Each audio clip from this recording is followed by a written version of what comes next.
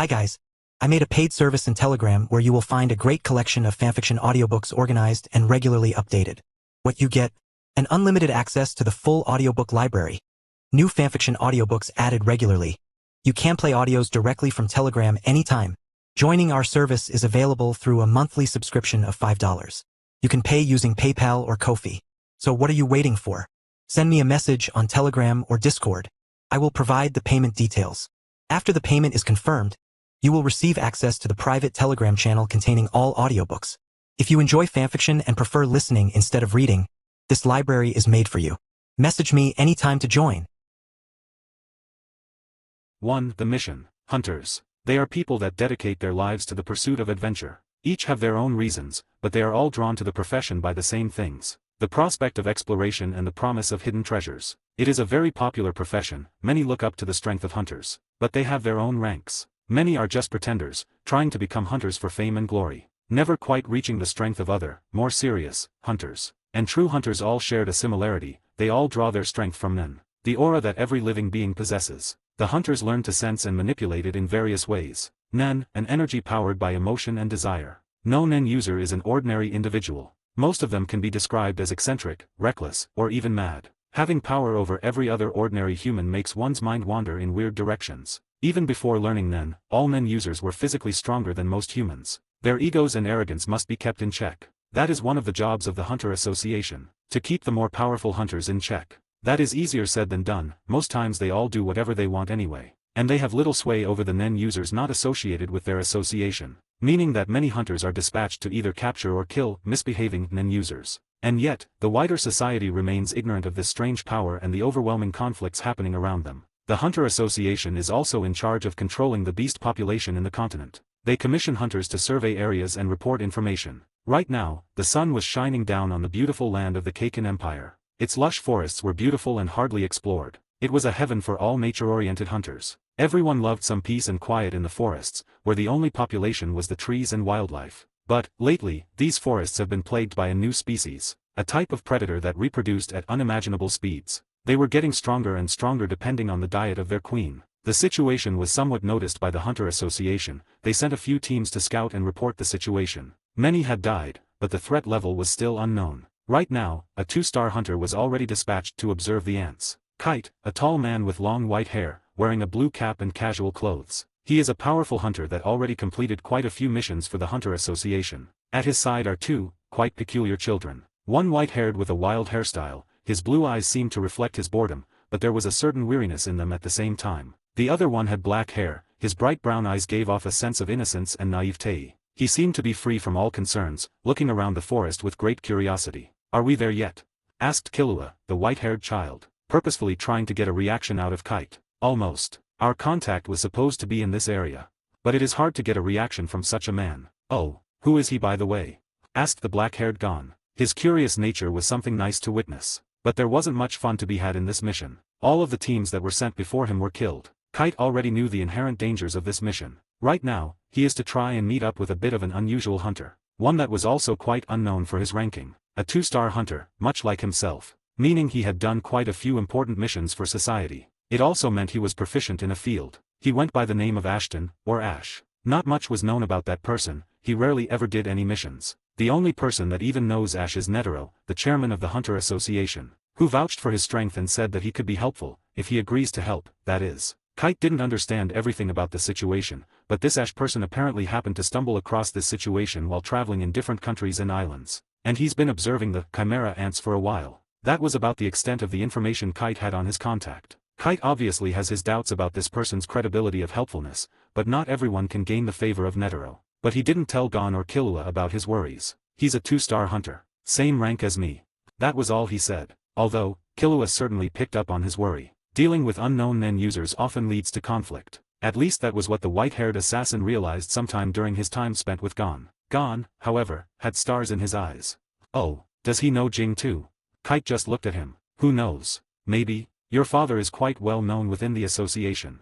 Suddenly, all 3 of them could see smoke rising up in the distance. It wasn't strange to see people making campfires, but this was quite a large one judging by the amount of smoke coming out. All 3 of them got ready to engage an enemy, just in case. Even Gon, the hopeful kid that always has a bright smile on his face, knows how unfriendly some people can be. They reached the source of the smoke quite quickly, only taking around 5 minutes to cover 10 kilometers. They could see a man, standing in front of a large fiery pit. It is as if someone dug a huge hole and filled it with lumber. He is around 1.9 meters in height. A bit shorter than Kite, but a bit more muscular. He still looked average. He turned around, looking at the three of them with little change in his stoic expression. He has short black hair, neatly combed to the side. Not much could be seen from his deep black eyes. His nose is perfectly shaped. He is, by all accounts, handsome. Oh, hello.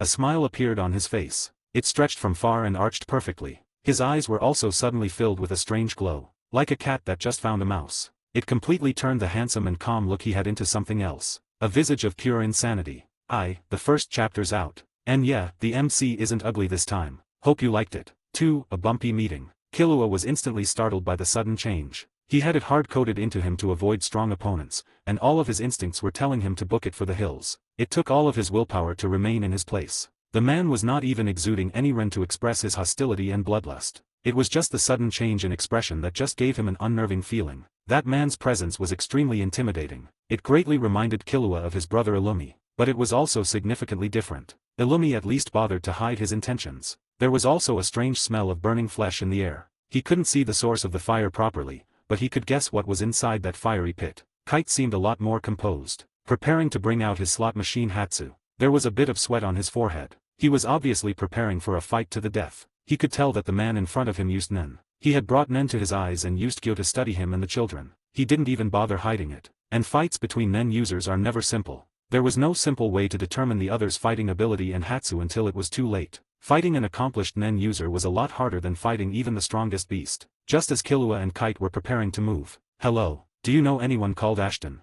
asked Gon in a loud voice, completely oblivious to this man's strange behavior. He was probably glad that the person they met was a human and not a chimera ant. The man in question looked confused too. He loved getting a rise out of people, but he wasn't going to actually kill them. And by the looks of it, they were the people he was supposed to meet up with. Ashton was a simple person. He has a love for anything related to adventure, and few could match his curiosity. He also had a strange obsession. One that shouldn't really be talked about casually. "Of course. My name is Ashton," said the hunter, as the insane smile on his face rescinded into something much more tamed. The handsomeness returning to his features. He now had a small smile. The previous light in his eyes was completely gone, leaving them as empty as the abyss. To Killua this was terrifying. He knew that there were people in the world proficient in controlling their emotions, but this was on another level. The only person that he could compare this to was his grandfather. He quietly gulped, thinking that it was a good thing the situation de-escalated a bit. Sometimes, Gon's naivety and unawareness of his surroundings could be helpful. This was such a situation. Kite straightened his blue cap as he released a frustrated sigh. Either for Gon's lack of awareness or for the fact that he was just about to enter a fight to the death with his supposed contact. "So, are you guys the people this country hired for the ant problem?" said Ashton, looking at them with the same smirk plastered on his face. It was Kite's turn to respond. "Yes, we were hired through the association. Netero probably already informed you of that." He squinted his eyes a bit. The man was wearing simple clothes, but they weren't in any way similar to the ones that they were forced to put on when entering the country. He was, in fact, wearing a black suit with a white coat over it. His shoes were also black, to match his suit and hair. His hands wore some thin black gloves. Looking more calmly at his face, Kite could now see 2 beauty marks under his right eye. It made him look even more harmless. His looks were certainly deceiving. "Oh yes, of course. The walking mummy called me about it," said the man named Ashton, completely disrespecting the president of the Hunter Association. Neither Kite nor Killua called him out on it. They could see that this man had some kind of past with Netero. They didn't want to tread on thin ice. The entire conversation already got started on the wrong foot. Gon on the other hand, "Hey, don't say that about the old man." He was being Gon. Ashton's emotionless and cold smirk seemed to turn somewhat genuine for a second. "Well, aren't you a nice kid? Why would someone like you become a hunter at such age?" said Ash, with a hint of curiosity in his voice. His eyes still failed to show anything even resembling emotions. "Oh, I became a hunter to look for my father. His name is Jing, have you heard of him?" said Gon, completely losing his previous prejudice and thinking of this person as a friend. All after a simple compliment that barely meant anything. Killua couldn't do much to help the situation. This was just how Gon was. He hadn't yet gone through enough to understand just how despicable people could be. He still trusted people too easily. "Jing, you're Jing's spawn. I wasn't expecting the sleazy bastard to ever get any," said Ashton in an amused tone, his smile turning into a humored grin. "Still, you do look just like him, smaller maybe. But it's not that big a surprise." Gon's eyes seemed to shine a lot brighter. He already deemed Ashton as completely trustworthy. And Kite relaxed a bit, since it was quite clear he was at least an acquaintance of Jing, a person with some sway in his opinion. Killua was still skeptical, but there wasn't much he could do. Gon didn't ask about his father's whereabouts as he already knew where to go from Kite. But this was a pleasant surprise for him. Ashton then looked at Kite again, his grin rescinding back into that same empty smirk. I think it's time I brought you guys up to speed on what's been going on around these parts. And so, the pair started speaking. Meanwhile, Gon and Killua listened attentively, as they all realized the gravity of the situation. The ants are always gathering food, from humans to animals. Their queen seems to want to devour everything in this forest. Many people are abducted and fed to the queen. The chimera ants themselves get stronger as time passes. Wait, so you've just watched while people were getting taken away? Asked an aggrieved Kite. All of his memory of the previous danger he was in seemed to disappear when faced with this information. I'm just a traveler. I don't care much for fighting. I won't enter a conflict that doesn't concern me. The man's smile was just as emotionless as before, casually speaking of the death of others like they were nothing at all. Gon also gasped and frowned a bit, but he could somewhat understand this. Having already titled Ashton a trustworthy person in his mind gave him some prejudice against his actions, and Killua didn't really care. It's not like he could have saved everybody, and one or two people being saved didn't matter much when thousands were dying. Seeing as they were silent again, Ashton continued recounting the things he knew about the intrusive species. They seem to be a pretty strong species. Even a newborn can match up with a weak hunter. After a few minutes of hearing the explanation of how things were, Kite and the other two seemed to be deep in thought. But Killua was suddenly returned to reality. The smell of burnt-off flesh re-entering his nostrils. He looked directly at Ashton. What were you burning?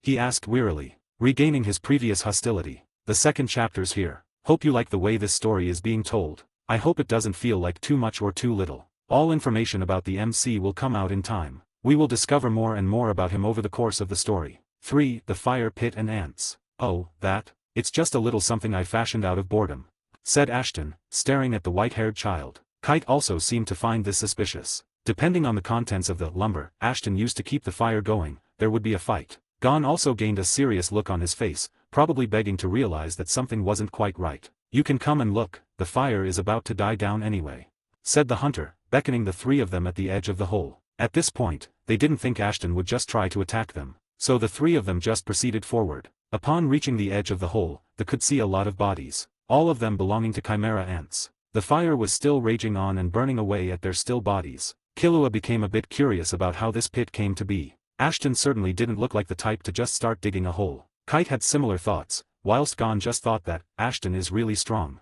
Some of the ants were still twitching, indicating they weren't all exactly dead when they started burning. Looking more attentively, Killua could see a red canister at the other side of the burning hole. It was gasoline, no doubts about it. Did you dig the hole yourself? Killua finally decided to ask what was on his mind. Of course not. Wouldn't want to stain my coat. I just kindly asked a few ants to do it for me. Killua just nodded. The response was about what he expected. Kite did the same, and they just accepted. Asked the oblivious Gon, who Killua was currently glaring at. I threatened them a bit, but they're fine now, probably resting. Underneath the others. Was left out of the actual answer, but the more perceptive of the group could easily tell what he was implying. Gon just nodded his head. I thought you didn't want to get involved in this, asked Kite, with some anger in his voice. I still don't. I just don't take kindly to being attacked. Figured I might as well play around a bit. After he said that, he was back to his usual look. Anyway, this isn't very important. I think I know where their hideout is, but I can't be too sure. I didn't care enough to check, said Ashton, somewhat changing the subject and looking Kite in the eye again. And where would that be? Asked the curious Killua. Big mountain that looks more like an anthill. It's a few dozen kilometers from here, said Ashton, as he blew away some of the smoke coming his way with his breath. Could you accompany us there? It would be helpful to have one more capable Nen user with us, said Kite, probably trying to make the mission easier on him and the kids. I can hang around you guys for a day or two, but don't expect me to do much in terms of fighting, said Ashton, looking at Killua and Gon. It was hard to say what he was thinking about, but he seemed to be somewhat intrigued by the two children walking around with a 2-star ranked hunter. Besides that, he could also sense that they were both decent Nen users. Becoming a Nen user at a young age wasn't as common as you'd think. Many people only discovered Nen in their adulthood. These children were a bit ahead of the competition. Oh, that's great. Can you tell me more about Jing? Asked Gon, probably hoping to get a better gauge on his father's personality from a source other than Kite. Sure thing. They started talking and walking in the direction of the mountain where the Ant Queen was resting. Kite and Killua followed the two of them, looking around them and being vigilant. To the outsiders peering in, it looked like only the two of them were watching their surroundings. But both Gon and Ashton were accustomed to forests and were still vigilant. Although they both looked like they were speaking to each other, they were both splitting their attention evenly. And, when they were eventually surrounded by a few hundred ants, no one in their group was surprised in any way. Both Kite and Ashton quickly judged that the ants weren't nen users of any kind. The realization seemed to somewhat relax the tense Kite. Ashton's expression remained unchanged. He. It looks like the food is coming to our doorstep, said one of the ants, laughing creepily. His intimidation didn't seem to faze any of the hunters present, as they just looked at the ant without any fear. Say, how about you two kids get some combat experience whilst I hang around somewhere? Said Ashton, not really paying much attention to the ants after judging their strengths properly. He just jumped on a branch and sat down on it. It was quite high. Most of the ants were enraged by his dismissive attitude, but they were currently watching the other three intently. Kite just nodded. It would be good for you two to experience fighting a few ants before we head straight to their nest. He didn't really consider them a threat individually. Gon and Killua only fought ants once or twice. It was better for them to learn more. The ants all started laughing. They want to fight us. Alright then, who wants to get to kill the children first? Said the one that looked more like a leader. He was rousing up the other ants, as they jeered Killua and Gon and cheered him on. The fights weren't that bad. It showed Ashton that Killua and Gon weren't exactly pushovers. It was somewhat satisfying to see little naive Gon crush the armadillo-looking ant in a bear hug. It was a bit scary for the other ants. They cheering somewhat stopped after seeing their fellow ant get crushed. Killua was a lot swifter in his methods, deciding that the best course of action would be to snap its neck by rotating its head at 360 degrees. He didn't even stop there, impaling its chest with his hand and throwing it into a tree. A bit of an overkill, but he didn't really know if they could die through normal means. As Ashton was sitting down on that branch, observing the situation underneath him, he could feel a flying ant approach him. It had the looks of an eagle with a strong exoskeleton. It tried to grasp Ashton with its claws, but just as it got close to touching his coat, it was slapped by Ashton. The slap was powerful enough to send it hurtling towards the ground, but not enough to make it bleed. Ashton retracted his hand and just hummed a bit. What a waste, he said under his breath, as the eagle ant landed in between a few other of his brethren. After a few more gathered to give it assistance, they were all engulfed in flames. As the body of the eagle became akin to a bomb, there was no warning for the other ants. By the time they realized what was happening, their limbs were blown off. Most of the ants were dazed by this. Kite was also a bit surprised, but he still proceeded, using his hatsu and taking out the number 2 on the slot machine. The death scythe. After that he just performed his move, the silent waltz, and cut apart every ant in their vicinity just as Gon and Killua jumped. It looked like a tornado of wind blades just passed through this part of the forest. How bothersome, said Ashton, as the tree he was sitting on began to tilt and fall to the ground. He just jumped back to the ground. Looking around, he could see that every tree near them was cut in half. Gon and Killua were in awe. Ashton didn't seem too interested. Oh well, let's just keep going, said Ashton, as he turned away and started walking. 4. The Curious Scientist. POV Ashton. From now on, the story will feature the perspective of the MC more often. As a scientist, I don't like leaving my laboratory very often. There are many things that I like to do, but I also need a vacation from time to time. I became a hunter for that reason, travel privileges. It's as simple as that. But my research turned me into a 2-star hunter. Apparently, my work is helpful to society. I fail to see how playing around in a laboratory is helping anyone, besides the power-hungry pigs that financially support my research. Giving me a high rank was just another way for them to control me. Even so, no one will ever hold any power over me. I thought that traveling to this country as a nice break from my studies would have been a great idea, but I arrived right in the middle of a conflict. Worst of all, Netero, the old decrepit fuck, decided it would be a great idea to make me scout out the situation. Oh well, he now owes me a favor. I'll make him regret wasting my time at some point. As for the intrusive species, everyone has their panties in a twist about. Just some ants. They may be strong, but they mostly have average intelligence. If they were truly deemed a threat by humanity, they'd be nuked into oblivion. I guess it's not up to me to make that judgment. I made it quite clear to Netero that I don't plan on interfering with this event. At least not in any major way. Even so, I still get attacked by these Neanderthals. Brainless insects that try to chew more than they can swallow. I made sure to slowly kill them, exploding their bodies bit by bit, letting my hatsu seep into their organs and blowing them up from inside out slowly. My hatsu, I call it, parasitic explosion. My nen sticks and embeds into everything near me, turning anything into a bomb. There are restrictions, but I made sure to design them properly. As a transmuter, I made my hatsu extremely flexible. I dislike relying on pure strength, although I trained every single enhancement technique there is in my 26 years of life. Mostly because I need to be able to withstand the blast from my explosions. I made sure to close up any weakness I might have had. But not everything is perfect. Humans are flawed. And as much as I hate the notion, I cannot distance myself from this race, at least not genetically. As the ants finished gathering their brothers in a huge pile, I just ordered them to dig a huge hole. I just sat there and watched them. I am somewhat curious about how resistant they are to fire. I can't wait to study their deaths extensively. Shame I cannot bring some of them back to my laboratory. As the ants finished digging, I just kicked the pile of bodies on top of them. The gasoline was something I prepared beforehand. I may have hoped they would act against me, but still, setting them on fire was easy. Their bodies didn't burn as nicely as I had hoped they would, so I just kicked some trees in the hole, to add to the fire. After a while of watching them burn, I took out my notebook and started writing my discoveries. As uninteresting as these ants are, their behavior is strangely humane. They seem just as intelligent too. How interesting. I could feel some people approaching me. I stuffed my notebook and pen into my coat, and turned around to face them. I think these are the people Netero told me about. Nothing wrong with scaring them a bit, but still, so much for my free time. Helping these 3 hunters will be a bit of a bother, but at least some of them are intriguing. Maybe they can provide me with some entertainment. I don't care much for the 2-star hunter, he's not even all that strong, but these 2 kids seem to be quite talented. They look very young, I'd wager they aren't above 12, and they both seem to know how to use Nen. The one with white hair seems to be wary and cautious, but the black-haired one is just strangely positive about everything. He even trusts me already, just because I somewhat know his father.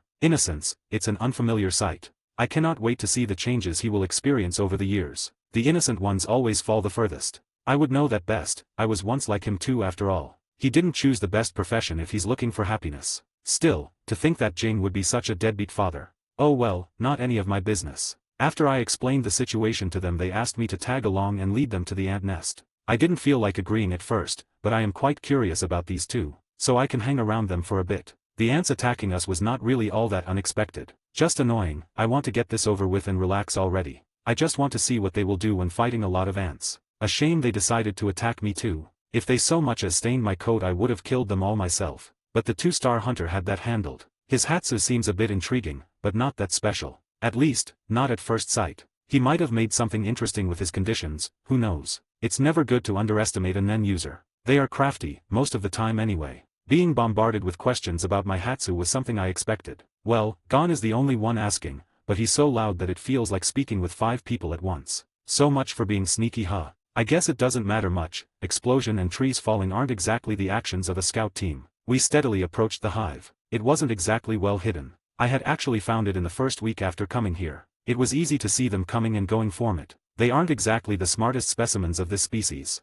I did see a few that seemed a bit more composed. Logical in their actions, they got smarter over time. And I think it all depends on the diet of the queen. The better the food she gets to eat, the stronger the offspring that comes out. Quite a simple concept really. In the distance, I could see a strange-looking woman. It was hard to tell from a distance, but she was just standing there, at the top of the nest. None of the others saw her. I instinctively used Zetsu, concealing my aura and jumping on a tree. As soon as I did that, the others felt that woman's ren. It was as if they just entered her line of sight. They were all startled, and she acted quickly. The children managed to take a step back. They were pushed by the other hunter. But he also lost an arm in the panic. I just stood on a branch and observed them. As the white-haired kid knocked out Gon and ran away with him, the other hunter seemed to have remembered about my existence. Ashton, a bit of assistance would be nice, he said. His regularly calm tone seemed to hold some panic in it. I just ignored the hunter. I can't even seem to remember his name. I am quite curious about the strength of this new arrival. It seems she is also a chimera ant. She has some features that resemble a cat,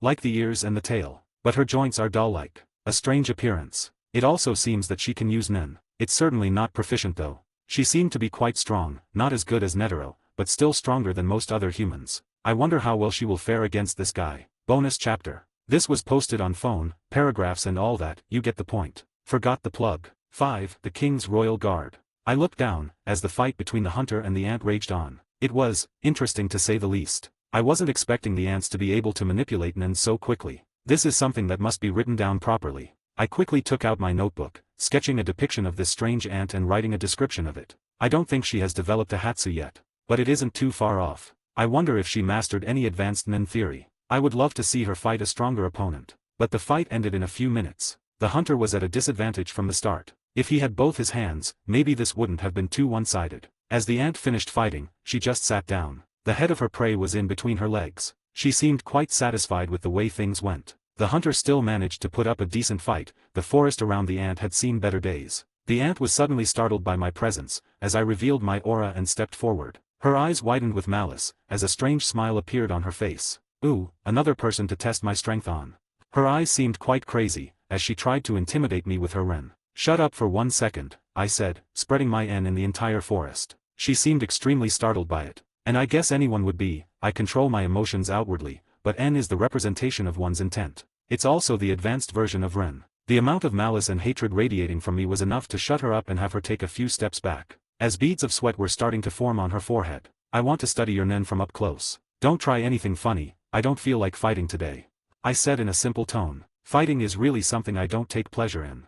I came closer and closer to the trembling ant. POV narration. As Ashton spread his N around the forest, all of its inhabitants felt it, including the queen and the other ants. They all seemed filled with panic and horror. The aura was pitch black, it was so powerful that it seemed to make the forest tremble. But that was just the feet of the ants giving out on them. Someone else that felt that was Killua. He was already running as fast as he could to get away from the fight. But he felt it greatly, it made his teeth rattle as his back was covered in sweat. Neferpitou was still a newborn. She thought she was quite powerful after fighting against Kite. But when faced with this person, all of her instincts were telling her to run. Run as far away as possible, and hope he doesn't follow. Ashton was already in front of the ant. His emotionless eyes were studying the features of the ant in front of him, probably trying to define the type of species that went into the creation of this new brand of the ants. His curiosity was plain to see. The ant had already regained her composure, but she didn't try to move in any way. "Say, when exactly did you learn how to use Nen?" Ashton had already taken out his notebook, looking intently at the ant. "It was a few days ago." Neferpitou was quite weirded out by Ashton, as the latter started touching her ears and tail, studying them. He also touched her joints and hands, testing the sharpness of her claws and the hardness of her exoskeleton. "Strange, you are quite different from the other ants I've seen. A bit more intelligent too," Ashton said as he started writing about the new things he just found out about in his notebook. "What exactly is your objective?" asked Neferpitou after she gulped a bit. "Oh, I'm just looking to study your species. You don't need to worry about me killing you." Ashton's interest in the chimera ants was growing each and every day. Of course, Ashton didn't mention that as soon as the Pitou showed even the smallest amount of malice towards him, he would turn her organs into a live bomb and throw her back into her hive. Now, his interest in her species had reached its peak. Seeing such a powerful ant was something outside of his expectations. Pitou just nodded, taking his answer in and hoping for the best. After a while, the scientist retracted his N, and looked the ant in the eyes. "How about I show you the proper way to use Nen?" His eyes seemed to glow with a disturbing light. To Pitou, it was just as terrifying as his N. We can actually learn things from looking in the memories of our prey. This sounds like something I'd want to see. "Okay, that settles it. I'll be spending the rest of my vacation living in your nest," said Ashton, as the ant just sweated a bit, hoping that he was just joking. The only good thing about this encounter was that she realized just how strong some Nen users can become. She could also gauge just how powerful she was. Maybe she'd be able to put up some fight against this person, but not with her instincts fighting against her every action and telling her to run. She couldn't really refuse this person. It wasn't like he was asking for her opinion anyway. He just stated that he would stay in their nest for a while. She couldn't do anything about it. "Okay then, glad we've come to an agreement," said Ashton jokingly. He was well aware of the thoughts running through the ant's head. He enjoyed watching her squirm around a bit. After he said that, another ant flew in their direction. This one seemed to have a green exoskeleton, a bird's beak and a nice set of wings on his back. His face was weirdly humanoid. He looked on from a distance, as the scientist studied Pitou's body intently. He was just as confused as Pitou herself. But he was more confused about why Pitou was letting the random man do that. Now, he came closer, thinking that the danger was over and that the one to release such atrocious aura was gone. "Miss Neferpitou, what happened here? What was that aura?"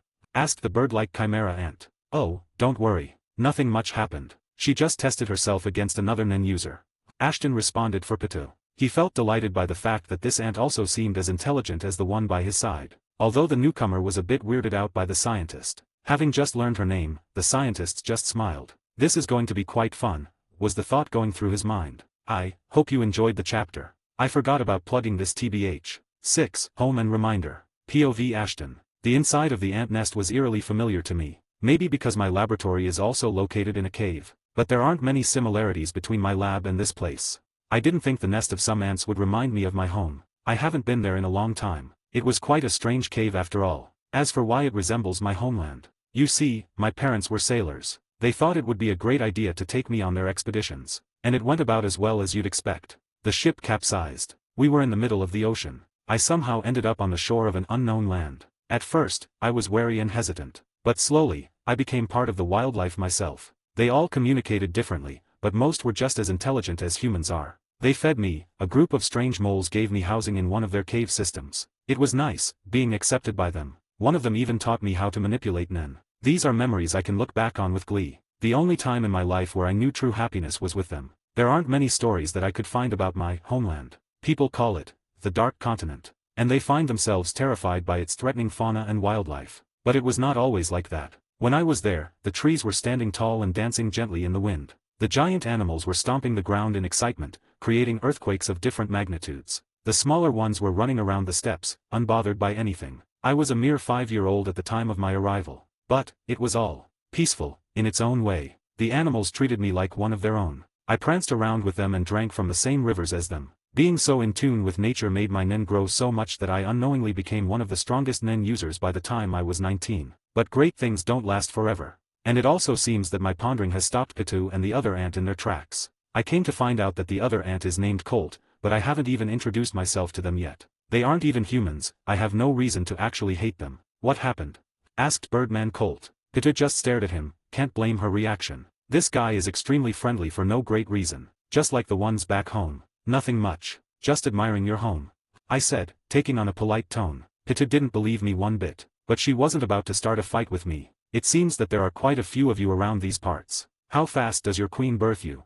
I asked, taking out my notebook and looking around at the confused and somewhat hostile ants. They all seemed to be training Nen. None were even close to Pitu, but that was to be expected. If the queen had good enough food to create an army of Pitus, then the world would actually be in danger. Pitu just looked at me, and sighed a bit, finally realizing that I wasn't just going to disappear. It usually depends on how much food we have gathered.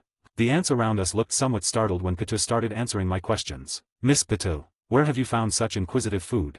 Asked one of the ants whilst laughing. I didn't really bother answering. I don't care how they see me, as long as they keep their hands to themselves. Shut up, said Pitu, as her wren flared up a bit. She's probably trying her best to avoid a conflict in their nest. The ants seemed to recoil at this, not expecting their harmless jeers to get such a reaction out of Pitu. I also turned around. If she was willing to make some effort to accommodate me, I might as well help her a bit. Hello there everyone. My name is Ashton, feel free to call me Ash. I will be living with you guys for a while.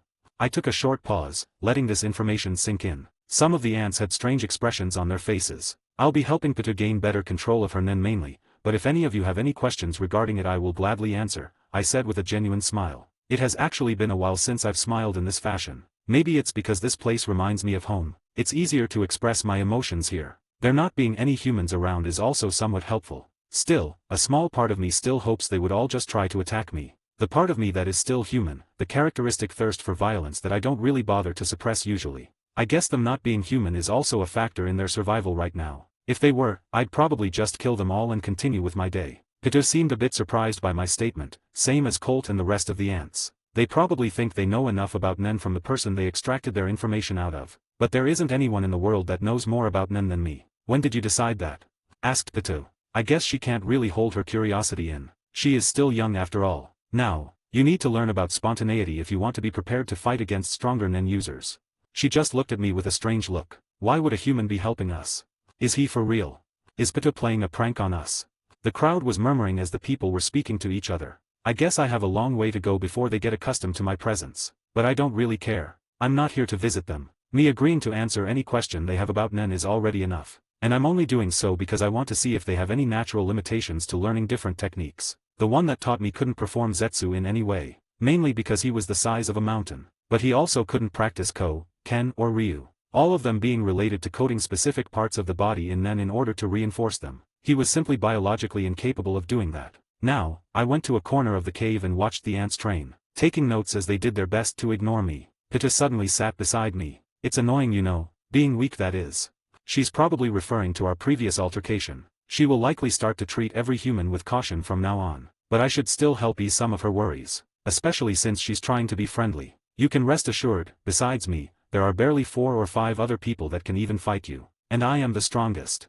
My words seem to have their intended purpose. Although they aren't entirely true. I am not the strongest in Hatsu or Nen ability, even if my understanding of it is far above the others. But in a fight, I could definitely kill them all at the same time. It sounds like arrogance, but it's the truth. I slowly got up. Pitu just looked at me. It's time to start your training. Get up. My shout infused with Nen seemed to startle her. She got up quickly, probably realizing the type of training this will be. I hope you enjoyed today's chapter. Not much else to say. Now I need to work on an epilogue for my last fanfic. Pat. Rayon here. 7. To train your ant. The training was not grueling physically, mainly because Neferpitu's strength is already quite higher than that of most hunters and nen users. She was also a specialist, which made her quite easy to teach. She was also very talented. But that was to be expected. She could kill the 2-star hunter after a few days of being alive. Ashton found himself giving all of the ants the way to perform all of the advanced nen techniques for the next 4 days. During that time, no ant dared to look at him weirdly. He had completely integrated into their community, despite his different race. Then came his personally developed techniques, which would still be classified as advanced by most. I only taught them one. I titled it Katsu. It was a technique that made your aura turn into strings. You could either pull opponents to you or drag them away. There were many things to be done with this technique. The main reason for teaching them this one was to see how exactly they would use it. He just let them use their imagination, as he took notes on their behavior towards each other and him, noting that they were mostly acting human, although some were still animalistic in some behaviors, mainly those created before the ant queen started devouring humans. The more Ashton researched the ants, the more he realized what they truly were. But his theory still needed testing. His hands were itching to see what the queen could birth when she came up with the so-called king. POV Ashton. The ants training new moves and sparring with each other became a daily occurrence. Pitou herself seemed quite surprised by the devotion of the ants to grow stronger. I didn't dampen their spirits by telling them that the number of humans that could wipe out this nest was quite large. Pitou herself is more powerful than most humans, but the rest are only SOSO. She wouldn't be able to protect this nest alone, especially from a group of properly trained nen users. Such a group could be phantom troop, but they would never do something of the sort unless they got paid. I remember hiring them to get me some test samples for a little side project once. I wonder if I could pay them to attack this nest. It would probably take a while for them to gather and do it. By that time the hunters would have wiped it out already. Its location is already known since the children escaped. The white-haired kid seemed quite disciplined. His white hair was also somewhat familiar. Oh yeah, the Zaldik family. I remember he also used some techniques I've seen from them. There was that kid, Gon. I usually don't remember names, but I thought this one was going to be quite interesting. I wonder how he's faring right now. Too bad I found something more intriguing. Pitou stood in front of me, studying a notebook that I had on me. I didn't bring a lot of books regarding nen with me, but I did have a few that I read out of boredom. Sometimes books are a lot more interesting than observing humans, even if you don't learn anything new from them. She seemed to be studying intently, but I doubt she's paying that much attention to the book. The birth of another one like her was quite an exciting prospect for the ant. It was also quite exciting for me. Another subject to study was going to be quite fun. The ants now didn't bother me anymore. I already studied the normal ones. I don't care about them anymore. Now only the royal guards and the king interest me. The queen herself wasn't anything special, but I still took quite a few notes on her reproductive abilities. Since her diet was important, I tested feeding her different things. The ants protested at first, but the queen herself didn't seem to care. It was just more nourishment to her. I fed her exotic things, like poisons and vials of my nen-infused blood, although I wasn't going to feed her my brain, although the results would be quite interesting. Oh well, the birth of the new royal guard was something quite interesting to see. Or, I should say, 2 royal guards, because it seems that they were born at the same time. The king was still in his conception. Pitou and her brothers spoke quite a bit before I made an introduction. Hello, you two must be the new royal guards. They looked a bit startled by my sudden appearance. I can't really blame them. Shaipuff, the butterfly-winged human-looking ant, was the first to react. Pitou, why is there a human near the birthplace of our king? Well, I guess the egg of their king is the next room over. Well, about that. Pitou started explaining with a wry smile. She was likely going to inform them of my existence, but I just interrupted them. The other one looked at me. I think the queen named him something that ended with Yuppie. The name was so long that I don't even want to bother remembering it seconds after I heard it. I can't really be blamed. After Pitou explained why I was here to the other two, they seemed quite aggrieved. You just let a dangerous human into our nest. Poof was really getting all worked up, but it seems he was born with a shit ton of nen. Something that I need to add to my notes. The same can be said about his not-so-twin brother. Yuppie was even better off in the aura department. Too bad he seemed quite stupid. He hasn't spoken yet, but you can usually guess that from their eyes. He's a newborn, so he can't hide it that well. His pupils don't exactly scream intelligence. Let's just kill him and feed him to our queen.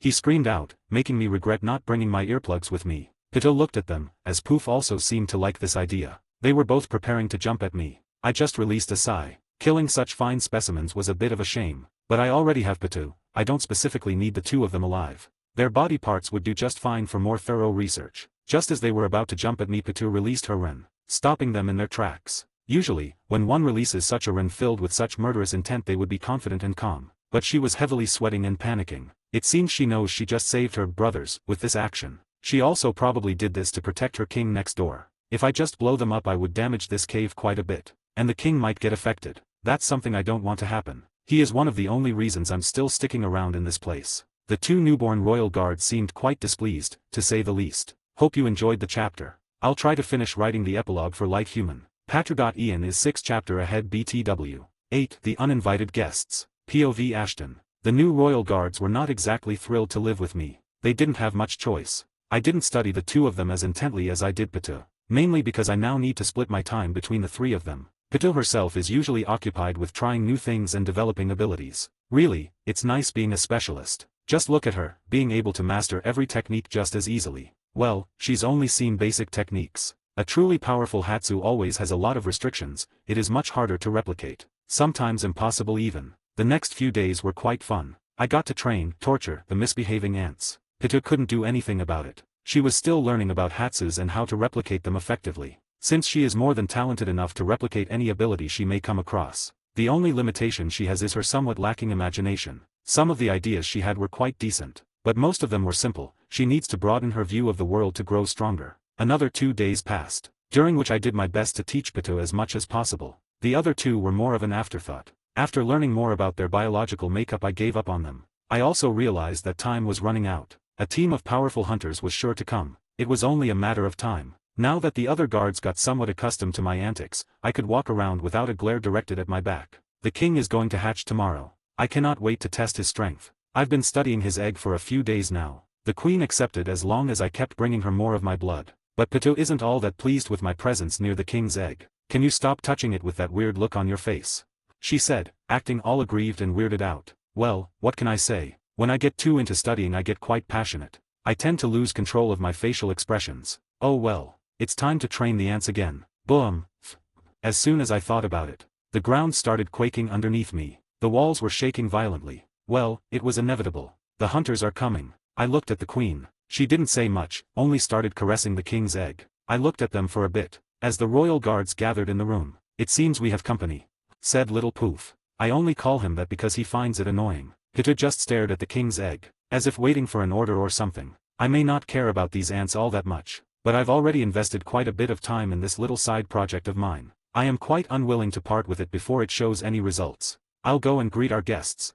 I simply left the room after saying that. I think the message got across, as Poof visibly relaxed. Patu didn't react much. She takes after little old me. Yuppie just snorted a bit. I could have dealt with them myself. Sure thing buddy. My response from across the room seemed to enrage him quite a bit. It's not that I don't think he's strong or something like that, but I seem to recognize these auras quite well. And if I'm not wrong, Yuppie would be defeated relatively quick. I can sense 2 auras currently. One was the smoke-brain dude with a crooked nose while the other is the dude with the dimension Hatsu. I can't be bothered to remember their names, but I've met both of them in the past on several occasions. When I appeared in front of them they were quite surprised, probably recognizing from our previous encounters. Few in number, yet very memorable. For them at least. I'll call them Smokey and Glasses. Ashton, why are you here? Shouted Smokey. It's quite annoying when someone knows your name but you don't even remember the first letter in theirs. I didn't respond quickly, letting them look at each other for a bit. I am curious about what they would do. When I first felt their aura I didn't think much of it. But I also felt a trace of someone else's aura on Dimension Prick. They might not be weak, but they wouldn't be able to quickly defeat the royal guards. The reason for me greeting them is the old guy hidden in the dimension of Glasses. Their plan to take out this hive is quite interesting. Drag the ants into the pocket dimension where Netero is waiting to kill them all. Oh well, guess I need to do something here. POV narration. So, would you guys be willing to leave? Ashton asked with a fake smile on his face. There was no happiness in his voice. Are you helping the ants? Why would you even think of that? Asked Nove, the nicely dressed hunter wearing black-rimmed glasses. Now, I don't like interrogations. Ashton spread around his and after saying that, it seemed to terrify the two hunters. Morel, the man carrying a big tobacco pipe, was a lot more composed. Although he was also sweating heavily, the pressure on the two of them was monumental. Any lesser hunter would have been crushed under it the very second it appeared. Just as Morel was about to open his mouth in protest, a portal opened in the ground and Netero stepped out. The old man was wearing something that looked like yoga pants and a t-shirt with the kanji 4, heart, printed on the chest. It made Ashton scoff a bit. He looked around a bit, feeling the end surrounding him startled him quite a bit. He did calm down after seeing its origin, although his confusion was quite high. What appears to be the issue, Ashton? Asked the confused chairman of the association. I have taken an interest in these ants. I wish to study them in detail. The scientist didn't bother hiding his intentions from the old man. I see. But the chimera ants are a threat to humanity, they must be exterminated. Please, don't stand in our way. Netero looked extremely serious while saying that. You know just how little I care about humanity, Netero. My interest and curiosity are a lot more important, to me that is.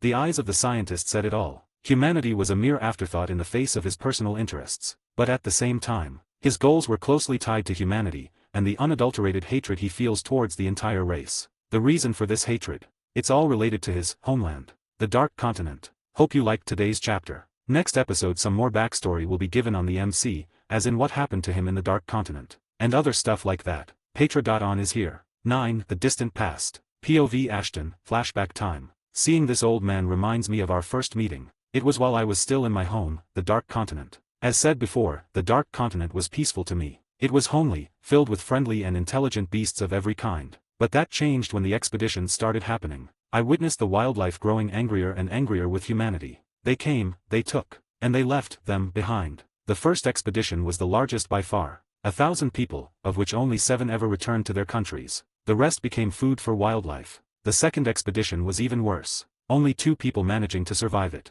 In the third, a country sent its army to explore the continent, only resulting in the death of most soldiers. 11 people miraculously survived the ordeal. With each expedition, the animals grew madder. They stopped speaking to me, they stopped recognizing me. Their intelligence was slowly seeped away by their rage. Every expedition only came to steal. It was the only thing that interested the intruding humans. By the 4th expedition, the animals were also violent to me. There were also new threats on the continent. Things spawned by the presence of humans. Calamities is what humanity has come to call them. They were what caused the most damage to humans in the first expeditions. Their presence further enraged the wildlife. The 4th expedition was where I had first met Netero. He and 2 others were the only people to make it further inland to meet me. By that time the wildlife was extremely violent and aggressive. The very smell of a human was enough to make them show murderous intent. The 3 of them were strong, but they could only survive when the ones I called my family were growing mad. Every beast in the Dark Continent is powerful. Netero himself was a strange person. He had come to this place to find a great opponent,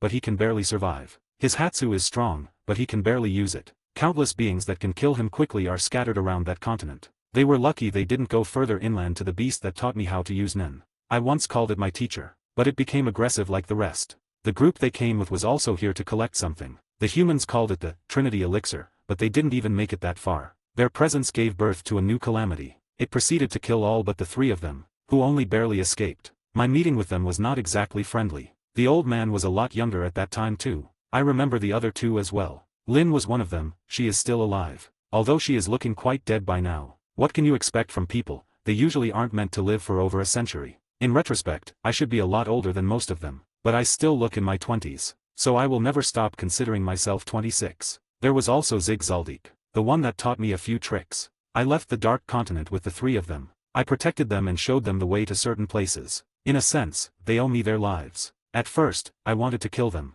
but I realized that I couldn't call the Dark Continent my home anymore. It was no longer a welcoming place. I decided to let them take me to human lands, with determination in my mind. My only goal, to get rid of humanity. The calamities were certainly slacking off. Only sitting around and waiting for humans to further defile my home was foolish. I needed to do something if I wanted to return to my peaceful life. The humans would only keep coming if I just let them be. They needed to be wiped off of the face of the earth. Upon reaching the human world, I instantly became interested in science. My curious nature led me to the darkest parts of humanity. But I also found traces of hope in the madness. Only found in a few people across the world, a strong desire to better the world around them and help others. After witnessing both the bad and the good, my naive goal was somewhat altered. I no longer wished to bring ruin to the world with my own hands. I decided to take a different approach, focusing my time and talent on a single evolutionary part. Nuclear bombs. Weapons of mass destruction created by the bloodshed of war. At first, they were used by a single nation to dominate the others. But the rest followed their example quickly, with every country building its own.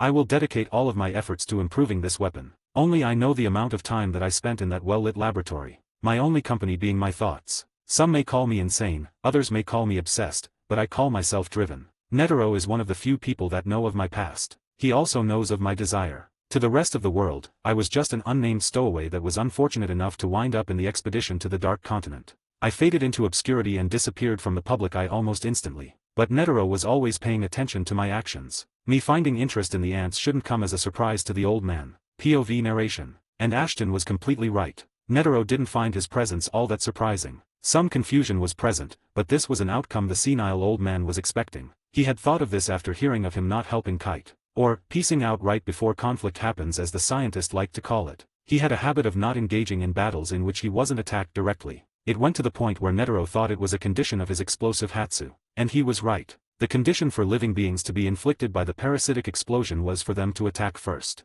Their attack doesn't even need to land. As long as the user feels like someone physically threatened him, the one that initiated the conflict would become a target for Ashton's Hatsu. It was a strange condition to have, but it strengthened the Hatsu by a large margin. It was also filled with loopholes, just like any other good Hatsu condition. Netero being aware of Ashton's Hatsu wasn't going to help him a lot. But the old man had a brilliant idea. Hope you like the character's backstory. I put a bit of thought into it. Same for the condition, I really like thinking of things like that. Remember, this was only how things went from his perspective. More on his time spent in the human world will be told later. Same for his Hatsu. Petra.on is here. 10. Confrontation and escape. Netero looked at the man in front of him. Both Morel and Nove had already retreated in Nove's dimension. Are you sure you want to do this? Asked the old chairman. Stay out of my way, Netero, said the even older scientist. The two were locked in a stare-down for a bit. Netero didn't make any move, he simply chose to circle the man in front of him. Having figured out that aspect of Ashton's Hatsu was what drove him to this idea. As long as he didn't attack, Ashton would also not have any proper means of using his Hatsu on him. It was decent, but it was lacking. The second the old hunter stepped forward, he was blown backwards by a powerful explosion. He was embedded into a wall as the entire cave shook. He looked startled. You must be growing senile. Do you really think you can just ignore me and go forward? There was no smile on the scientist's face, only a cold sneer. The of hunter used Gyo, yet he couldn't see anything. The aura of parasitic explosion was completely invisible when inside something, and Ashton had lived in this place for a few days already. The entire place was a makeshift minefield. A simple thought of his would blow the entire mountain away, along with everything in it. The condition was that he couldn't attach his nen to those that don't attack him, but it said nothing about actually harming them. This condition was basically null, yet it strengthened the explosions caused by the Hatsu majorly. Right now, Netero could only look around wearily. If he used his Hatsu, the entire cave would be brought down on top of the two of them. It wasn't an ideal situation for either fighters. If Nove hadn't retreated in fear, a strategy might have been possible. But that was impossible now. Both him and Morel had retreated in the pocket dimension. Ashton's and was too much for the young hunter to bear for too long. He was lucky it wasn't all concentrated on him. The situation was turned into a stalemate, as neither Netero nor Ashton had many choices in injuring the opponents. If Ashton used powerful explosions too many times, the cave would fall on them, and the unborn king might be in trouble. There were very few things either of them could do. POV Ashton. I looked at the man in front of me. The explosion didn't harm him at all. He could easily shrug off powerful attacks with his strong body. Defenses don't usually matter when fighting me, but since he knows not to attack me, I can't attach my Hatsu to him, which turns this fight into a stalemate. I could use other offensive abilities, but I don't really need to. He will retreat after a while anyway, so it doesn't really matter. Just as those thoughts ran through my mind, I could hear a loud crashing sound, followed by a powerful boom. I looked back to the room of the king. It was where the sound originated from. I looked Netero in the eyes. The old man just shrugged. I guess this hasn't gotten anything to do with him. Both of us rushed back into the room. We had completely different reasons. I was checking on the safety of my research subjects, and Netero was trying to make sure they were all wiped out. We decided to ignore our previous fight for now. It's not like this is the first time the two of us tried to fight to the death. Neither is ever too serious though. As soon as we entered the room, we could see a huge hole blown into the side. The queen stood there with her stomach ripped open, slowly dying. Ashton? Asked the dying queen. Yeah, it's me. What happened? I can already guess what actually happened, but I will be happy to listen to it. The king. He woke up early. He left with the royal guards. I just released a frustrated sigh. It seems they want to play this type of game. I'll make sure to rip them apart for this. Their bodies may be precious to me, but they seem to be overstepping their boundaries as lab rats. Netero easily noticed my anger, even with me controlling my expression perfectly. He just patted me on the back. I guess we have similar goals now, huh? He said, with his usual stupid smile. Shut up. But yes, I will need information on their location. So I guess this is where our partnership restarts. I said with hate, not bothering to mask the anger in my voice this time. Netero just nodded, acting all sagely, this old retard. Sure, sure. I just slapped his hand away. He looked hurt, but I don't care. The two of us looked at the queen. She was not going to recover from that. We both turned around to leave at the same time, only for the queen's voice to stop us in our tracks. Wait, please, tell the king that I named him Miruem.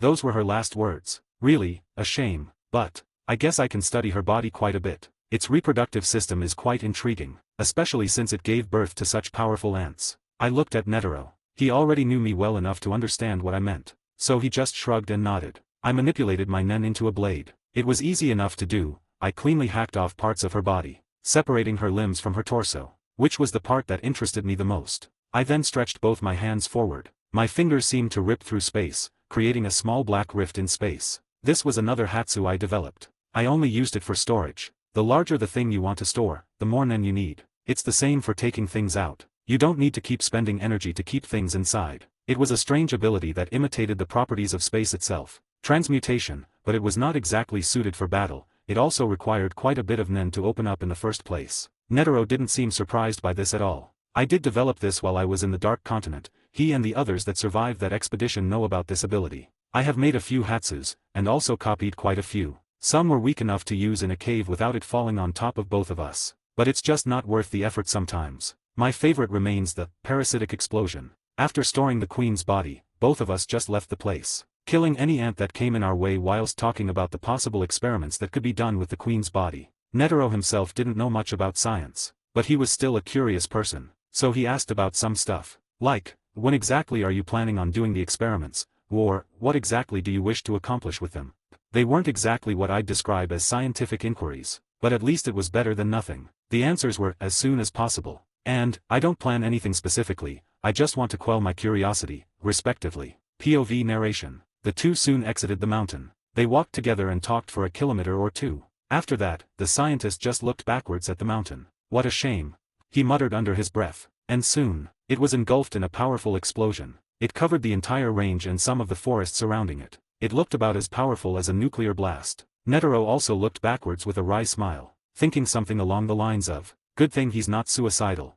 The blast of the explosion reached the two, but it didn't even make them move. They just stood there, looked at each other, shrugged and continued leaving. Hey, hope you liked the chapter. I have some bad news though. I might have to lower the upload rate. In my last novel, I had enough time to write more chaps on Patra.on, but now I also have work, so I won't be able to do so. I kinda feel bad about it tbh, but I'll have to release one every 2 days from now on, just until I have some chapters in advance on Patra.en. This will only last for about 2 weeks. So don't be too discouraged. Usual plug. 11. Immortality and Friendship. POV Ashton. Netero and I kept walking for quite a long time. We eventually met up with Smokey and Glasses. They were quite surprised to see the two of us talking like nothing even happened in the ant's nest. But it's not like this type of situation is unusual for me and Netero. We fought many times before, each more aggravated than the last. But we never actually killed each other. He also only used his hatsu on a few of those fights. His attacks are a bit too fast to dodge. I'd even call them impossible to dodge, but I always have the means to avoid them in dire situations. He is the definition of, a good offense is the best defense.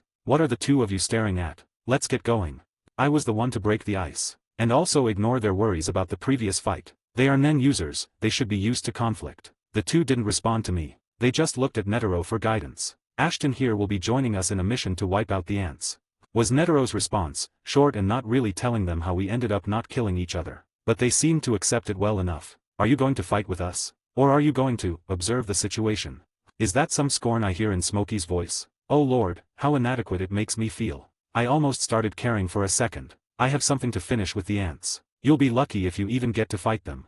Was my answer. Not all that long of an answer, but it didn't seem to make Smokey or Glasses trust me more. Not that I care about their trust. I am only working with them to get my hands on the results of my side project, the king, or, at least an intact corpse. I need something to confirm my doubts and to answer my queries. The chimera ants seem to come from the same place as me. That is what I found after a while. The queen was happy to answer some of my questions too. It wasn't that hard to wrap my head around it. Such a powerful species doesn't just appear out of nowhere. They originated from the Dark Continent. I don't know how exactly the queen got here, but she did. Glasses was also curious about a few things. What exactly were you studying? A really broad question. I guess I could answer it. There's nothing else to do right now anyway. Behavioral patterns, adaptability, aura manipulation, talent. Quite a few factors that I was curious about.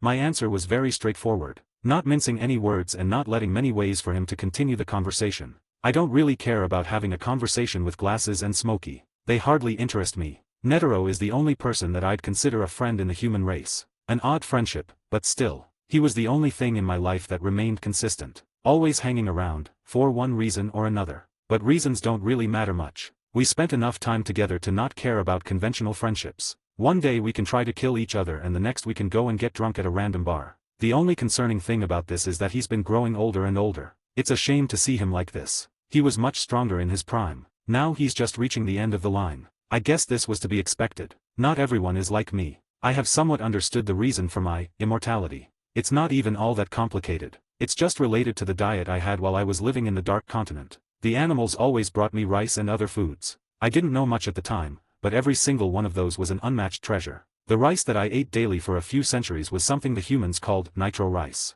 They also called it the ultimate secret to immortality. I don't know how true that statement is, but judging by my own appearance, I think it isn't quite wrong. After eating it for a few years, I stopped aging completely. I didn't actually count the days, so I had no way to know how much time actually passed. Netero and everyone in the group also consumed some nitro rice. It was not a great amount, but it allowed them all to live until now. Well, 2 of them are still alive at least. I don't know much about Zig. He just taught me his family's techniques and peace out. It was mostly as repayment for saving his life a few times on the continent. He didn't like owing favors. I don't really use assassination techniques, but they aren't a bad thing to have. Using my nails as blades is actually helpful from time to time, like dissecting a body, or taking someone's heart out to study it while they die. The look on their faces is always somewhat entertaining. There isn't even anything to study about a heart, I just like seeing the looks on their faces. Oi, Ash, you're spacing out again, shouted Netero in my ears. He really likes doing that whenever I think about something. Do you truly have to be so annoying?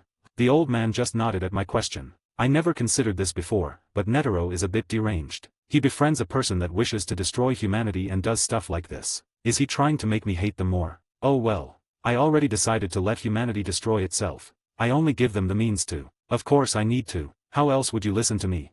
Fair point, Netero. I do have a track record of ignoring you. But on the topic of nuclear weapons, they advanced quite a bit with my interference. They advanced much faster than any other industry. Bombs that could wipe out entire provinces, making them completely unlivable for centuries. Letting off such a poisonous aura that handling them without proper equipment will kill just about everyone. Even a powerful Nen user can die if he doesn't take proper precautions when approaching a weapon like that. I wonder if the king will be able to stay for long in their presence. Hope you liked today's chapter. I made a few changes to the Patra.en page. Also added a goal. Here's the plug. 12. Sweet Reunion. POV narration. Netero kept pestering Ashton the entire way. Morel and Nove could only follow along awkwardly, not really engaging much with either the chairman or the scientist. During their journey, they visited and cleared quite a few places of ants. While that was happening, the king started staying at the royal palace of the Republic of East Gorto. It was quite a violent takeover, but it gave away his position. Netero, Ashton and the other 2 were currently heading to meet up with the rest of the group, preparing to hunt down the remaining ants. Gon and Killua were also in that group.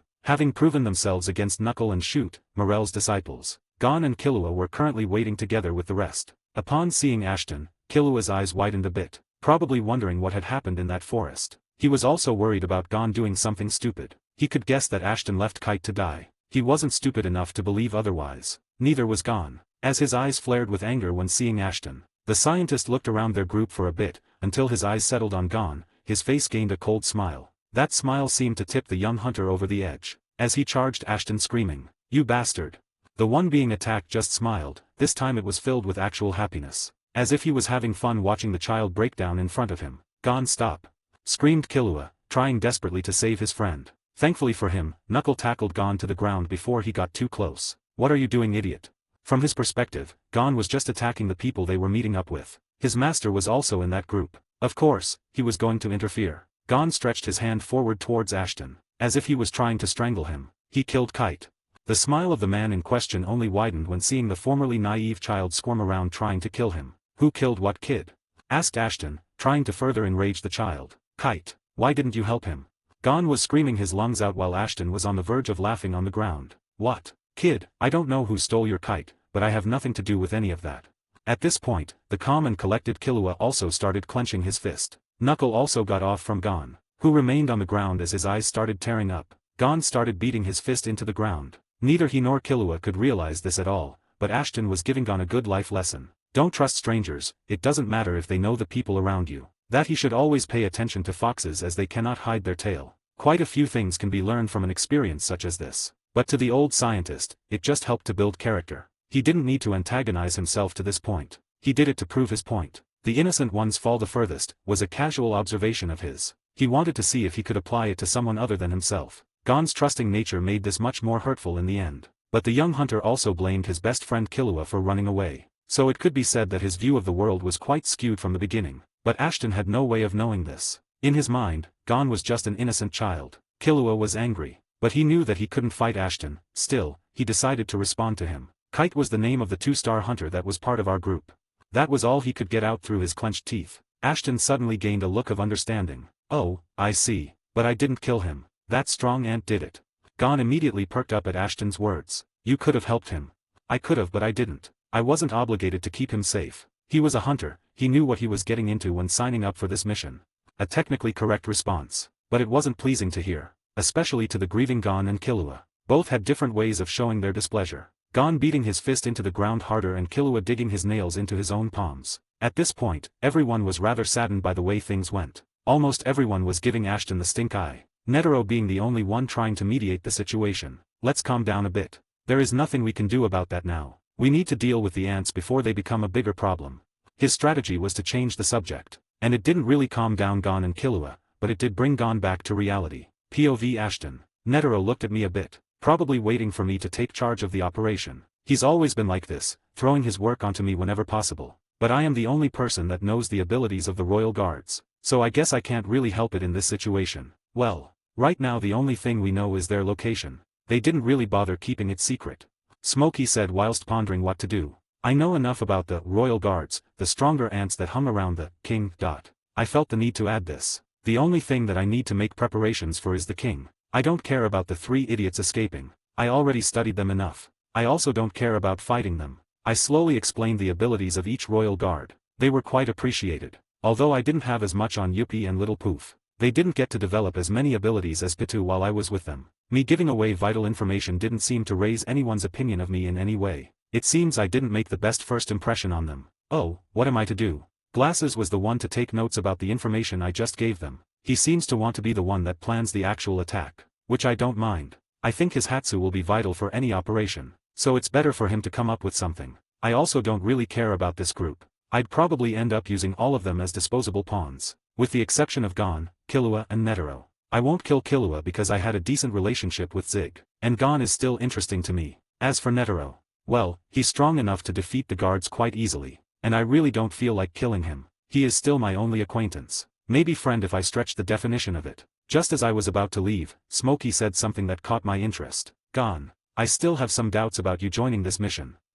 I feel like I want to see this. Hope you liked the chapter. Here's my patter.ian, it's around 8 chapters ahead now. 13, An Old Friend and Rift. POV Ashton. My look of interest must have caught Netero's attention, because he also started observing the situation by my side, probably trying to find out what was so interesting to me. Smokey might have hesitated to do this, especially since Gon is still grieving, but he probably realizes that he would become a liability if he goes to fight the ants with tears in his eyes. Killua seemed a bit mad at Smokey. I think he's a bit too protective of his friend. It's not a horribly bad thing, but it won't do either of them well in the future. W8. Gon is still affected by my Hatsu. He can't use Nen for now, said the guy that looks like a biker. Knuckle was his name, and just like that, my interest was completely gone. I was hoping to see what Gon will do under these circumstances, but I guess I'll have to wait to see the test. Netero also lost interest and just shrugged a bit. We both just left, keeping a poker face to not let others see our immense disappointment. Why didn't you tell me before?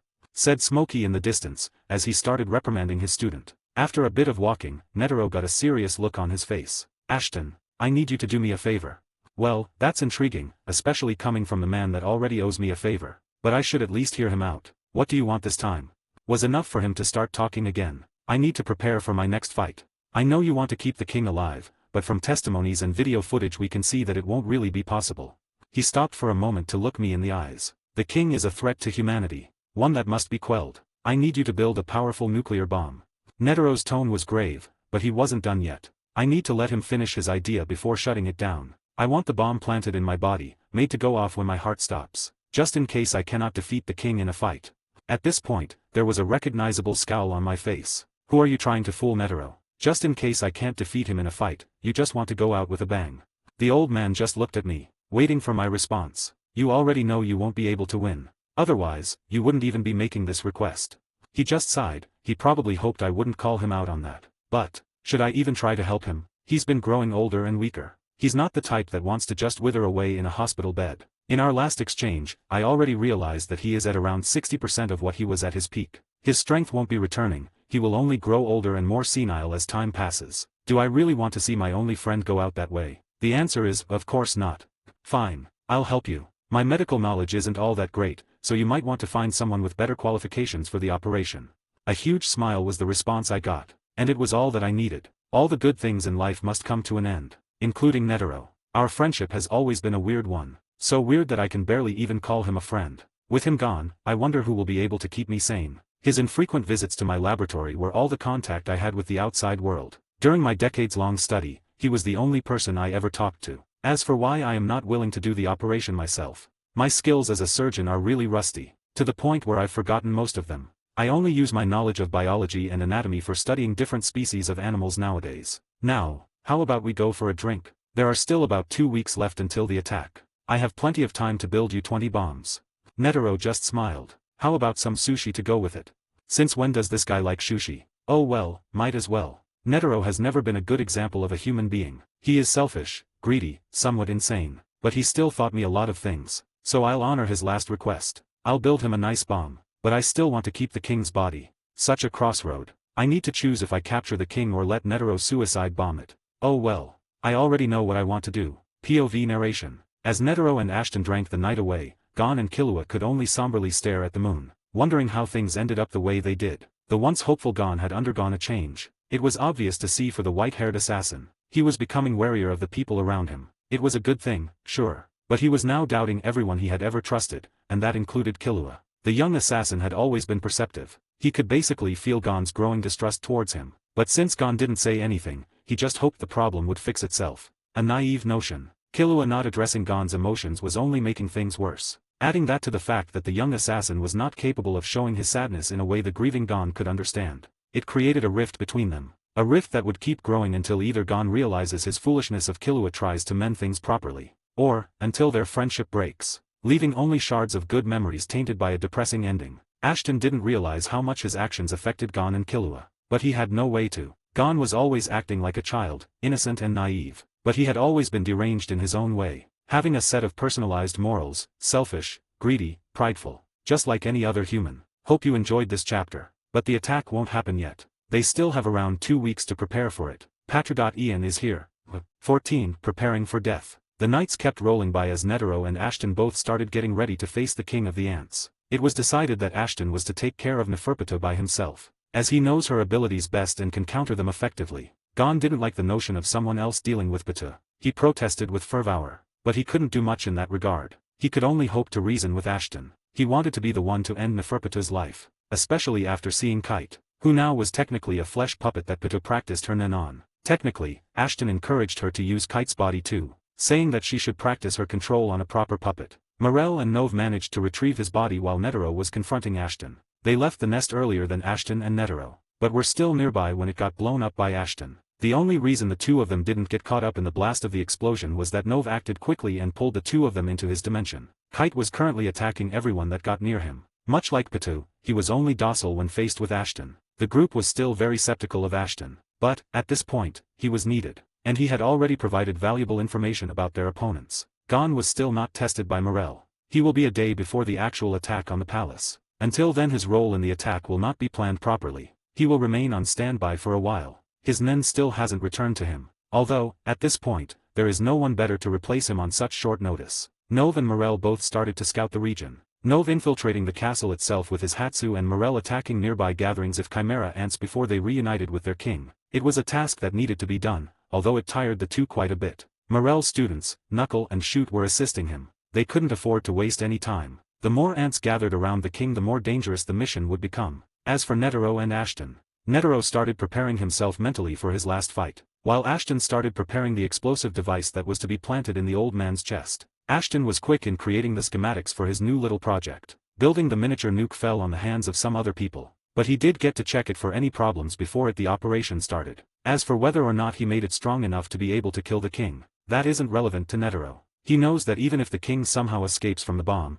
he wasn't escaping from the curious hands of the old scientist. POV Netero. My last battle. To think that even after all these years I am still afraid of my own demise. Truth is, Ashton is the only reason I've managed to live for so long. He saved my life during the expedition, he is also the only reason those wastelands didn't drive me insane. I shudder to think that he called these lands home for such a long time. Even he doesn't realize how long he's lived there. It must have been centuries at least, the expeditions of humanity only happened in the last few centuries. He said that he spent a lot of time there before the expeditions ever happened. And he still wants to return. I also know he wants to stop all humans from ever stepping foot in his home, regardless of means. Despite his age, when he arrived on human lands he was highly impressionable, which lead him down the wrong paths in life. He knew everything about the Dark Continent, yet he knew little about human emotions. He didn't realize how brutal our kind could be at first. After he did so, his desire to bring ruin to humanity showed itself. It made me wonder if it appears due to these discoveries, or if he always had it. It was hard to say.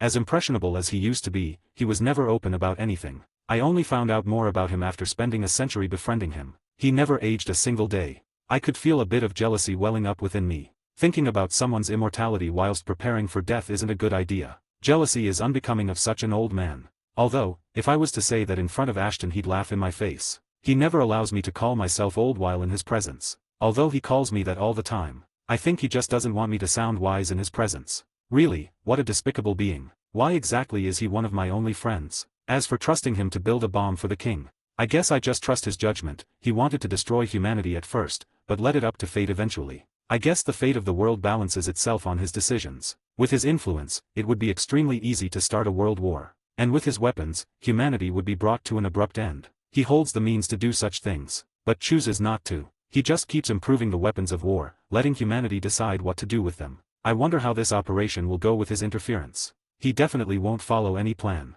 The next chapter will be about Gon's test. I'll try to add the perspective of other characters from time to time. You can support me here.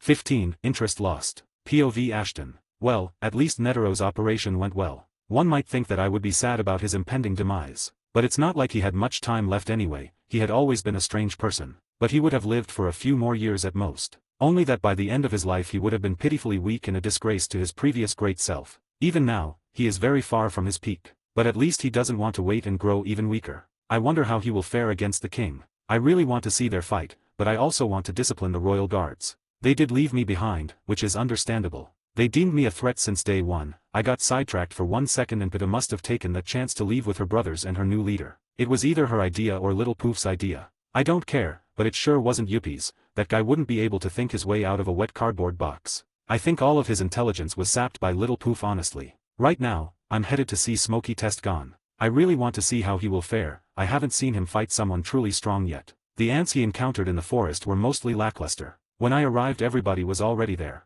They didn't pay me any mind. I guess they still didn't get over their first impression of me. Not that I mind, saves me the words I'd use in a casual greeting. Only Killua even glanced at me. He didn't greet me or anything. His eyes just met mine and quickly darted somewhere else. Was this guy scared of me or something? Sure, I scared him a bit in the forest, but that wasn't anything a trained assassin should be bothered by. Oh well, I don't care much about him. I can just ignore the fact that they exist and watch the show. Smokey seems to be taking his shirt off, a bit barbaric. I wonder if they are going to spar or something. Should I hit you with all of my strength?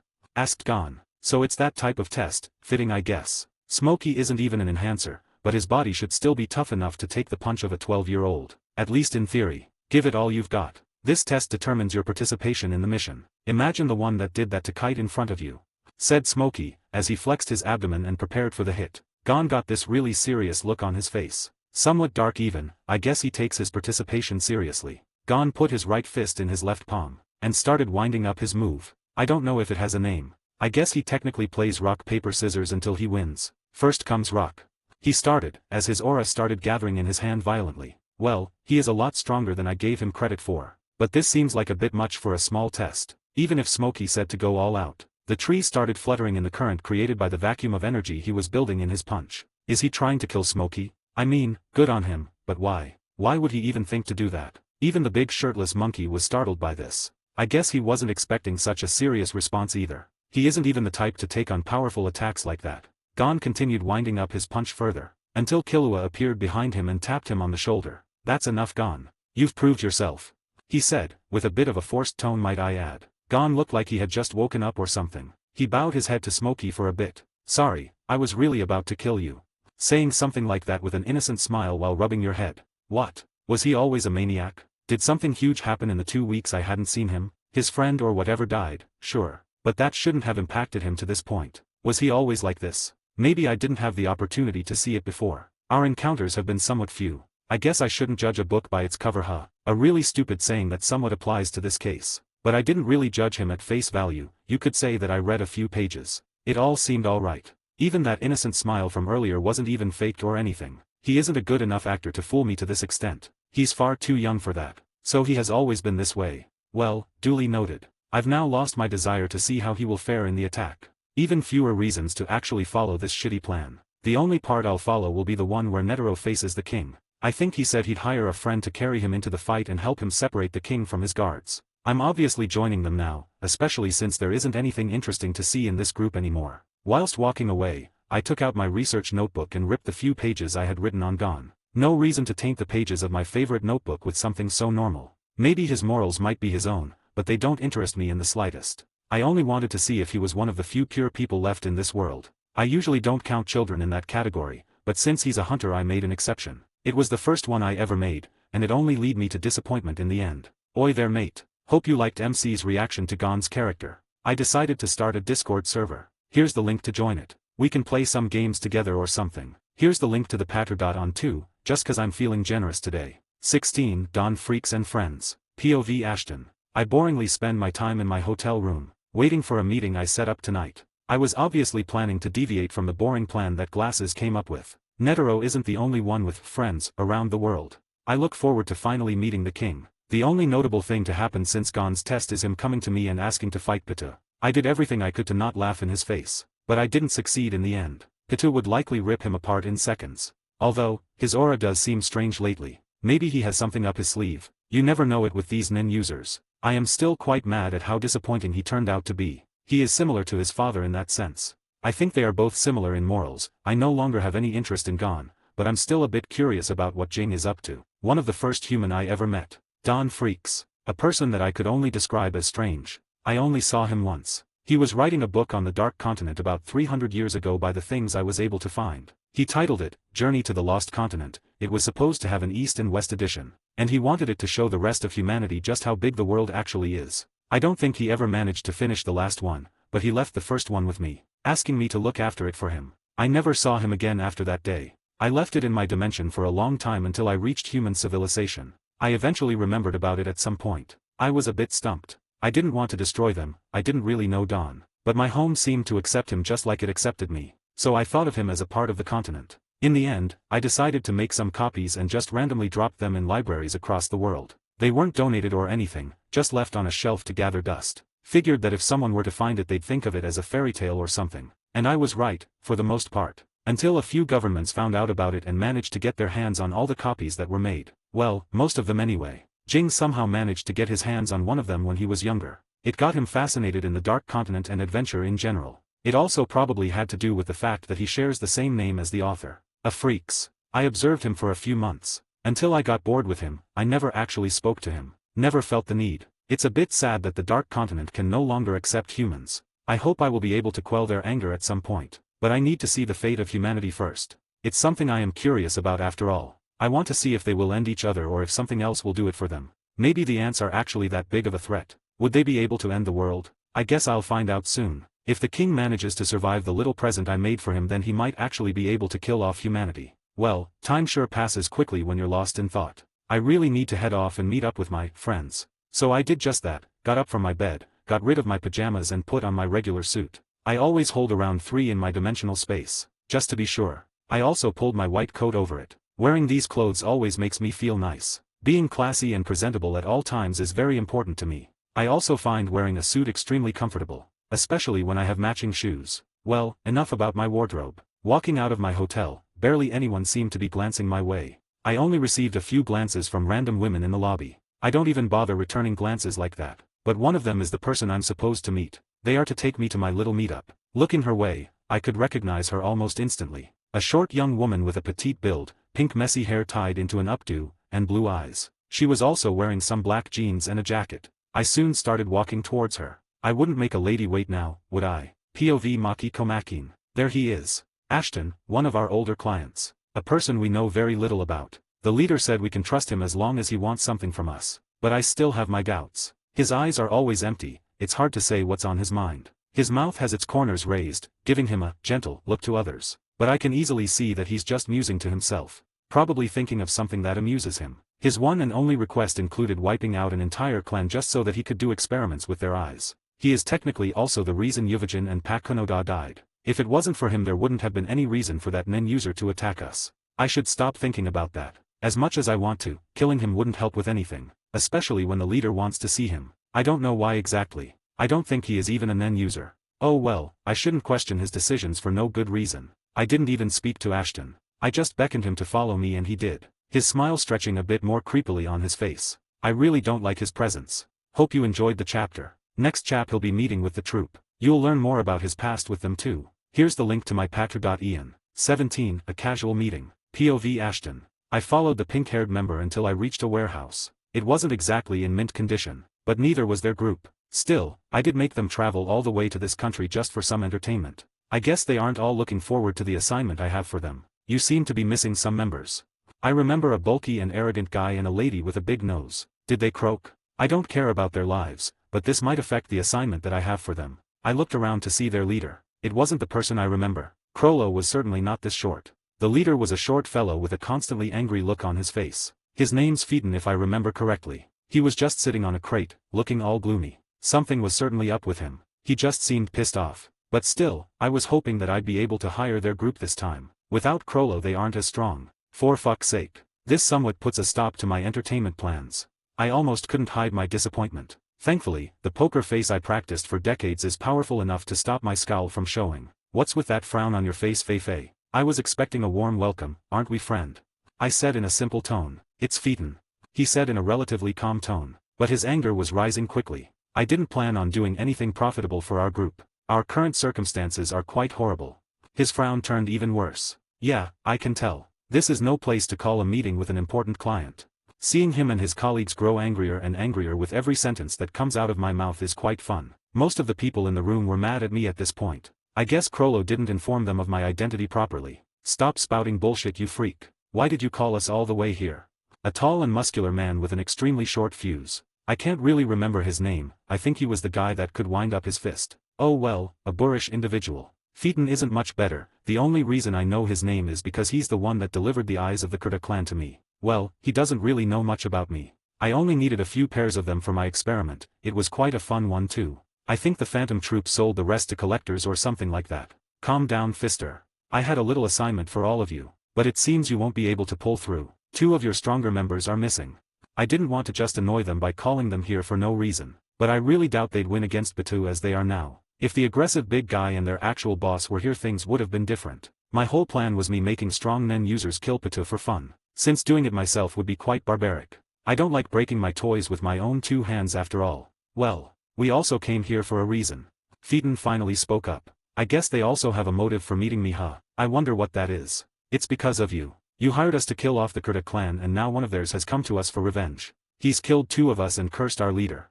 He was basically radiating murderous intent. So was everyone else. Well, except the little girl wearing a kimono. She just looked emotionless. POV narration. Now, there seems to be some misunderstanding here. I am not responsible for any of that. Ashton's response was calm, too calm. It somewhat confused the Phantom Troop members. But they didn't think a random mad researcher would be able to defeat any of them. He didn't look like a fighter. Everything, from his well-kept hair, his clean and ironed suit to the pure white coat. It made him look like an intelligent man, not a strong one. Most of the troop members knew better than to judge him by his looks. But he also didn't seem to be a Nen user. At least his aura didn't flare up in the slightest against their combined murderous intent. They also didn't have many interactions with him, the only one being the time he hired them to bring him the eyes. They only knew that he was very influential from Krollo. Overall, his reaction was beyond strange to them. Don't joke around with us. You will either help us find an exorcist or you will die here. Phaeton said angrily. But, deep down, his anger was already subsiding, as he suddenly remembered something Krollo had told him quite a few years back. Whatever you do, never attack that scientist. It was when he was delivering the eyes to him. He didn't think much of it at the time. It was just his boss telling him not to kill their client. But now, he realized that Krollo knew something. As Ashton didn't respond to his taunt, he just looked at him, his right hand slowly reaching up to his head and shuffling his hair. His eyes turned to a dangerous scarlet hue. A crazed smile appeared on his face, as a faint whisper passed his lips. I wasn't expecting this type of entertainment. only Phaeton and a few others could hear it. But they all saw his expression change, as well as his eyes. They could easily recognize the scarlet eyes. All of them knew how they looked, but now they saw them on someone that wasn't from the Krita clan. As the corners of his lips reached their maximum height, he spread his N in the warehouse. Every member of the troop realized they had made a mistake when they felt it. The amount of pressure it exuded cracked all of the windows in the district. As his N spread wide enough to cover quite a bit of land, the walls of the warehouse were shaking as if scared by this sudden aura spike. The members of the troop were all on the ground. Not one of them could even look in Ashton's direction. Phaeton now could see why Crollo had warned him that day. It was for his own safety. This wasn't just a random mad scientist. This was an extremely dangerous individual. One that he just provoked verbally. His short-sighted action might have gotten them all killed. Hope you liked the chapter. And yes, the MC Naruto'd his way into being a specialist. Patra.on will have 2 chaps a day from now on BTW. It's also 15 chaps ahead. Link here. Also Discord, feel free to join. 18. The Student. POV narration. Ashton looked around as his N retreated into his body. The scientist seemed quite angry with the situation. All of the troop members were on the ground, either in pain or knocked out. The only reason he hadn't killed them already was due to his relationship with their previous leader. They weren't friends by any means, but Crollo learned how to use Nen from Ashton. It made Ashton somewhat reluctant to kill his students' friends, although he had all the rights to. The light in his eyes slowly subsided as his crazed smile returned to its original cold smirk. The scarlet eyes. An experiment that Ashton attempted on both his own body and several animals. It was a success. He now had the eyes of a Krita clan member. Of course, it wasn't as easy as just popping them in his eye sockets. Quite a few genetic modifications were in order to achieve these results. His interest was attracted to the strange change in the aura that happened to the people of the Krita clan whenever their eyes turned scarlet. As for how he found out about this strange fact, it was pure luck. He passed by their clan and immediately realized the change. It got him intrigued, but he couldn't experiment with live subjects and he didn't want to be the one to gather them. So he managed to get in contact with an old acquaintance, who also happened to be the leader of a thief band. He figured that they were already thieves, so they didn't lose all that much reputation. The eyes also turned out to be extremely expensive on the black market, something that further influenced the troops' choice to kill the entire clan and collect all of their eyes. Ashton only needed around 10 pairs to do his experiments leisurely, and that's all he told them to get. He paid them a huge amount. But money is never an issue when most governments around the world fund your laboratory. It seems that the money they were getting for a few pairs made them get greedy. Crollo was smarter than to not deliver the eyes to his old teacher. He would have extorted more money out of just about anyone else. But Ashton was basically a danger zone to Crollo. Being in close proximity to him was extremely dangerous in the eyes of the student. But the rest of the Phantom Troop had no way of knowing such things, as Crollo didn't want them to get involved further with this man. Them choosing to accept a request of his was outside his expectations. Even worse, they were the ones that chose to exterminate the entire clan and steal all of their eyes. And yet, they blamed Ashton for this revenge-driven survivor attacking and dealing this much damage to their group. Suffice it to say, the old scientist was quite livid. POV Ashton. To think they have the gall to threaten me. Did Crawley not tell them who I was when they were working for me? That's the only way they'd be this disrespectful to me. But they are young, so it's excusable. I'll just judge their murderous intent as a misunderstanding. Only this time, if they so much as look at me the wrong way again, I will be throwing them in an active volcano. It's been a while since I've done that to somebody. I think it was to discover how quickly a human sinks in lava. It's not like I couldn't have read it in a book. But that person annoyed me greatly, and watching him suffer for a few seconds made me happy. I believe you people have some problems. Maybe you've made a misunderstanding of sorts. My calm response was a drastic contrast to my angry outburst. Fifai, the pink-haired girl, the little girl wearing a kimono and the guy with the katana were the only ones still awake. The others were knocked out by my N. While my scarlet eyes are active, I become a specialist. And as a specialist, I can infuse my N with a special effect that dominates the minds of those around me. I can either break someone mentally or just make them pass out. It does have something to do with one Hatsu I created as a specialist. I apologize on behalf of the Phantom Troop. Seeing such a short man bow in front of me feels weird, but at least he's learned his lesson. What happened to Crawley? He wouldn't have done something this stupid. My tone returned to its controlled coldness, as I carefully suppressed any residing anger. Attempts on my life weren't exactly uncommon. I may not be a public figure, but governments know of my existence. Just about all of my supporters tried sending assassins after me before giving up and starting to pay me. Some still tried to discreetly get rid of me, probably to save some face. I guess they were quite unsuccessful. I am still alive and well. Can't say the same about the people they sent after me, but I at least got to try a few exotic execution methods. Oh, look at me getting lost in thought again. Happens a lot when you're used to spending time alone. The short man in front of me had been talking for a while now. Hey, can you shorten the story? I don't have all night. I don't want to admit that I wasn't listening to him. He just nodded. A survivor of the Kurta clan killed one of us and cursed our leader Krollo. He's not able to communicate with us and he also can't use Nen. Oh, so that was it. I guess I can help my shitty student. Do you guys have his number or something? I asked the 4 that were still awake. Are you willing to help our leader after today? Asked the surprised Fei Fei. Of course, I'll help that ungrateful idiot. Sure, just give me his number.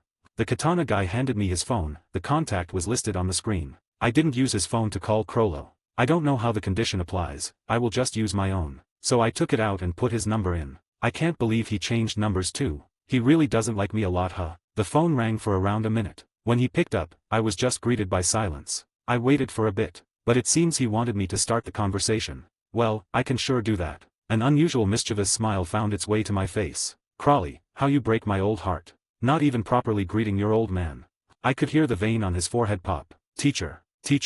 Yep, he's just like I remember. Hope you enjoyed the chapter. By the way, I know Kalito isn't a girl, but he looks like one in MC's eyes. You can support me here. Or just look up Vegan Master on Patra.on. 19. A Deal with the Devil. POV narration. To say that Krollo was surprised would be an understatement. His teacher had never paid much attention to him after he developed his Hatsu. Even their meeting was strange. As Krollo once tried to pickpocket the old scientist, he dearly paid for it. Ashton had no sympathy for anyone. An unfortunate street urchin wouldn't get any pity when crossing him, but this time he felt more magnanimous. Not. Ashton just realized that Krollo had talent and caught his interest. That was the only reason the child didn't get his hands blown off. He still kicked the child into the ground, and proceeded to drag him back up by the scruff of his neck. He just extended his hand to the child, he smiled at him. Trying to look friendly only made him look terrifying in the child's eyes. Do you want to grow stronger? Saying that, Ashton extended his hand to the skinny child. The young Krollo accepted the deal. Just like that, the contract was signed and his soul was forfeit. For about a month or two, the old scientist didn't even speak much to the child. He only put some effort into teaching him how to use Nen. He was always cold on the surface, and the child didn't know how to read the strange man that had basically abducted him. But the physical training was more than grueling, it was inhumane to put a child through such hardships. He was repeatedly beaten into the ground to the point of despair, thrown in a beast-infested forest with nothing but the clothes on his back and told to survive a week. The training made up for its meager duration with great intensity. By the end of it, Krollo was a lot stronger than most adults. After the month he spent training under Ashton, he developed his Hatsu, Skill Hunter. His ability was fine-tuned by the old scientist. After a few days of exploring this new Nen ability, the scientist slowly lost interest, and sent the child back to his city. Krollo was left quite traumatized by the experience. But the experience strengthened him greatly, both physically and mentally. He slowly turned much colder, his actions became more calculated. The training with Ashton was not long enough to become hard-coded into the child's mind, but his cold temperament and the lessons he thought were long-lasting. He was very surprised when Ashton called him to give his group a mission, but he didn't think too much of it, only hoping that the troop wouldn't have any more deals with the scientist. To hear him call now was completely unexpected. No one had his number beside the members of the troop, and he had complete trust in them. But it seems they ended up meeting with his old teacher. He can only hope nothing bad happened to them. Why are you contacting me now? Said the confused and somewhat concerned Krollo. What was that, kid? Show some respect. The members of the troop that weren't currently out were looking surprised at the exchange. They didn't realize that their leader had such a deep relationship with the strange and domineering figure in front of them. Of course, if Krollo was to hear their thoughts, he would be crying. Deep relationship, sure, as if that man is capable of empathy. Teacher, please tell me why you have called. He asked again, this time with a more polite tone. Oh yeah, I met up with some of your friends. They're all crying and wailing about you getting cursed or something. Yes, I did get cursed recently. But you still didn't tell me why you're calling me. The last part was obviously left unsaid. When his teacher started rambling, it was better to let him. Interrupting him would be quite bad. He really disliked being interrupted. So I figured I should help out my beloved student. The scientist's sarcasm was extremely obvious. I will call up some favors with a few people and get you in contact with an exorcist. Give me your location. POV Ashton. Now, I did say that I'll call up a few people, but I just wanted the matter to sound more complicated than it actually is. All I need to do is call one person and everything will be resolved. But making the issue sound more complicated will make him feel like he owes me more. A simple transaction like this is enough to make someone feel indebted if played out correctly. Krollo's friends seemed extremely surprised at how easily their issue was solved. It went from a horrifying death to a joyous occasion quite quickly. But now they owe me a favor. And that is never a good thing. But they are young, they probably can't understand just how much they will need to do to repay my favor. I can't really use them against Beta now. They aren't strong enough, at least I don't believe so. And the exorcist will take a while to get to Krollo. By the time that is done, the ants will already be purged from the human part of the world. I'm sure their species is still present somewhere in the Dark Continent, but I doubt there are too many of them. I don't remember running into them at all during my stay there. Unless they are a calamity. Well, I believe our business is concluded. I'll contact you all if I ever need anything. My last sentence seemed to wake them up to the reality of the situation. They didn't bother seeing me out. Not very polite, but I can't blame them at all. I did scare them a bit, although it was their fault completely. Now I need to get back to my hotel room. I still have some things I want to do before the attack, like taking a good look at the Queen's body. Oh, and I also need to look for another way to entertain myself during the fight. Oh well, I hope the royal guards will be able to quell my boredom until the king is done with Netero. Or until Netero kills the king. Same difference. Hope you liked this little backstory. Here's the fabled link to Patra.on. Also, 20, the other ant. POV Maki. What was that? Were we really all overpowered by the end of a single person? It felt dreadful, almost as if he was crushing my mind with his presence. I don't know how far his reached, but I could hear the car alarms ringing in the distance. It clearly affected the city a bit. I turned on the radio we had on one of the crates and tuned into a local broadcast. The others were laying the knocked-out members on mats. It seems our city has been hit by a powerful earthquake. A lot of the city infrastructure has been damaged. No deaths have been reported as of now, but there are quite a few injuries. I could hear an audible gulp from Nobunaga. And the sweat on Phaeton's brow was more evident now. Kalito also seemed shocked by this turn of events. But he didn't react much outwardly. How exactly does one reach that level? He looked young too. But it seems that he's actually our leader's teacher. I remember when Krollo went missing for a few weeks, or was it around 2 months? I can't remember correctly. We were all still children, all we had was each other at the time. All of us panicked at the time. We didn't know where he was or what was happening to him. We were extremely relieved when he reappeared. Although he had changed a bit, gained a few more scars and became a lot stronger. Thanks to him, we were able to protect ourselves better. He also taught the rest of us how to use Nen. It was a strange experience, it left all of us with questions. But he always avoided a straight answer. The most we ever got out of him was that he got lucky and found a book on Nen. Now, to find out he had a teacher isn't really surprising in any way. But the fact that his teacher is basically a monster in human skin explains quite a few things. The unusual agitation in our leader's voice when realizing who he was speaking to was not a pleasant thing to hear. But, at least he will be able to escape his curse. And we will be able to hunt down that chain user eventually. Things are looking well. POV Ashton. Getting back to my apartment was quite uneventful. I completely ignored the collapsed buildings on the way home. I made a call to good old Netero and told him to spare me an exorcist and send him on a mission for me. The old man agreed, although a bit annoyed that I interrupted his meditation time. I have quite a few things to do now. For example, I need to look at the Queen's body more properly. I didn't have the chance to examine it while I was dismembering it. I didn't really have a place to put it on. But covering my bed with nylon will have to do for now. I always carry some around for practical reasons. Anyway, ripping space open and dragging out the Queen's torso wasn't a difficult affair. A bit draining Nen-wise maybe. Usually, corpses don't require this much Nen to store and take out. Living things always take a lot of Nen. Did I fail to notice something inside the Queen's torso? I doubt it's a maggot. Worms and smaller life forms don't take as much Nen to store. This feels a lot like storing a living child. Something I experimented with before. Krollo survived, of course. But he said he didn't remember anything while in my storage. I already knew that time didn't affect living beings in that place. I was curious as to how they felt whilst inside. From that experiment, I learned that they don't even realize that they entered the space in the first place. Even if they walked in it willingly and have the memory of doing so, their brains simply can't register the fact that they entered the strange space. This means that the Queen might have given birth to another ant beside the king. I wonder if it's as talented as the king. I looked closely at the Queen's ripped-out belly, and I could see a sleeping figure. It looked exactly like a small child. It was underneath one of the Queen's organs, hidden, but I could see it with Gyo. It had quite a bit of aura. I carefully removed it from the Queen's torso. I didn't want it to further damage the Queen. It's already difficult enough to study. It had red hair and large purple eyes. Its skin and features were weirdly human. Well, there was also the rat tail, but it wasn't all that major a mutation. If I didn't know any better, I'd say the Queen ate a baby at the end of her life and didn't get to digest it properly. The small ant seemed to wake up after I removed it from the Queen. It started crying. It was extremely human-like.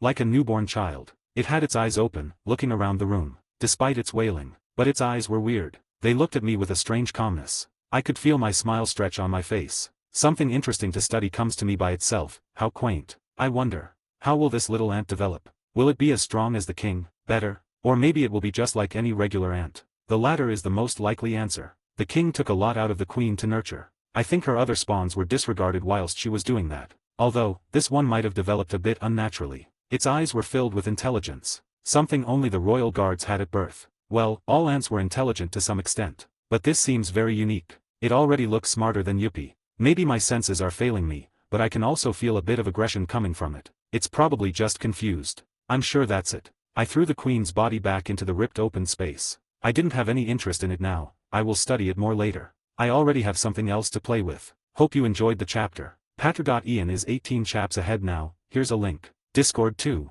21, in the care of ants. POV Ashton. Unfortunately, I don't have enough time to develop this small chimera ant. The attack on the king is in around 2 days. I need to meet up with Netero and his friend, who he still hasn't told me much about. But I need to find a caretaker for this little ant. I can't have it running around and meeting random people. Who knows how they will influence it. I could also just throw it back into the rift in space. But that would mean that I will have to wait even more for it to grow up. And I don't really feel like it. So I decided to bother Netero once more, who told me not to call him again and to tell Smokey and Glasses about my discovery. Apparently, they took some ants with them that didn't want to fight and they were all living together in a villa. Oh well, I'm not one to complain. This is rather convenient. Strange how much the two of them managed to do after running away from me. Did I spend more time than I realized in that stalemate with Netero? That might be it. Otherwise, this wouldn't have been possible. And we do have the habit of getting lost in fights. It doesn't matter anyway. All 3 of the royal guards could have fought against Smokey and Glasses. If they weren't disobedient rats, that is.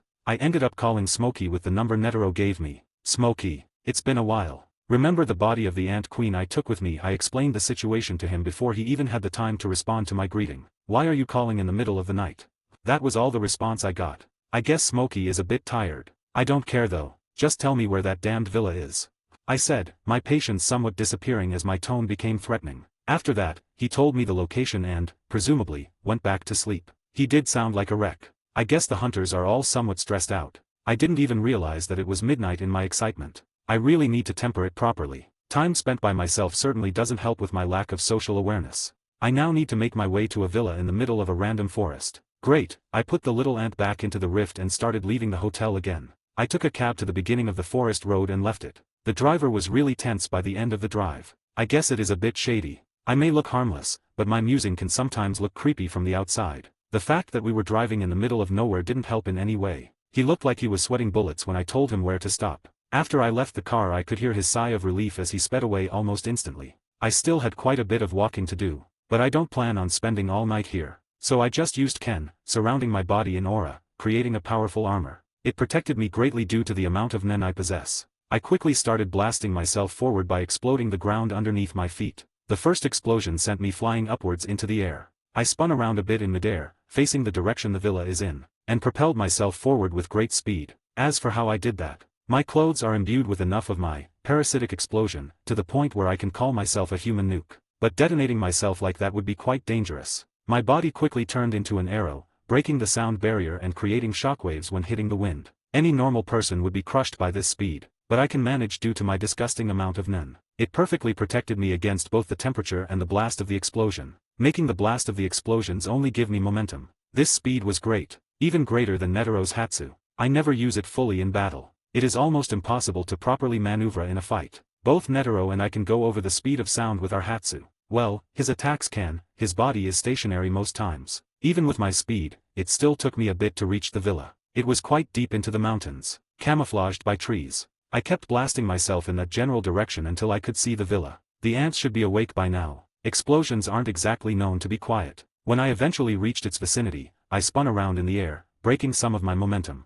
and let off another explosion to completely bring me to a stop. I landed safely on the ground, about 100 meters away from the villa door. Using Gyo, I could see that the ants were gathered around the door. There were around 5 of them. They seemed to be somewhat panicked. Rightfully so, but it doesn't really matter much. I reached the door and knocked on it politely. Figured showing some manners would calm down their nerves to some extent. It didn't work well. They all tensed up when hearing someone at the door. They'll calm down eventually. There are only 2 ants I recognize in this group. One was the bird fellow with a humanish face. His name was Colt, I think. The other one was a purple bear in a suit. Someone I can consider classy. His name was Koala. I only remember him because I like his style, similar to mine. Colt was the one to approach the door. The others got into fighting positions. Really? What do they think? Does someone just randomly attack them? Since when are they so important? Colt opened the door and was immediately surprised when seeing me. Well, hello there Colt. I said calmly. Mr. Ashton, it's been a while. I didn't think you'd be the one to visit.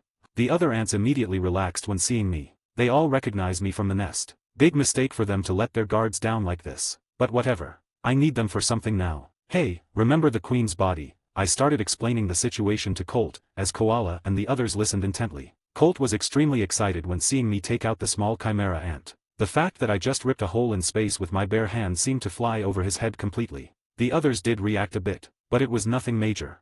I guess they don't yet know enough about Nen to understand how difficult that is. I just left the little ant in their care. It seemed completely confused too, something that I find strange, considering that a child shouldn't even get too accustomed to his surroundings as quickly as he did. A newborn wouldn't be able to realize they basically just got teleported. This little ant is looking more and more interesting. It's almost making me forget that the king even exists. Almost. After that, I just bid them farewell and left the villa. I'll go to sleep tonight and prepare to meet with Netero and his friend tomorrow. I'll figure something out for my entertainment when I meet Pitu again. Hope you enjoyed the chapter. I had some fun writing it. FYI, Ashton can reach detonation velocity, which usually depends on the strength of the explosion. For convenience sake, we'll say that in this chapter he was reaching around 3,000 meters per second. Patr.Ian is 19 chaps ahead now. Link. Discord is nice too. I post memes there. 22 Another Zaldik.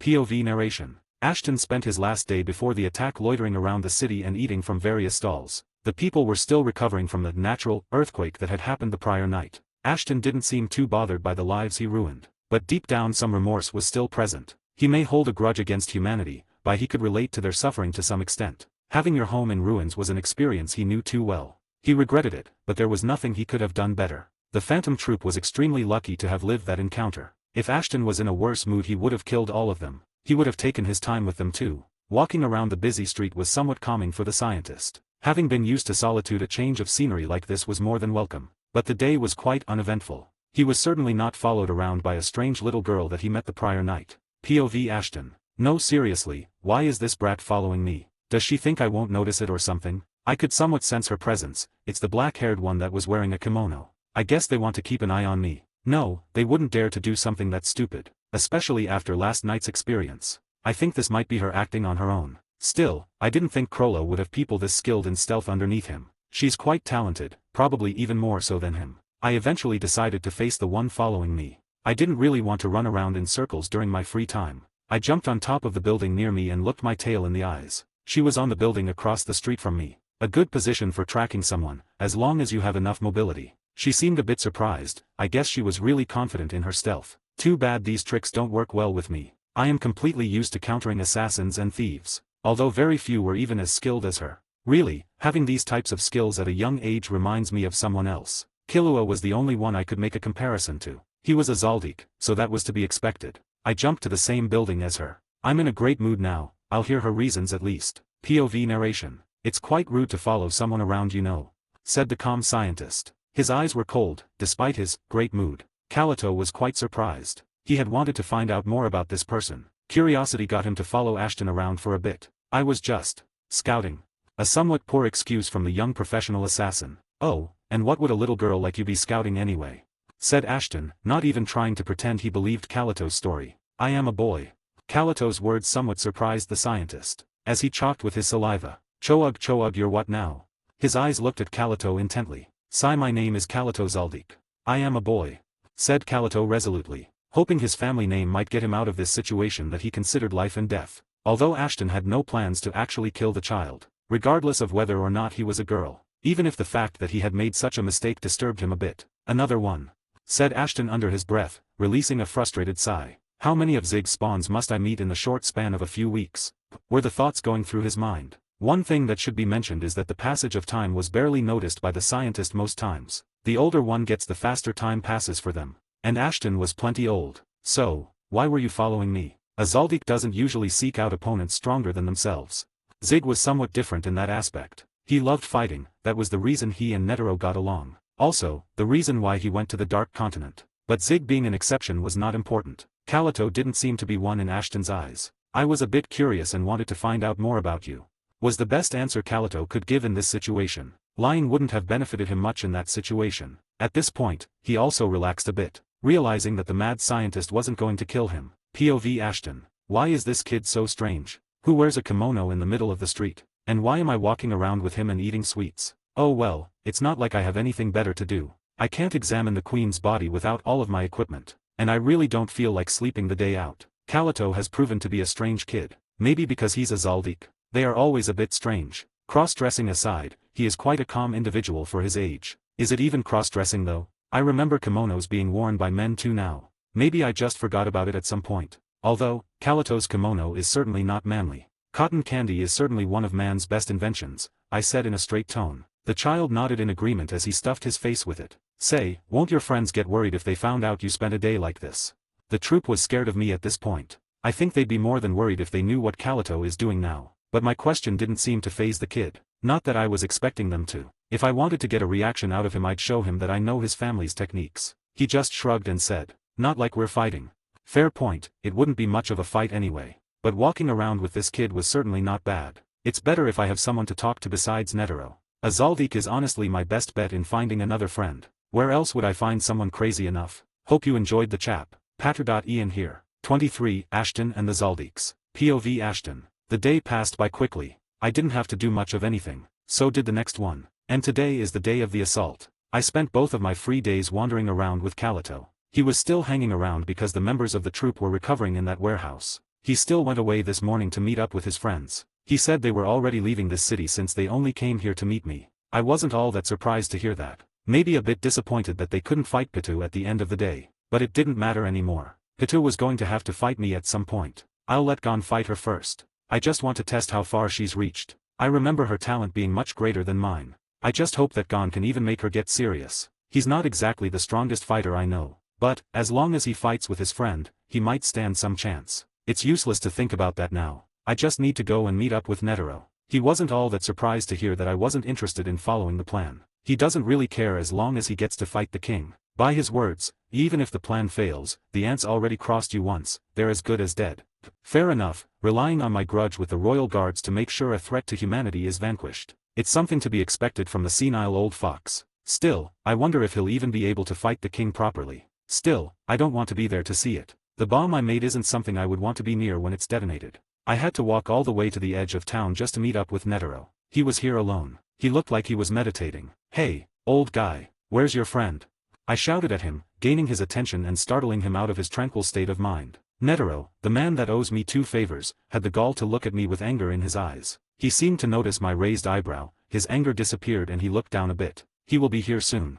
I don't even understand how the days passed so quickly," he said with a sad smile on his face. Now, I think you're being all depressed for no good reason. Not like this is the first time you have been close to dying," I said in a confident tone, omitting the fact that this is basically a suicide mission for him. No need to further demoralize the man. Although he isn't really all that sad. He's just playing around. Oh well, shame we don't have time for one last drink.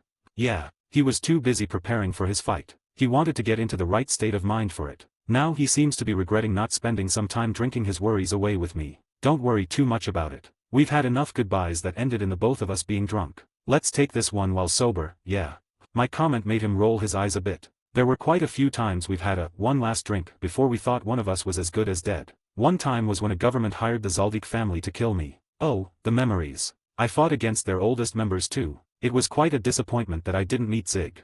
I did have the pleasure of meeting Maha, that old crook. He almost killed me a few times in our short encounter. Not that I was any worse. I did have a few opportunities to kill him, but killing such a rare opponent seemed like a waste to me. I also didn't want to kill one of Zig's family members. It would have felt weird. I actually think Maha might be Zig's father. Can't be too sure, the guy never talked about family. He is an enhancer, much like Netero. They are very similar in strength, but their fighting styles couldn't be more different. Maha is a lot deadlier. He was also paid a lot of money for that job. He wasn't even alone. He was accompanied by his grandson and great-grandson. Thankfully, the fight didn't have to be prolonged much. Netero managed to rush into the palace of the nation that hired them and killed just about everyone there. Good times. The Zaldik stopped their attack when they received the news that their employer was met with an accident. I didn't bother stopping them either. I had enough fun to last me a few weeks. And, apparently, the friend that Netero managed to bring along is none other than Maha's grandson. Zeno, I think it was. "Oh, hello, it's been a few decades," I said in an upbeat tone. Too bad I forgot to put much emotion in my expression. That's always a problem when you repress most reactions.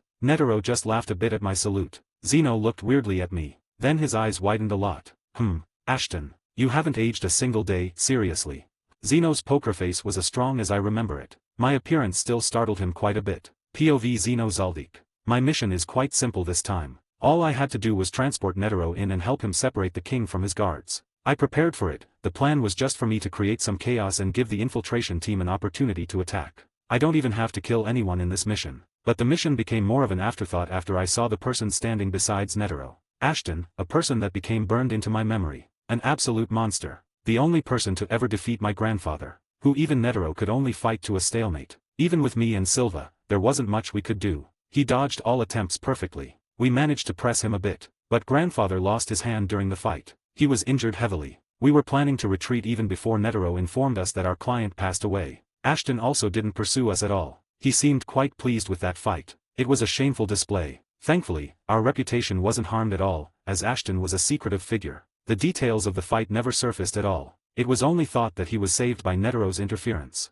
Zeno even took that mission seriously, but we had no way of knowing just what type of monster we were asked to hunt down. We refused any request that included him since. To think that he hasn't even changed a bit. It's frightening. Thankfully, I am proficient in hiding my emotions. Neither of them noticed my fear. At least this mission doesn't require me to go against the young-looking old monster. Hope you liked the chapter. Petra.on. 24. Meeting the King. POV Netero. I wasn't expecting such a strong reaction from Zeno. Not many people that fought Ashton lived to tell the tale. He's similar to Maha in that regard. But he proved to be stronger and wiser than the old assassin. Zeno hiding his emotions from us didn't do much. I am already used to reading Ashton's emotions. This is nothing in comparison. And Ashton himself can easily see through Zeno's poker face. Neither of us called him out on it. Zeno and Ashton's level of strength isn't too far from one another. But Ashton's fighting style is impossible to counter effectively. My attempt in the ant nest was just me testing out an old theory. But it wasn't helpful at all. It was only a stalemate because I wasn't attacking. If I wanted to fight him then I'd have to attack him as well. And that would make his nen stick to me. His strange and powerful Hatsu is one of the reasons he's completely untouchable today. That and political immunity. Even if some people still discreetly try to kill him, they never have many chances. He always has his guard up. It still bothers me that he looks so young after all this time. A lot of people tried to capture him to find out the secret to his eternal youth. None survived for long. But I guess that's enough reminiscing. I have a mission to do. It's my last one too. POV Ashton. I didn't think Zeno would actually be afraid of me. But it's not really important to me. I am quite curious about his strength now. He's had quite a bit of time to develop his Hatsu. We should start heading over there. It's about time anyway. Said Netero in a somber tone. Zeno just nodded. I guess I'll be carrying you both there. Was there even a need to ask such an obvious question? I guess he was only told about transporting Netero there. Yes, I'll be coming as well. I smiled a bit, trying to sound cordial. Very well. Hop on.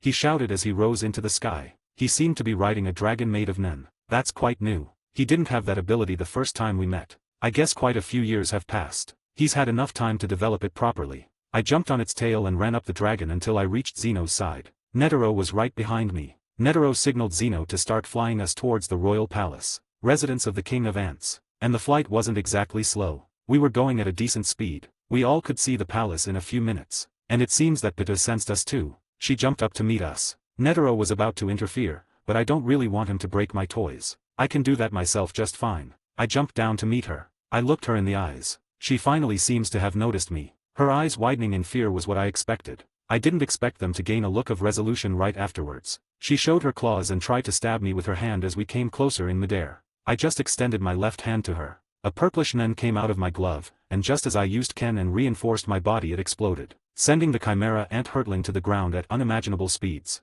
It also broke my descent and sent me back to the dragon. I spun around in the air to break some momentum and grabbed a hold of the flying nen construct. Netero then looked at me and nodded. He also jumped off. I followed him. Zeno dispersed his big dragon into countless smaller ones. His mission was to create chaos, right? Well, he's doing a damn fine job of it. The dragons rained down on the palace, somewhat aimlessly, but there weren't any humans around to get hurt by it. So Zeno could attack without any restraints. We all landed near one of the towers. We could all feel the presence of the king inside. We decided to enter it without wasting much time. And there he was, in all his glory. He had 2 long antennae on his ears and a large shell-like armor over his head. There were dark pigmented areas on his arms, legs, chest, and head. He also had a tail equipped with a stinger. His appearance is quite intimidating. He was holding an injured little girl. A look of absolute anger etched on his features. Upon seeing that, Zeno's eyes widened in shock. It seems there was a human present after all. I didn't think he'd make such a big deal out of it though. I guess we should preserve her life, at the very least. The 4 of us were in a stalemate. One that I decided to break by walking towards the king. He tensed up, as his tail prepared to stab me. Hold on now. I sidestepped his tail as I approached him and the little girl. He looked shocked. Was he really not expecting anyone to be able to dodge his attacks? I mean, it's quite easy when you can already guess what his next move is going to be. Put the girl down, you idiot. He looked me in the eyes, his anger rising to match my growing frustration with his inability to read the situation. He decided to listen to me, laying the girl on the ground and standing up. I proceeded to ignore him as I ripped open my space and took out a few tools to aid my operation. Her injuries weren't exactly light. They needed to be treated with caution. I decided to ignore the king and his conversation with Netero. I already know where they're headed. I can just look after them when I'm done here. Zeno looked at me and the little girl. His eyes carried immense remorse. Something you don't usually see in an assassin when he kills someone. I guess Zeno isn't the bloodthirsty type. Even if he was, there's not much satisfaction to be had in killing a random helpless girl. That would be unbecoming of a Zaldik. They may be insane, but they have standards. At least most of them do. I could sense Pita coming in, looking a bit burned and limping a bit. The king said something about making sure the girl gets treated. He said her name, but I really can't break my concentration for too long. It's a bit of a shame that my attention is elsewhere during my first encounter with the king, but that's fine too. I'll look him in the eyes in his last moments anyway. Pita looked at me as I treated the girl. She didn't attack or anything. She sat down and started treating her own injuries using one of her hatsus. Doctor something, it was useful. I guess we can switch seats for now. Pita's hatsu should aid the girl's recovery to a greater extent. Hope you enjoyed the chapter. Here's the patter.ian. It's 21 chaps ahead now. It will keep rising cause I upload 2 chaps a day there. Also, 25 reasons and outburst. POV Ashton. Pito. Start healing this child as soon as I stop. I said in a commanding tone. My voice clearly startled her greatly. I guess she wasn't expecting me to just start shouting at her. But she quickly got prepared. Her leg was already almost healed. Although it won't make a difference when fighting me. As soon as I took my hands away from the child she started her operation with her hatsu. It was exactly where I left off. You've somewhat improved, I said to myself. She wasn't really listening to me at all. I guess she's too concentrated on this to speak. Although she still feels my presence. It seems to make her a bit tense. Maybe I traumatized her a bit. She was just a newborn when experiencing the full brunt of my baleful N. As for why I even started healing this child in the first place. 1. She's the king's prisoner. I doubt she has done anything to deserve this type of death. Second, if I truly concentrated on the king I wouldn't have been able to allow Netero to go through with his plan. He should already be heading to the designed place for their fight. Above that old tomb, he said something that it would be fitting for his last fight to be held inside one. Really, what an idiot. Insisting to die. It's not like he cares so much about humanity. It doesn't matter if some powerful people want the ants gone. This whole attack is a way for him to fight a strong opponent till his last breath. He always gives me shit for not caring about humanity. But he's just as selfish.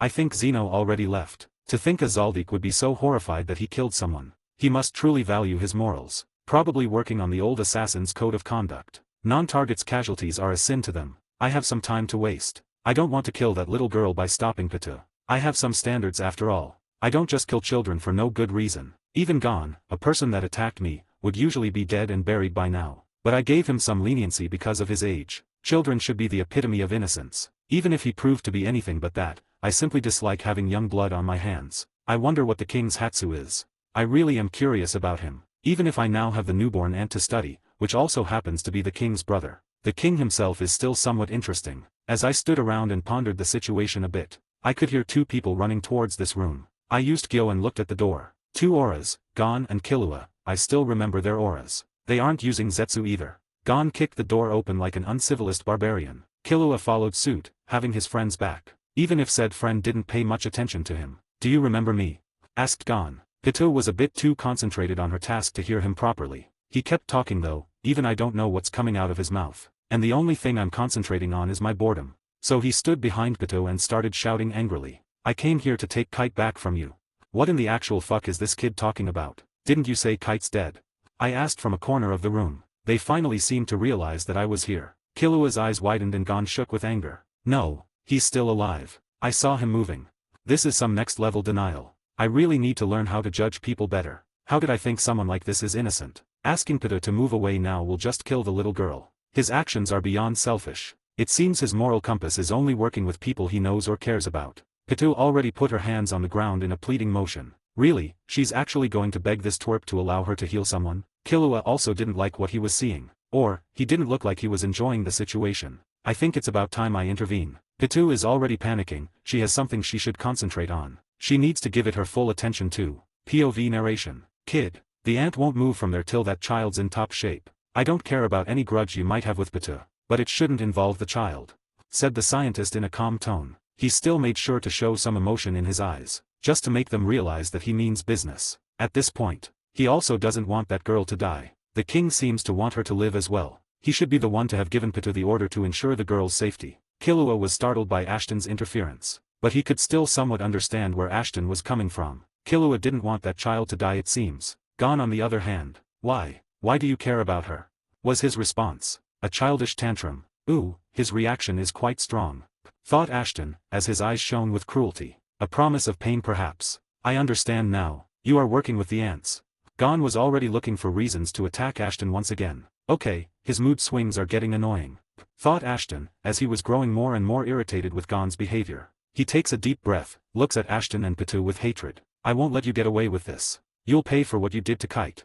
His tone is really dark, his aura spiking to match his growing anger and rage. Killua looked extremely concerned at this point. He knew that fighting Ashton wasn't a great idea, and he also knew that fighting here would directly harm that girl, the unexpected third party that was injured in their attack. So, he decided to take the best course of action possible. He knew Gon was not being himself, but he still wanted to protect his friend. He quickly appeared behind him and chopped at his neck. The strength of the attack made Gon hit the ground and pass out instantly. It was only possible because Gon wasn't guarding himself properly, but Killua could only sigh in relief as the scientist also started leaning on the wall. Smart choice.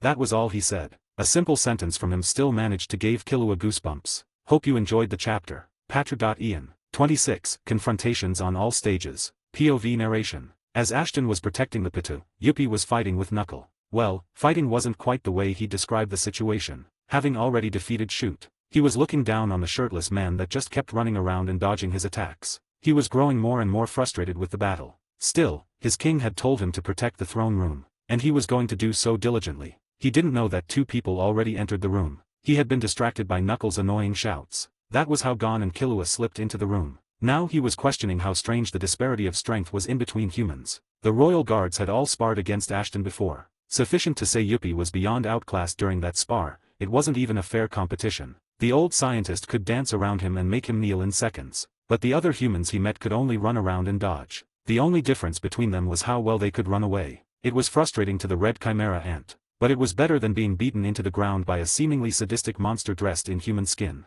That was how the ants perceived Ashton. More akin to a sleeping beast they roused by mistake when their queen reached the human-ruled world, and they were quite precise in their vision. Ashton was certainly far from human. His immortal body and the time he spent living in the Dark Continent estranged him from any humanity he might have had. His twisted mind was only controlled by his rational thoughts and his distanced view of the world. The ants were right to flee from him, both for their own safety and that of their king. They were unsure whether or not their king was prepared to face Ashton, but they had great hope in him, and they also have absolute trust in his talent. With enough time, their king was sure to surpass Ashton, the person they deemed the strongest. Yuppie and Poof weren't as well informed about Ashton's strength, but, seeing is believing, and they both saw enough to deem him dangerous. Their king was currently battling against Netero, the strongest human alive. At least that is what the impressed king called the old man. The royal guards tried to warn him about a disgustingly powerful human, but he was too arrogant to heed their words at the time. He had already forgotten their warning. He still believed himself above all other life forms, a belief that was soon to be ruined by the ending of his fight with Netero. As of now, Poof and Yuppie were protecting the palace, both in fights against the attacking hunters. Poof was having a really harsh time, having to fight against both Nove and Morel. Although the two were tired, they were both powerful hunters, and actually hitting them was impossible to the young and complacent royal guard. Nove always managed to either enter a portal or put one in the way of the attack. He was faring much worse than his brother, although he also pulled the shorter stick in which group he'd get to fight. If both Morel and Nove were in top shape, Poof wouldn't have stood much of a chance. Whilst the hunters were struggling, Killua was also trying his best to drag his unconscious friend away from conflict. After knocking Gon out, Killua carried him away from Pitu and Ashton, or at least tried to. No one stopped him from doing so. Pitu was preoccupied with healing Komuji, the injured girl, and Ashton simply didn't care enough to do anything about them. But Gon managed to wake up, and he wasn't happy at all. "You're not my friend anymore, and I hate you," were words thrown out by Gon whilst in a state of distress. Killua tried not to take them to heart, but the 12-year-old assassin was still a child. The words affected him visibly. As his grip on his friend lessened, Gon took that opportunity to run away from Killua, straight back into the room where the girl being treated. He only stopped when he was faced with Ashton. He had intercepted Gon before the mad child could reach Pitu and Komuji. "You sure have guts. Let me take them out for you," said the mad scientist as his rage took over his rationality. He had tried being nice, he had spared the kid a few times, but now some punishment was in order. How else would the misbehaving child learn his place? He kicked Gon into the stomach, sending the child flying where he came from, blood coming out of his mouth. The kick was heavy, and it dealt a lot of damage even when through Gon's guard. Even if Gon was an enhancer, he couldn't compete with the near-endless aura the old scientist mastered. He could strengthen his body to sickening degrees. Gon tried to roll and break some of his momentum, but rolling only made him hit his head on the ground. It didn't do much damage, Gon having used Ken and defended his body with his aura, but it still left him dizzy. Ashton looked with disinterest at Gon, but the child wasn't done. He looked at Ashton with absolute hatred. His eyes seemed to glaze over. "You said you'd help us. You lied," Gon said to the scientist. He was misremembering things. Ashton only ever said he'd take them to the nest of ants. But his mind was too clouded in hatred to recall things properly. He started rambling around as his aura increased exponentially. His body started transforming, growing stronger and bigger. Ashton didn't look too fazed on the outside, but he was quite surprised at how willing Gon was to die, just to avenge one person he didn't really know all that well. He had listened enough to his conversations to know what type of relationship he had with Kite. It wasn't anything deep at all, just a chance encounter when he was younger. That's it. And here he was, trading his life away for ephemeral power. Pathetic, yet somewhat threatening. A testament to how wrong his first judgment of Gon had been. The scientist wasn't scared in any way, he almost laughed out loud when seeing the child's transformation. But Pitou was. She was shocked at how strong Gon had become out of nowhere. She didn't know how steep the price to pay for such an abrupt rise in strength. She just thought that Gon might become a threat to the king. She also couldn't stop healing Komuji now. If she did, her survival wouldn't possible. She was at a critical point in her operation. She could only hope Ashton would help her defend against Gon for a while. Hope you enjoyed it. Patrick.Ian, 27, facing the dying child. POV Ashton. Gon, a seemingly innocent child that proved to be anything but that. Now growing in size in front of me. His body has already outgrown his clothes. From his aura, he's become stronger than Netero. But that doesn't mean much to me. He won't be growing much stronger. Netero was also a talented fellow. Gon might have had even more talent, but he's not that much better. He certainly doesn't compare to the Chimera ants. Pitou is around 2 months old and she's already strong enough to be able to fight against me. Well, she's not anywhere near being able to win. But not many really are. I looked at the tall man in front of me. His muscles were well defined and his anger was masked by an eerily calm facade. It could have fooled some people, but not me. I can clearly see that his anger and narrow-minded view of the world led him to this point. He looked behind me, probably staring at Pitou. She was sweating heavily and trying her best to avoid running the operation due to her anxiety. Really, I thought her better than this. I spent quite a lot of time nurturing her. She's the only ant I plan to keep alive. Her fear is somewhat disappointing, but she is still young, it's excusable. I want to see how far she'll reach in a few years. How much stronger will she become? Will I still be able to threaten her? Those are questions I'll find the answer to. I don't like waiting for others to do things for me. So I guess it's time to kill the dying man in front of. I could just let time do its job, but he won't quietly stand around waiting for death. He really wants to kill me and Pitou. And that little girl apparently. Maybe his vision is too clouded in rage to realize the implications of his actions? He finally looked at me. Come with me. Oh, a change of scenery. It would be most welcome. Although his state is pretty pathetic, he's still strong. A fight with him isn't something I want to do near an operation room. I walked to the main courtyard. The place seemed already occupied. Smokey's student was running around and dodging Yuppie's attacks. Somewhat skillfully I might add. It was an interesting bout to watch. Too bad it was broken up by Killua, who has yet to notice Gon's transformation. There were some tears in the assassin's eyes. Something must have happened. Gon likely woke up while he was being carried away. Killua will not really like seeing his friend in this state either. Even if he doesn't know much about Nen. He knows enough about the world to realize that nothing is free. And Gon's spike in aura certainly isn't free. Gon didn't seem to mind the people around us. He quickly turned around and tried to punch me. I saw it coming from a few miles away though. I started dodging the second his muscles twitched a different way from that of walking. His punch passed by my left side. I quickly used an explosion to jump in the air as Gon tried to swing his arm where my torso formerly was. He's faster than me, much like the king. But his fighting style hasn't changed much. He's very predictable. Aura gathered around his fist as he jumped in the air to meet me. He screamed in anger as his punch was about to hit me. But it's not like I can't maneuver around in the air. I touched his torso and used an explosion to send him hurtling backwards. His punch only managed to touch me as he was flying backwards, not much strength behind it. His descent wasn't a pleasant one. The earth shook at the strength with which he hit the ground. At least a few bones must have been broken by that landing. My explosion sent me flying further in the air. By now, everyone in the courtyard was alarmed by our presence. And Gon still didn't seem bothered. Killua on the other hand. Gon. He looked horrified by his friend's appearance. His eyes widened in despair. I looked down as I was falling towards the crater Gon's landing had created. I spun around and broke my fall with a few small explosions. I looked at the crater and waited for a bit. Gon didn't disappoint me this time, he came running out of the crater with great speed. I guess I'll use another Hatsu, just because I can. POV narration. Gon's nen was already gathered around his fist and ready to shred Ashton to pieces. Killua was also trying to head their way, but he was being held back by Yuppie of all people, as the red chimera ant was annoyed with his timely attacks every time he got close to hitting Knuckle. To avoid the attack, Ashton just let himself fall to the ground. It was as if the ground was pulling him towards it with great speeds. He completely dodged Gon's attack in the process. But he didn't hit the ground, he just passed through it, disappearing from Gon's vision. Ashton had fallen through the ground and stood at 180 degrees from his previous position. He was technically upside down, but the world looked different around him. The world was dark, him being the only light source. He could see, but there was nothing to see. He wasn't in the void,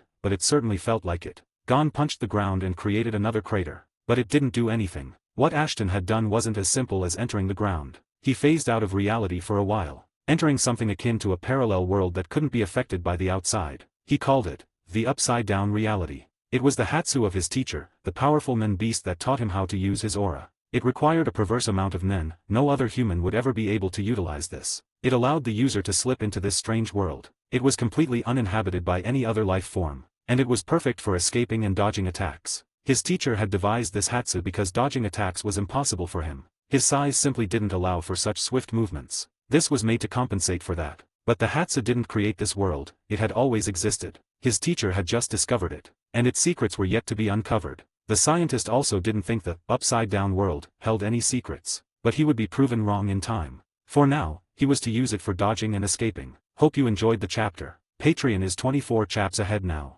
I also started a second fanfic on Patra.on. I will post it on Webnovel after a while. It's a MHA fanfic. Figured it wouldn't be too hard to write since I already know enough about the world. Here's the Patra.on link. Discord 2. 28. An abrupt ending. POV Ashton. One of the conditions of being in this Hatsu is the fact that I need to constantly hold my breath. Thankfully, my lungs are quite good. I trained quite a bit to hold this up for a longer time. I could just stay here and wait out Gon's transformation. But that would just make him go after Patu, and I doubt he still has any regard for the safety of the little girl. Not that he ever did in the first place. His generosity only seems to extend to his circle. Although he didn't seem all that friendly with Killua earlier. A strange person this Gon. I guess it's about time I end this fight too. I had more than enough time to infuse my parasitic nen in his body during our previous exchanges. I took a few steps forward, assuming that Gon wouldn't have moved much from the place of my disappearance. Then I proceeded to use my Hatsu once again. I left the upside-down world the same way I came in, letting my body be pulled into the other reality through the gateway created by my nen.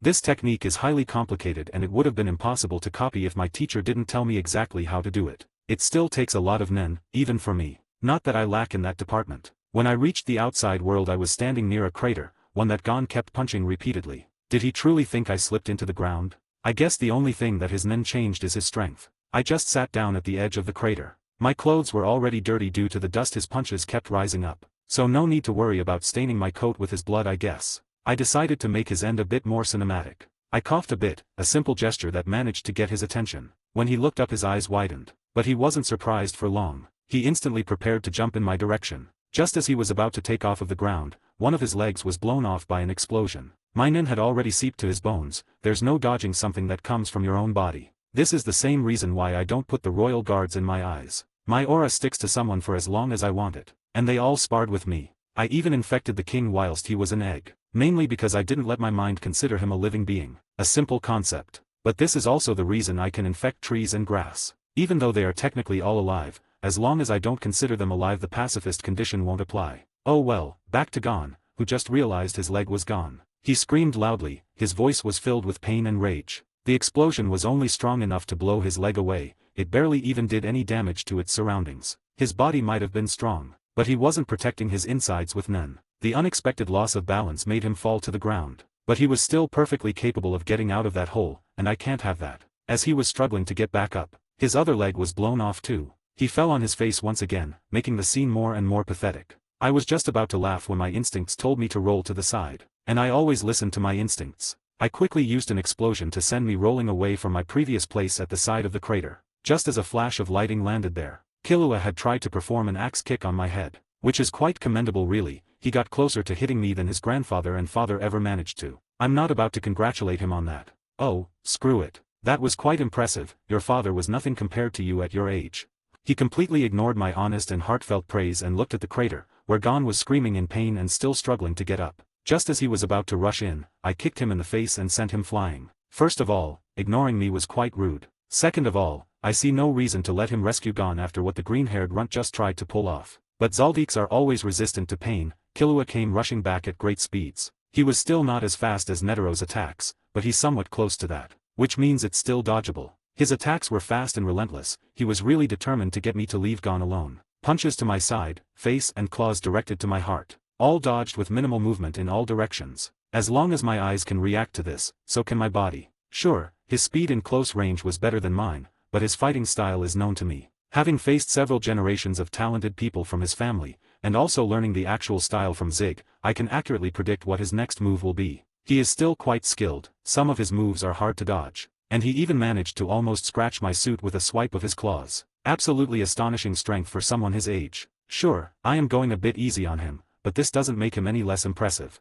His arm quickly extended as his nails turned into claws. He was obviously trying to stab my heart. I decided to use one Hatsu. Killua completely passed through me. As his eyes widened, this Hatsu, fleeting existence, is something I made using my teacher's theory of space. It has some of the same concepts as his. It allows attacks to completely pass through me when activated, but I must be completely stationary, not even a heartbeat of movement. This is only possible because I know how to stop my heart. Zig's teachings were also helpful in developing this. The good news is that it barely uses any nen. Well, for me anyway. When I tried to make Krollo copy it, he fainted. Not a good look for him. As Killua passed through me, I whipped my leg around and struck his side. I could hear a few bones of his crack at the strength of my kick. I barely infused it with quite a bit of nen. He was like an arrow leaving a bow. He crashed into a wall of the palace. I could see the pain in his eyes. POV narration. Just as Killua was about to use the wall to jump back in, a deafening sound stopped him in his tracks. Boom. A powerful shockwave quickly washed over the royal palace, but the explosion was a great distance away. It was still clearly visible. A giant mushroom of fire was certainly a way to describe it. The scientist looked calmly at the growing hellfire in the distance. His eyes didn't let off any emotion, but deep inside, a farewell was being sent out to Netero. A small smile found its way to his face. No traces of sadness were to be found in him. He was happy that his friend managed to do what he wanted in the end, even if his wish was to die fighting. Hope you enjoyed the chapter. Patrick.Ian. 29. Wrapping things up. POV Ashton. Seeing as Netero was already done with his fight, I also felt the need to take care of things on this end. I decided to just ignore Killua and let him take Gon to relative safety. He was already dying. I don't even need to do anything about it. He doesn't have any regenerative capabilities, so his legs won't be regrowing anytime soon either. Both Yuppie and Little Poof started fleeing in the direction of the explosion, probably desperately hoping that their king survived. Pitou should still be patching up that little girl too. I should deal with her now. The girl should be past the critical phase. The rest of the minor wounds aren't really important. Oh well, I'll do something about them anyway. I'm feeling generous today. The most interesting thing is that Killua didn't look at me with hate even once during our confrontation. He even looked thankful when I let him get to Gon. It's quite surreal. Even for a Zaldik, this behavior is quite unexpected. I guess he can somewhat understand the strange circumstances of my fight with Gon weren't really under my control. I can't do anything to help with the kid giving his life to fight me. I wouldn't have killed the kid, maybe maiming him a little out of anger. He also didn't want that little girl to die because we decided to attack the ants without checking if they have hostages. Upon entering the room I could see that the operation was mostly done. But there were still quite a few injuries on her. Why not try something out myself? Make a bit of room, Pitou. My voice startled her a bit, but she listened to me anyway. Her obedience to me was purely out of the fear I instilled in her during our training. What was that sound earlier? That was the very first thing Pitou asked me about, seemingly forgetting that I'm not really her ally. I promptly ignored her. If she knew her king was likely dead, she'd not be so calm and collected. She's the one I spent the most time on. Having to kill her for lashing out would be a shame. Out of the 3 royal guards, she's the only one that I plan on keeping alive and taking back to my laboratory. Of course, she won't be going willingly, but I don't plan on giving her much choice in the matter. When I reached the injured girl's side, Pitou's Hatsu, Dr. Blythe moved a bit to the side, still continuing to close wounds. Out of my back came a large doll, looking identical to Dr. Blythe. I obviously copied her. She looked extremely shocked by this. But, thinking logically, there's no way a newborn ant could devise a Hatsu that I cannot replicate, at least to some extent. This one isn't exactly all that complicated either. It's just annoying that it leaves one vulnerable. Thankfully, I have more than enough nen left to guard myself, even if I need to remain stationary. I won't bother renaming this Hatsu. I didn't design it any differently. The only difference is that this one has black hair. The only reason my eyes aren't shining scarlet right now is that I'm wearing contacts. It's also the reason why they didn't shine when I used upside-down reality, and fleeting existence. I can only somewhat use those without my eyes. All usage of specialist techniques is somewhat strained without me activating the scarlet eyes. Both Dr. Dolls looked at each other with curiosity. As if alive, I guess they are somewhat sentient, just like plants are alive. Both doctors started diligently working on the unconscious girl. Her injuries were being stitched up at a visible speed. In just 15 minutes, she was as good as new. Only a few scars left. Both Pitou and I got up. I looked at the ant with unrestrained malicious intent. She noticed this and tensed up immediately. I guess it's time I take care of you. Pitou immediately tried to dash to the other side of the room. At this point, me hurting the little girl wasn't a concern for her. I just helped heal her after all. I don't plan on giving her much opportunity to leave my side. She won't go all out when near the girl. Her late king wanted her alive, so I'll be using her as a hostage for now. I know, quite hypocritical of me to use her like this after getting so annoyed at Gon. But I am a hypocrite after all. I grabbed her hand and pulled her to me. She quickly tried to stab my heart out of my chest. It would have worked too had it not been for me using Ryu and directing 100% of my aura into defending my chest. Her nails broke on my barrier of aura. Her eyes widened in shock and she tried to separate herself from me. I quickly used Ren only on her, paralyzing her in fear as she heavily sweated. She looked like a regular human surrounded by sharks in the deepest parts of the ocean. Helpless, afraid, and unmoving. I quickly used one of my own specialist Hatsu, Mind Breaker, by putting my right hand on her head. She was too scared to move. This Hatsu only worked if the victim is in a state of fear. It also needed me to have direct contact with the victim's head. I somewhat used it against the Phantom Troop, although nowhere near to the extent to which I will use it now. This Hatsu, when used correctly, starts a battle of Nen in one's mind. My aura quickly attacked her mind and overpowered hers. It quickly started eating away at her personality and will. By the end of this quick process, she will be nothing more than an obedient flesh puppet, barely sentient and only responding to my commands. It's regrettable that I have to do this, but she won't obey me completely otherwise, and I don't want her escaping again. The fear in her eyes slowly got replaced by complete emptiness. Some saliva coming out of her open mouth, indicating some loss of brain functions. The process was complete. I grabbed the Pitou, or what remained of her, by the neck, ripped open space, and threw her in there. Dusting my hands a bit, I started preparing to head for the site of the bomb. Netero's final attack. Bonus chapter today. I wanted to post one the entire week, but it's annoying to do so at work. By the way, Pitou won't stay mindless forever. That's said later in the story, but I figured some PPL might be mad if I didn't mention that now. Patreon is 25 chaps ahead.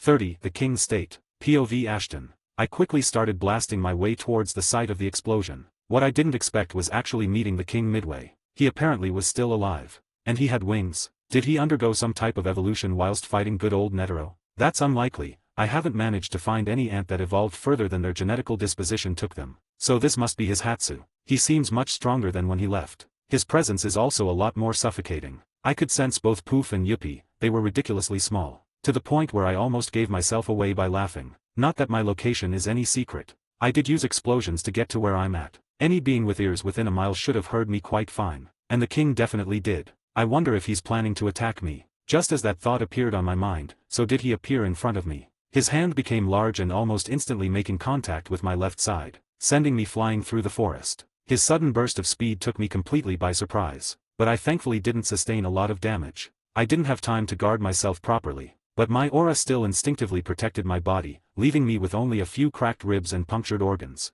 I used Nen properly to soften my landing. He followed me quickly, punching me again. This time I was able to react properly, letting off a powerful explosion and using Ten to protect myself. The king shrugged the explosion off like it was nothing. His punch also went through my guard and sent me flying again. My contact lenses also got lost somewhere in the forest when he first punched me. But I didn't really have time to worry about showing my eyes right now. Meanwhile, I'm still pondering how exactly he survived the nuke I made for him. POV narration, flashback. Both the king, Miruem, and Ashton finished their fights against their respective opponents at about the same time. Miruem finally learning his name and Netero showing him just how depraved humanity truly is, sticking a finger in his chest and stopping his heart. The king instantly realized that what Netero just did spelt trouble. Every single cell in his body was telling him to run away. But something else caught his attention. In a moment of desperation he managed to sense something inside his own body, an unfamiliar Nen. It was immensely powerful and large in quantity, and it gave him the chance to survive. He quickly devoured that Nen, becoming twice as strong as he was previously in an instant. But his survival wasn't guaranteed at all. So, with his greatest speed, he dashed in the opposite direction. But he still couldn't outrun the explosion, as the detonation speed of a nuclear weapon far exceeded his at the time. Still, he got far enough to somehow luckily survive. The bomb specially created by Ashton was not something to scoff at. Only a deranged man would walk casually with something like that inside his chest. The explosion was extremely big, but the radiation it left was even worse. The beautiful land became unlivable in an instant. The king survived the explosion, but he was not out of the clear yet, losing the entire left part of his body, as well as his bottom half. It was a complete miracle he survived long enough for Yuppie and Poof to find him. They quickly assisted him by turning their very beings into nurture for their king, only living on as small remains of what they once were. But they did so with unparalleled happiness, as they were fiercely loyal to their king, and helping him meant everything to them. They also quickly told him of the situation at the royal palace. Neither knew what fate befell Patu, but they knew she was likely gone. Their belief was even more powerful when seeing Ashton in the distance. The king now also knew who Ashton was. His most loyal royal guards had shared their very beings with him. He could see in their memories just what Ashton was. So he deemed him a threat, and he acted quickly, starting the fight almost instantly. Their king acted quickly, and started fighting. POV Ashton. And there I was, flying through the forest, not with my own explosions, but by the punch of the somewhat angry Ant King. I really don't get how he's still alive, but it seems using brute force won't work at all with him. Oh well, that was never my favorite fighting style anyway. But I need an opportunity to slip my parasitic nen into him. The one I had placed into him when he was an egg seems to have vanished. And I can't wait around for an opportunity to show itself. After spearheading through a few hundred trees I finally managed to bring myself to a complete stop. My injuries were really bad right now, my body was in a bit of a harsh state, but I wasn't in any actual danger yet. I could easily escape and heal. My body regenerates a lot faster than that of other humans. It's mainly because of the ridiculous amount of vitality stored within it. But, even with all of that vitality, I still can't regenerate things injuries of this magnitude instantly. And just as soon as I gathered myself, the king appeared in front of me. This time I was prepared. Creating a distraction shouldn't be too hard for someone like me. His tail was ready to pierce my chest, and if our previous exchanges told me anything, I won't be able to block it. My eyes turned a bright scarlet as his tail went through me completely. He took a step back, and that was the perfect opportunity for me. My parasitic nen quickly attached itself to his tail, running through his whole body. I couldn't help the satisfied smile that reached my lips. Hope you liked it. And before anyone complains much, Miruem was basically a god after devouring the nen of his royal guards. Even if he was dying of poison, now he also had Ashton's nen as food. And, Ashton's nen may not be easy to see, but it can still be felt, especially if your ability revolves around eating the power of others. Patra.Ian. 31. Regret. POV Ashton. The fight should have been over, but I can't really help but feel somewhat strange. My instincts are going haywire. And for the right reasons it seems. Unfortunately, my smile didn't last for long. I could sense my parasitic nen being devoured by his strange and evolving aura. Fuck sake, I cursed loudly, completely losing my calm facade and showing how this situation truly felt for me. I regained my composure quickly, however, as the king stopped in his tracks and looked at me with wide eyes. It was you.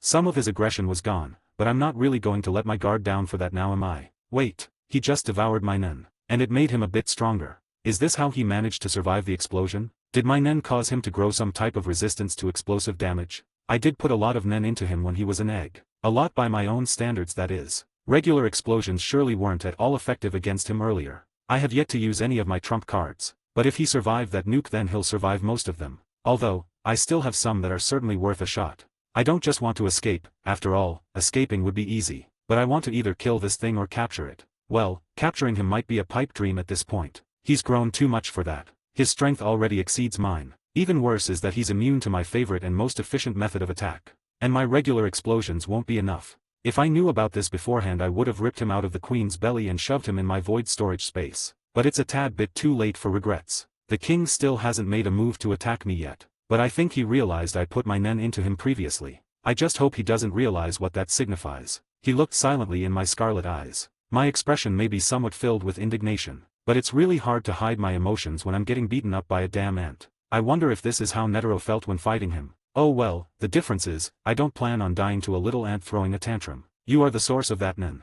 His eyes turned serious, he seemed to be contemplating whether to let me go or not. But I don't like this situation. It's somewhat humiliating that this ant even considers itself capable of deciding my fate. Just as he was about to speak, I released my N, surrounding the entire forest and touching everything in a 10-kilometer radius. He was instantly on guard when feeling it. This is his first time being exposed to my N, and my hatred sure is skyrocketing right now. What he probably doesn't realize yet is that my N is imbued with the properties with my parasitic explosion Hatsu. I will use most of the Nen inside my body to unleash an explosion that will topple that of the nuke. The core will be this entire 10 kilometers radius. He failed to realize this, but I spread my parasitic Nen in our surroundings instantly, and, just as I was detonating it, I let myself fall backwards, the ground itself pulling me towards it at incredible speeds. I obviously didn't want to stick around to face the brunt of my own trump card. I called this, decadence of man. A simple name that spoke for itself. Degradation to the point of self-destruction, which was ironically Netero's fate. And it would have been my fate too, had it not been for the eyes of the Krita clan easing my access to the upside-down reality. POV narration. Just as the king decided to spare the life of the strange human in front of him, he let out his aura, making Miruem instantly reconsider his decision. He was too caught in Ashton's aura to realize just what it signified. But someone else wasn't. Poof was also startled by Ashton's outburst, but it wasn't outside his expectations. He already knew that the scientist's curiosity is only matched by his pride. But his eyes managed to catch something else, something terrifying. He happened to use Gyo as Ashton released his N. The aura in their surroundings was red. Blood red mixed with a purplish glow. Every air particle, as long as his eyes could see, was imbued with this malevolent aura. It was as if death was holding a scythe above his head, patiently waiting for this catastrophe to materialize. He instantly realized what it was. Ashton had explained a bit of how his Hatsu worked to the ants. But seeing it at this scale left him completely paralyzed in fear. But he didn't fear for himself, his king's safety was his utmost priority. Your Majesty, quickly are you? But Poof was a bit too late, as the scientist disappeared into the ground almost instantly. And just as he vanished, an explosion of massive proportions expanded from the 10-kilometer radius that Ashton's N had touched. Poof and Yuppie had no chance of survival at all. They were turned to ashes before the explosion even expanded from its core. The king was in no better shape than them. Although the size of this explosion was greater than the nuke Netero unleashed on him, its strength was infinitely higher. His Nen was being burned away at speeds he could barely fathom. It also lasted a lot longer. The parasitic Nen continuously sending more and more blasts of explosions everywhere. The king's Nen quickly depleted as his body was left helpless against the raging hell that was happening around him. He was quickly swallowed by the beast. The flames burning him to the very core as the temperature of his body rose to unimaginable heights. In his last moments, all he could feel was regret. Regret that he couldn't see Komuji again, regret that he wasn't a better king for his subjects, and regret that he bared his fangs against the human race. Didn't really want to leave you with a cliff on a nice Sunday like this. Patra.Ian. 32. Lurking Madness. POV Ashton. For some dastardly reason, I simply cannot understand why the king even hesitated in attacking me. Did he feel grateful that he only survived because I implanted my Nen into him? I highly doubt that the king of ants felt grateful for that. But still, his hesitant response is what allowed me to use decadence of man on him. It left him open for a split second, so I shouldn't complain much. I only had doubts about this move because he could have interrupted my escape and I would have died right alongside him. But my worry was for nothing it seems. The king was too surprised by mine to react properly. Now I need to stay in this world for quite a while. The explosions in the outside world are probably self-sustaining by now. Even if the king had some resistance to explosions due to consuming my Nen, he won't be surviving this. Yuppie and Poof are without the slightest of doubt dead, and going out right now would kill me. I could also choose to use this opportunity to recover some of my aura. I can stay in this world for around 3 hours. That should be more than enough to regain some strength and heal my injuries. Holding my breath isn't a problem. But this place always makes me feel strange. I always feel like I'm out of place in this strange world. Exploring it also seemed quite useless as it is seemingly empty. But the strange darkness that surrounds my white, glowing body, is extremely calming. It still unnerves me, but it also feels strangely homely. I've never been in a place that made me feel both at home and that I didn't belong there. The only exception being the Dark Continent after the expedition started. My teacher never talked much about this place either, only calling it a place where our laws don't apply, and leaving it at that. I can't remember if he ever mentioned anything about the eyes that have started surrounding me right now. Bloodshot eyes peered at me through the darkness, easily distinguishable from the black and white aesthetic of the upside-down world. Some were filled with curiosity, others unimaginable malice and hatred. There was no kindness to be found in this place. This was the first time I have felt truly vulnerable in an extremely long time. They stared right through me, almost as if they were judging me. Some were close and some were far. More and more kept appearing around me, both large and small. As the previously severe darkness was completely occupied by horrifying eyes and blood-red symbols. And it all culminated when I looked at the ground. I was standing on the center of a gigantic purple eye. Its gaze was one of pure hatred. My mind was slowly being filled with hushed whispers. They were speaking of strange conspiracy and rambling endlessly, urging me to commit many barbaric acts, trying to influence and skew my thinking.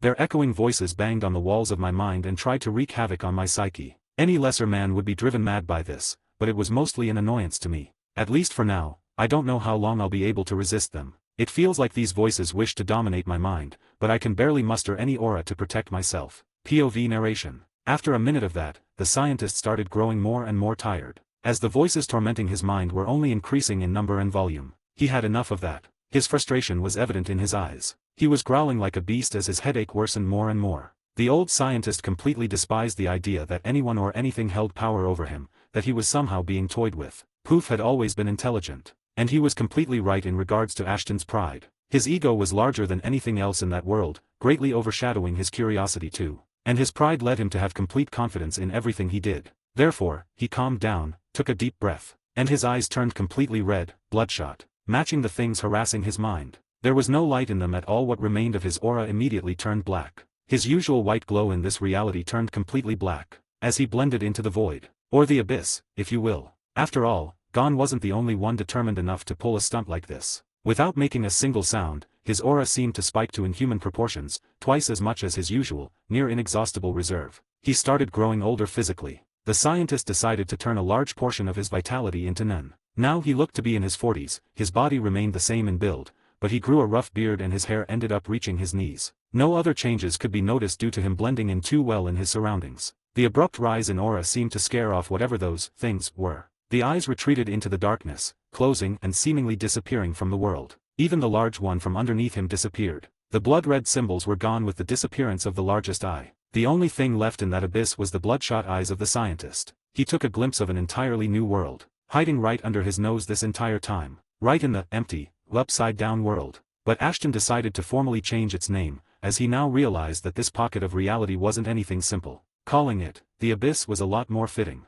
Ashton's teacher had inadvertently created a gateway into an extremely frightful place. The scientist didn't look affected by his loss of vitality. He was already making plans on how to get stronger. His encounter with the king left him feeling helpless for the first time in centuries. So he stood still and pondered whilst waiting for the explosions in the outside world to be over before finally leaving. Hope you liked the chapter. The world of HXH is really large and unexplored, so I can take a lot of creative liberty with it. This won't really follow any of the original plots, in case you didn't notice that. I figured a bit of eldritch abominations wouldn't hurt anybody. As for what those things were, that's going to be explained later. Patra.Ian. 33. The Canyon. POV Ashton. As soon as I reached the outside I started feeling a bit bad about what I had done. Not that I minded killing off the Ant King, but now I was in a hole I couldn't even see the sky properly from. It was extremely deep. Looking at a side of the crater made me think I was trying to stare at a mountain in the distance. The temperature is still extremely high in my current area, to the point where I'd catch on fire if I didn't use Nen to protect myself. And the size of this crater is enormous. The explosion was horrendous. The flames and impact that expanded from its core tore apart the surroundings and completely changed the landscape. This makes the nuke I devised for Netero look like a child's toy. Although, the size requirement was hindering me quite a bit. Still, I always felt it's a shame to ruin nature on such large scales. Again, hypocritical, especially since I build nukes. But hey, I'm human, hypocrisy is accepted and expected in this twisted world. Oh well, regardless of that. Now I have a few things to take care of and quite a lot of mysteries to solve. First things first. Why did those eyes and symbols never show up in the past? Is Nen truly scary to them, or does it just protect me from them? I didn't realize that my perfect escape from the decadence of man would almost get me killed in a completely separate reality from this one. From my past excursions in the newly titled Abyss, I could never feel them. My teacher, the one that created this Hatsu in the first place, never mentioned anything about the eyes either. But it seems that they prey on weak individuals. They sensed that my aura was exhausted when I entered their realm and they pounced on me like hungry wolves. I was forced to sacrifice vitality just to get them off my back.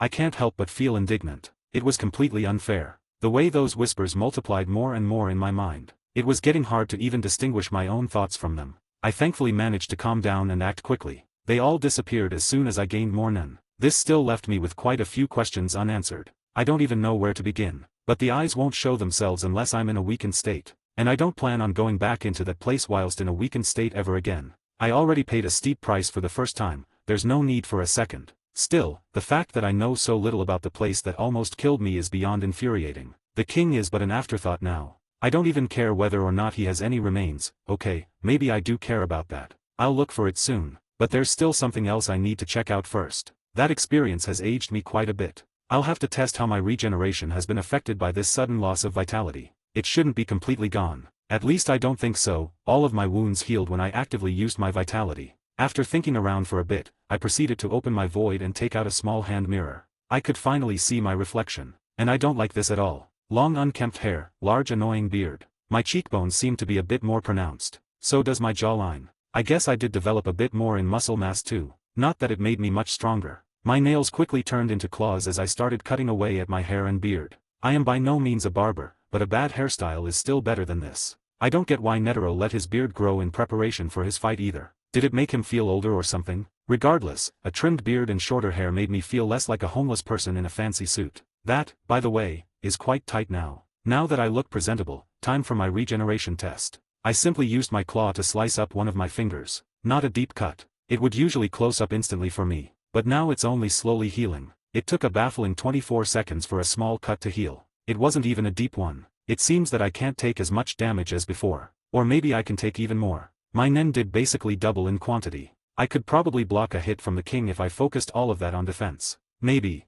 Oh well, time to go and look for any remains of the Ant King. It's no use even bothering to look for anything of Little Poof and Yuppie. And I also don't think I'll find much. So I'll just make my new puppet do it. Well, she's a puppet for now, but she will eventually develop a personality. It will take a while though. Her mind was broken very recently. But she will recover eventually. It's not like Patu is a regular human. Although any memories of her previous life are wiped out completely. Something that I don't really mind. I will have to cram Nen theory back into her mind. Right now she's only using it on instinct. I sent Patu to look for anything other than scorched earth. It should be a good enough description. Although, I highly doubt she'll even find his ashes. It's about time I go back to my laboratory. Oh, the palace. I think this explosion completely wiped out the palace. Even if it was 40 kilometers away from my location when the explosion went off. This is quite sad, not for me, but for the people that got caught up in it. Oh well, their sacrifices will be remembered. Hope you enjoyed the chapter. Patrick.Ian. 34, Casualties and Request. POV narration. The explosion took everyone by surprise.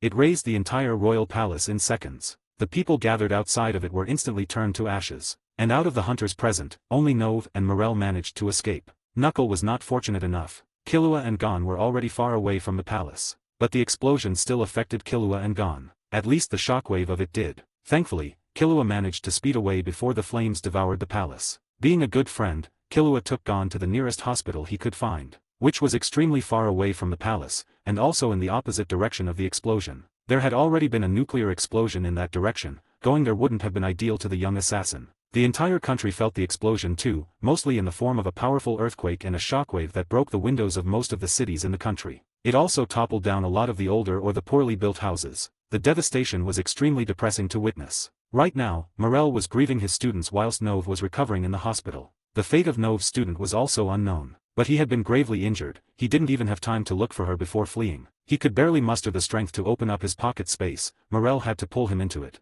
They couldn't understand what had happened. They had no way of knowing that this was Ashton's fault. And even if they did, there wasn't much they could do. Although, if the old scientists had just fled from the Ant King, humanity itself would be in danger. His pride had saved humanity. Somewhat self-defeating when you think about his goals. But still, his pride far overpowered all of his thoughts. The king had become akin to a god after absorbing the royal guards and Ashton's Nen. He couldn't be taken down through normal means. And governments would be too slow to react. No normal nuclear weapon would be able to take him down either. Only the strongest one would be able to kill him off completely. And that bomb is one of a kind and stupidly expensive. The only person capable of producing it was Ashton himself. And it was just as powerful as the explosion he had created, just a lot more poisonous. The fumes from it would likely kill off the entire country and affect others surrounding it too. Governments worldwide were extremely reluctant to use this type of destructive weapon. It would worsen public relations after all. Killua is currently trying his best to find a way to heal his friend. Gon's hurtful words were all but forgotten to him. He cared far too much for the green-haired child to hold a grudge against him.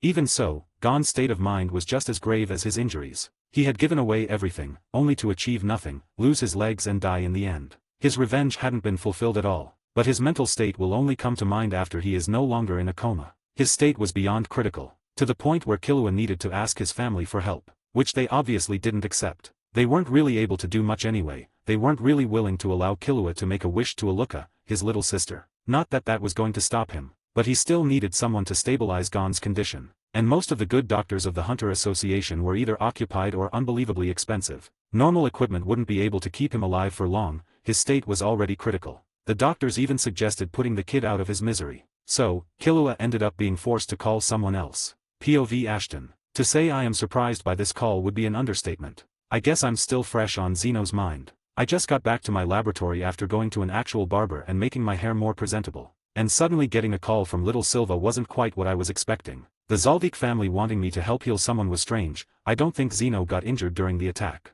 There wasn't even anyone capable of doing that. The royal guards were occupied with the others. and any other ant would just get ignored by the guy, especially since he was affected by almost killing a non-target. Still, I guess it's been a while since I've seen Maha, some tea with him wouldn't be so bad. Sure, he tried to kill and all that, but most of my acquaintances do that at some point. Maybe I should stop hanging out with such a bad crowd. Oh well, not that it matters. I'm also a bit curious as to how little Silva has developed. He was quite talented when he was young, not as much as Killua though. Wait, Killua took Gon away. And now the Zaldiks want me to heal someone out of nowhere. Wait, is Killua impersonating his dad? I doubt the Zaldiks would care much about Gon. Well, at least this is going to be fun. Although I don't know if I'll be able to help much, Gon is a bit more than injured. His vitality is simply gone. He's lucky to still be alive. I guess Killua just wants me to stabilize him for a bit. I can do that, sure. That must mean he has a way to actually make him recover completely. Something I find hard to believe, but Killua isn't stupid enough to call me for shits and giggles. So he must have secured a way to actually save Gon's life. And that's something I want to see. Well, I also want to see Gon's face when he realizes that the person he tried to kill had a hand in preserving his life. POV narration. A sadistic smile reached Ashton's lips as he stared at the table in front of him. I guess I'll start my experiments a bit later, was his thought. A strange carcass was laying on said table, dissected and bloodied, which he all placed in his personal space. He threw away his gloves and wiped his hands on a towel, immediately starting to get ready to reach Gon's location. Here's the chapter. I'm tired AF, hope you enjoyed it though. The fate of Nov's disciple will be mentioned eventually, just not now. Here's the patter.en link. And 35. A strange incident. POV narration. As the scientist rushed towards Gon's location, he received another phone call. He usually wouldn't even hear that with the wind in his ears, but it seems the universe really wanted him to hear that one. He landed a bit and answered the call. Hello. Ashton greeted with some curiosity. Hello, this is Starbucks, may I take your order? Strange. You are the one that called me. No, I don't want coffee. After that, he just continued his journey, only to be interrupted by his phone once more. He looked at the number only to realize it was the same one as before. This time annoyance was starting to set in. Still, he landed and answered. What? Was his greeting this time, much less cordial. Sir, you have been selected as the prize winner for $100 million. The scientist didn't even bother responding. All you need to do is to message this number with your credit card number and 3 numbers on the back, said a voice with a thick Indian accent. Not that Ashton knew what an Indian was. Stop calling this number, he said, but his calm expression started to crack a bit, as his eyes promised a lot of pain to the phone. But the caller didn't take the threat seriously. After a few minutes, he was called again. Same number, different voice. Sir, you must renew your television license. I hate to inform you that. Look, I don't care who you are or where you are. I am going to find you, and kill you in the most painful manner I can think of. He hung up the phone and continued. Meanwhile, in a random warehouse, the Phantom Troop were gathered around a phone. Some were laughing, some were smiling. Kalito, this phone prank idea is really nice. A good way of entertaining ourselves, said Nobunaga with a satisfied smile. Or the Starbucks employee. Yeah, this guy's reactions were quite great too, said Bonalinov, or the Indian scammer, as he recovered from his laughter. Indeed, by the way, whose number was that?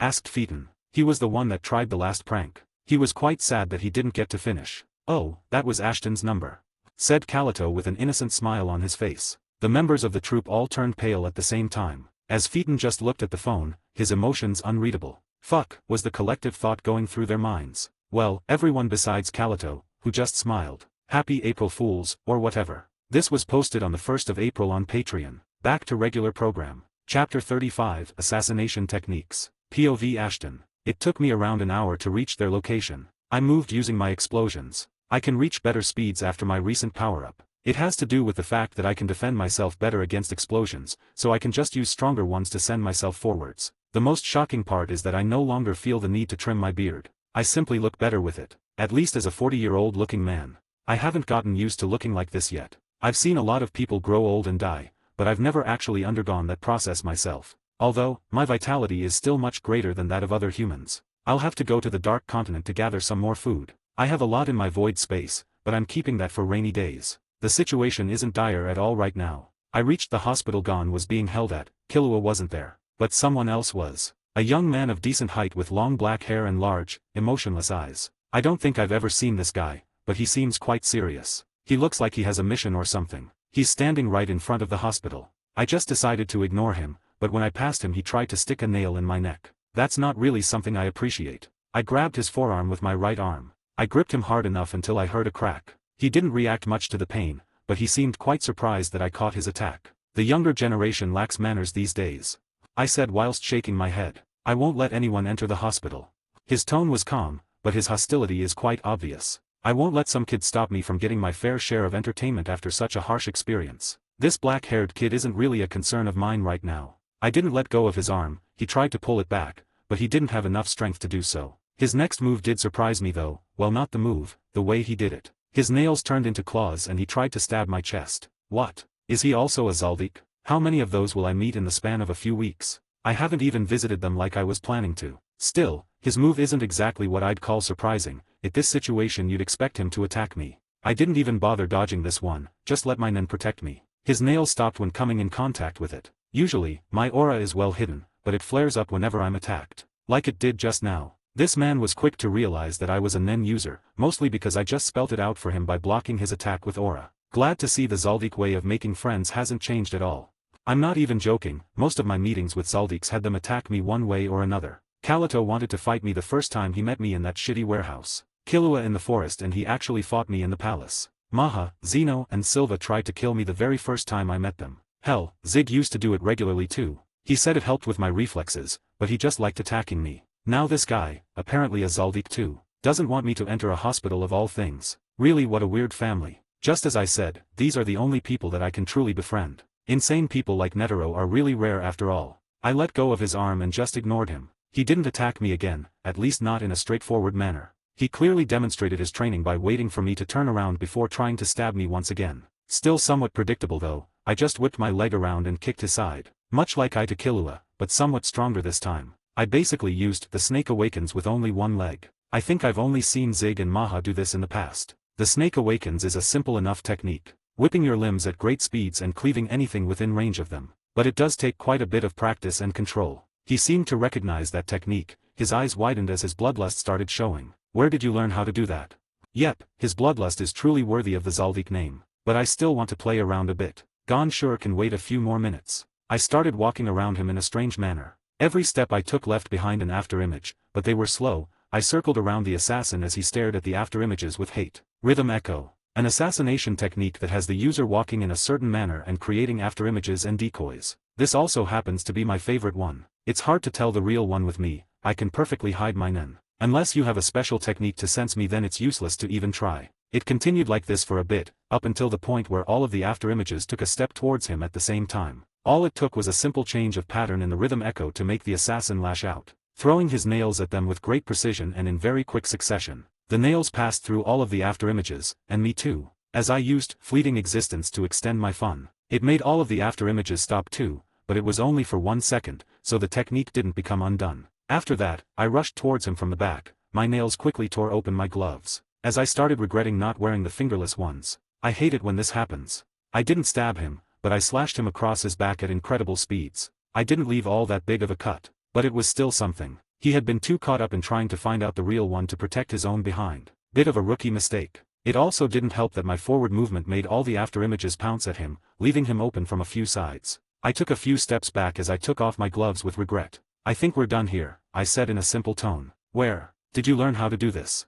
He was really getting aggressive. I didn't know the Zaldiks cared so much about their techniques. Maha, Zeno and Silva all saw me use them and they barely reacted at all. I think it's mostly because they somewhat knew who I was. But this guy thinks I'm just some random doctor or something. This one was a bit longer, probably cause of the April Fool's part. I got this idea on the toilet after a patron suggested I do something like a special for the 1st of April. Hope it was good enough. Patra.Ian. 36, Illumi Zaldik. POV Ashton. I guess I should not antagonize him too much for no good reason. As I said, most of my acquaintances tried to kill me at least once. Oh yeah, to answer your question, a person named Zig Zoldiak taught me these techniques. I also met Maha in the past. Silva and Zeno too. His eyes seemed to widen the more I spoke. Why would a member of my family teach you those things? He had calmed down somewhat, mainly because I didn't mention the circumstances of me meeting his family. If he knew that I am basically the only person the Zaldik family has failed to assassinate, he wouldn't be calming down at all. But he was still wary, which is a given. I did just claw his back with an assassination technique his own family takes great pride in. Their techniques were gathered from all around the world, not all of them belong exclusively to this family. Although some techniques are Zaldik family originals, and their use of these techniques is certainly beyond skillful. Most of their arsenal is composed of simpler techniques they found and improved upon over the years, turning them into completely new ones or just strengthening them majorly. Oh, I saved Zig's life a few times. He wanted to fully repay the debt, so he taught me these techniques. A simple story. He seemed able to accept this, at least to some extent. I can't remember if the Zaldik family saw their techniques as something sacred that must be protected. Well, I think they do, at least to some extent. Zig was somewhat special, even for the Zaldik family. They are usually quite against fighting overly powerful opponents. But Zig decided to go out to the Dark Continent, much like Netero. The Zaldik family doesn't really take requests like that, so it's safe to assume he sought the expedition out on his own. Although, I don't know if he realized just how dangerous the continent actually was. He seemed quite regretful at some points during our journey. Still, he made it back alive quite well. Me knowing the lands there certainly helped. Although I didn't give them much besides some nitro rice when it comes to treasures. By the way, what's your name? I said whilst extending my hand to him. A handshake is in order, I believe, at least that's what you do when meeting someone new. POV narration. To say that Illumi was surprised would be a great understatement. A random person that he tried to control turns out to be a powerful fighter and a skilled assassin that has mastered his family's techniques. He didn't really believe that this man was taught by Maha's own son. He also found it hard to believe that this man had met with every single senior member of his family. But a previous conversation he had with his great-great-grandfather, Maha, came to mind. If you ever see a strange man in a lab coat using our family's techniques more skillfully than you, run as far as you can.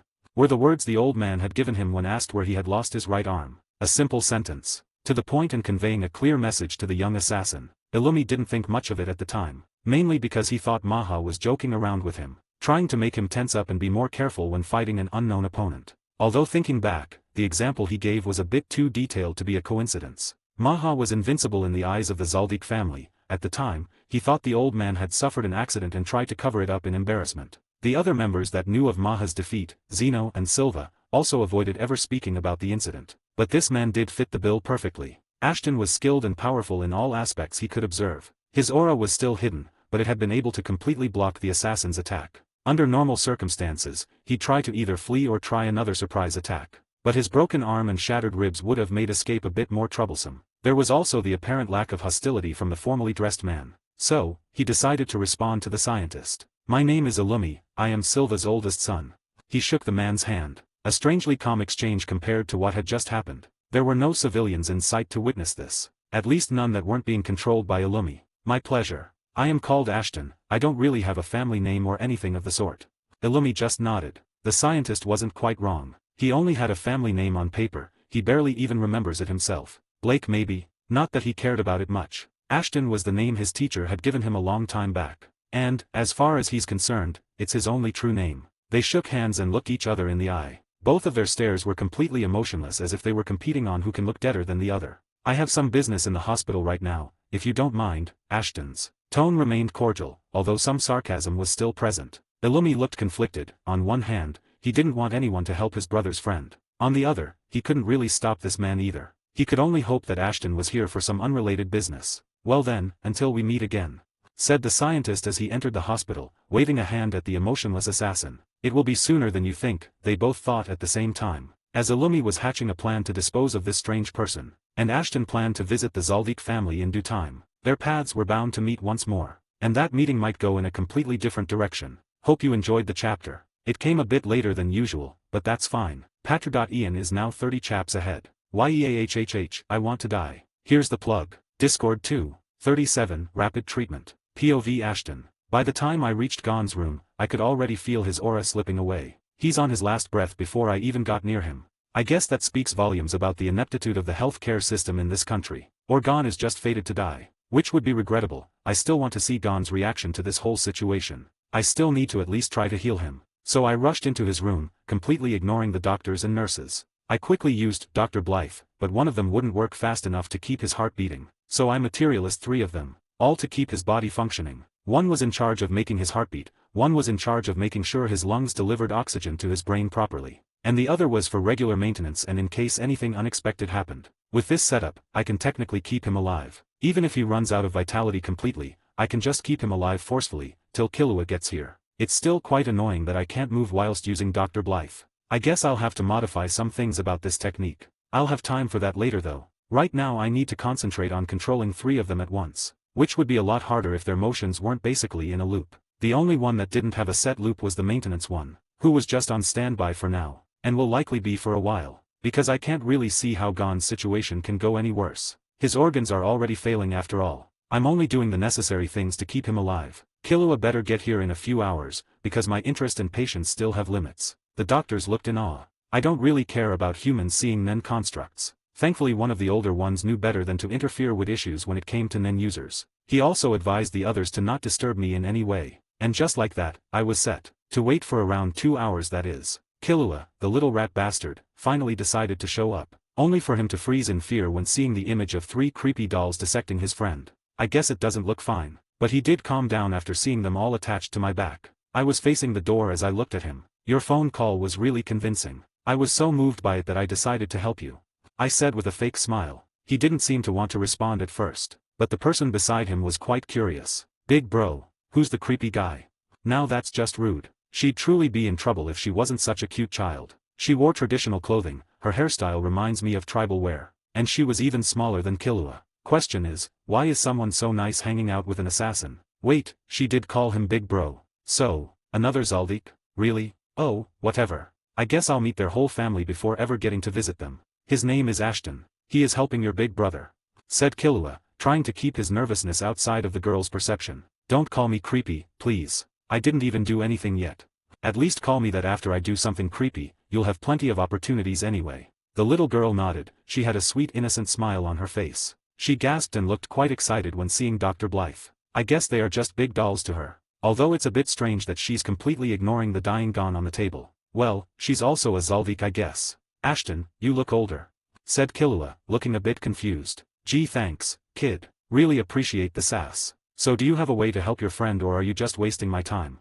Killua looked a bit shocked when I mentioned this. I guess he hoped I wouldn't think too much on why exactly I was asked to keep a dying man alive. He doesn't know me well enough it seems. Not that I blame him, we didn't really spend all that much time together. And some of it was spent with him trying to kill me. So yeah, he's truly a Zaldik huh. POV narration. In truth, to say that Killua had expected Ashton to actually help Gon was beyond stupid. He didn't even consider that the scientist would show up. Still, he was very desperate when he made that call, and he knew that the man before him was still technically a doctor. Morel told him to try and contact Ashton, saying he should be able to at least use his connections to help the two. It was how he had gotten the number in the first place. But he was not expecting this type of help. Ashton, the man Gon tried to kill, helping personally and waiting for him in this place. Even if he masked his voice and tried to hire him, he wasn't expecting him to show up himself. But how exactly could a 12-year-old child fool an old fox that lived for centuries? At this point, Killua was regretting taking Morel's suggestion about asking Ashton for help. But it was far too late to go back now. He was now scared for the safety of both Gon and his little sister, Aluka, especially since he was going to now see Nanaka. And he knew the type of greed Nanaka was able to instill in others. The wish-granting second face of his innocent and cute little sister. Nanaka was by no means malevolent, but it liked the concept of equivalent exchange a bit too much. At least that's what Killua believed. He wasn't outright wrong either. Still, it still left to see how Nanaka was going to affect the old scientist. The young white-haired assassin could only clench his fist and hope for the best. Hope you enjoyed. Plug. 38, Instant Recovery, POV Ashton. Why yes. I do have a way of healing Gon. He said with a stutter, his nervousness is only making me more curious now. I'm starting to think this kid doesn't want me to be here. I am extremely hurt, I believed us to not be in such bad standing with one another. Well then, time to see what the little assassin has in stock. It's clear to see that his plan relies on his little sister. Otherwise, I don't see any reason why he'd bring her into the room of his dying friend. Well, maybe she just wanted to tag along to watch someone die, who knows it with these Zaldiks. Into the room entered 2 more people, both wearing fashionable suits. A tall old lady who didn't seem to like me very much, and a teenager with a strange walking stick. Or, I guess it's her weapon. Who knows really, they should be Zaldik family servants. Oh ho, and who might this young man be? Oh, I already like this lady, I'm not calling her old anymore. Anyone that calls me young after my transformation is getting in my good books. Well, nice meeting you lady, I am called Ashton. A bit of a doctor I guess. I said with a cordial smile. She seemed quite surprised that I called her lady, but in all honesty, even if I called her young girl, it would be accurate for me. Aluka, from now on we will be together. That's a promise. Killua seemed to be having his own conversation with his little sister. Something strange happened, it certainly caught my attention. Her eyes seemed to disappear, her lips caught in a large smile, the inside of her mouth was not visible either. Now, this is what I wanted to see. An unknown factor that I can find interesting. Something I can study, or at least find out more about. They both came towards Gon, who was still behind me, being kept alive by the Dr. Blythes I summoned. Please, heal Gon, said Killua whilst looking at the dried up arm of his friend. I guess it's not really a pretty sight. His life is basically hanging on a string. The second I stop keeping him alive his organs will fail. Her voice now has a strange tone. Somewhat melodic, but somewhat creepy too. Killua uncovered more of Gon's arm. And Aluka, or whatever this is, grasped his palm, as both of her hands started to glow brightly. At this point, I also deactivate Dr. Blythe. The outburst of aura and was amazing. The more amazing part is that the aura corrupting his body and killing it was being taken out of him forcefully. A strange power seemed to be regenerating his vitality and his body followed suit. I think this outburst of energy will be felt throughout the city. This won't do. I'll claim responsibility for this. I don't want anyone to bother Aluka now. She's immensely more interesting than both Gon and Killua combined. She also reminds me of something else entirely. But that's something I will explore later. I won't be actually harming the little girl though. That would be low even for me. I just established that she's the most innocent Zaldik I'll probably ever see. The healing lasted around a minute. This thing even asked for a head pat from Killua. She was about to leave, but I interrupted its reward. Now, would you tell me what your name is? I looked the seemingly eyeless being in the eye. The holes it used to see looked completely empty. I could immediately feel Killua tense up. He really didn't like this situation. Both the servants that were with him also seemed to prepare for something. AI. That was all she said. It's actually most of what she says. Someone else might mistake this with her saying, Ki, a derivative of okay. But this is actually just a name. One that I am quite familiar with. It seems I won't have to study her too much after all. I've met AI in the past. A calamity spawned on the Dark Continent when the 4th expedition happened. They seemed to take a liking to Zig. They weren't outright hostile. If you just ignored them they wouldn't be harmful at all. But they have the potential to ruin humanity in a split second. They also make humans show their true faces, granting them any wish at raising costs. AI are seemingly innocent beings, however. They are also called codependents of desire, which seems to fit this current situation. I'm guessing this one has taken a liking to Killua. It didn't even ask for a wish. Or rather, the only thing it asked for when it brought Gon back was a head pat. Usually, they take a life in exchange, or multiple. Even a few organs. But not a mere head pat. So I'm guessing this one really likes Killua. Still, how exactly have they left the Dark Continent is beyond me. They were never interested in doing anything. Maybe one of those that took a liking to Zig decided to stick around and possessed family members till now? Regardless, AI isn't malevolent, so I won't consider it a threat. One thing is strange. The calamities are beings that might have existed before the humans stepped foot on the continent. But I never met them before they appeared. The continent is very big, so the probability of me meeting them was still quite low. Point is, the calamities followed humans back to this little lake. The small corner of this world where humans reside. Lake Mobius, the size of the entire human world, can't even begin to compare to that of the continent. Lake Mobius is also smack in the middle of the Dark Continent, being surrounded by it completely. I only found out about these things from Don's book too. It's not like I knew a lot of geography as a resident of the Dark Continent. I looked around the room, the rest of the people in it were also tense. Gon wasn't conscious yet, but he didn't have long till he woke up. I guess Killua and his servants were expecting me to do something rash, like a wish for eternal life or some stupid stuff. But I know enough about AI to do something so utterly moronic. Hahaha, it seems I have taken you by surprise once again. Not RLY, some PPL might have noticed that I upload bonus chapters on weekends. Hope you liked this one. Patra.Ian, 39, Greed, POV Ashton. I see. It's very nice to meet you, AI. It didn't respond to me at all, just looked at me strangely. Still, I didn't expect to meet something like this today. I looked at Killua. He shivered a bit as my gaze met his. Well, I believe I must take my leave for now. Shame I can't stay until Gon has woken up. But now I have something else to look at. Killua looked very surprised to see me leave just like that. But I guess he isn't about to start complaining. His servants also calmed down visibly. It seems this merry group was all ready for blood. I need to find something. A relic, I guess. I need to remember where it was. And I need to find it immediately. I don't really care about Gon anymore. I lost all interest in any of that foolishness. Why would I care about his reaction in the first place? Nanaka, AI, Calamity. That is something I must look into more thoroughly. Not just one, however. I must look into every single one of them. I haven't felt this way in a very long time. Oh, I can barely contain myself. POV narration. It is said that greed is one of man's greatest sins. But it's more of a character trait at this point, as everyone is greedy in one way or another. AI is a being that exists to show us just how feeble the resistance of humans is to absolute temptation. Calamities come under many forms, whether it's absolute power or absolute control. AI is the calamity of absolute temptation and opportunity. All calamities exist to remind humans of the dangers of the Dark Continent. They believed the calamities were always on the Dark Continent. Only Ashton himself had doubts about that theory. He knew how the continent looked before the human expedition started. The appearance of some calamities could be explained by a major change in fauna that gave way to a new species to develop. But there were also special cases. AI is one of them, a calamity that cannot really be called organic. Mist-like creatures, impossible to kill, parasitic in nature. The one he had just met was such an example. Residing in the body of a small child, codependence of desire. They rely both on the desires of others and that of their hosts. This was the first time Ashton had seen AI take on a human body, but it seems this had happened in the past. Otherwise, AI wouldn't have appeared in Aluka. It must have been somewhere else near her at some other point. Even Ashton, one of the most knowledgeable people alive, could only speculate on the actual origin of some of the calamities. Zabi disease was another calamity that completely eluded the old scientist. It was the product of humanity's latest expedition to the continent. It was also called the immortality disease. The victims suffering from it were mostly dead.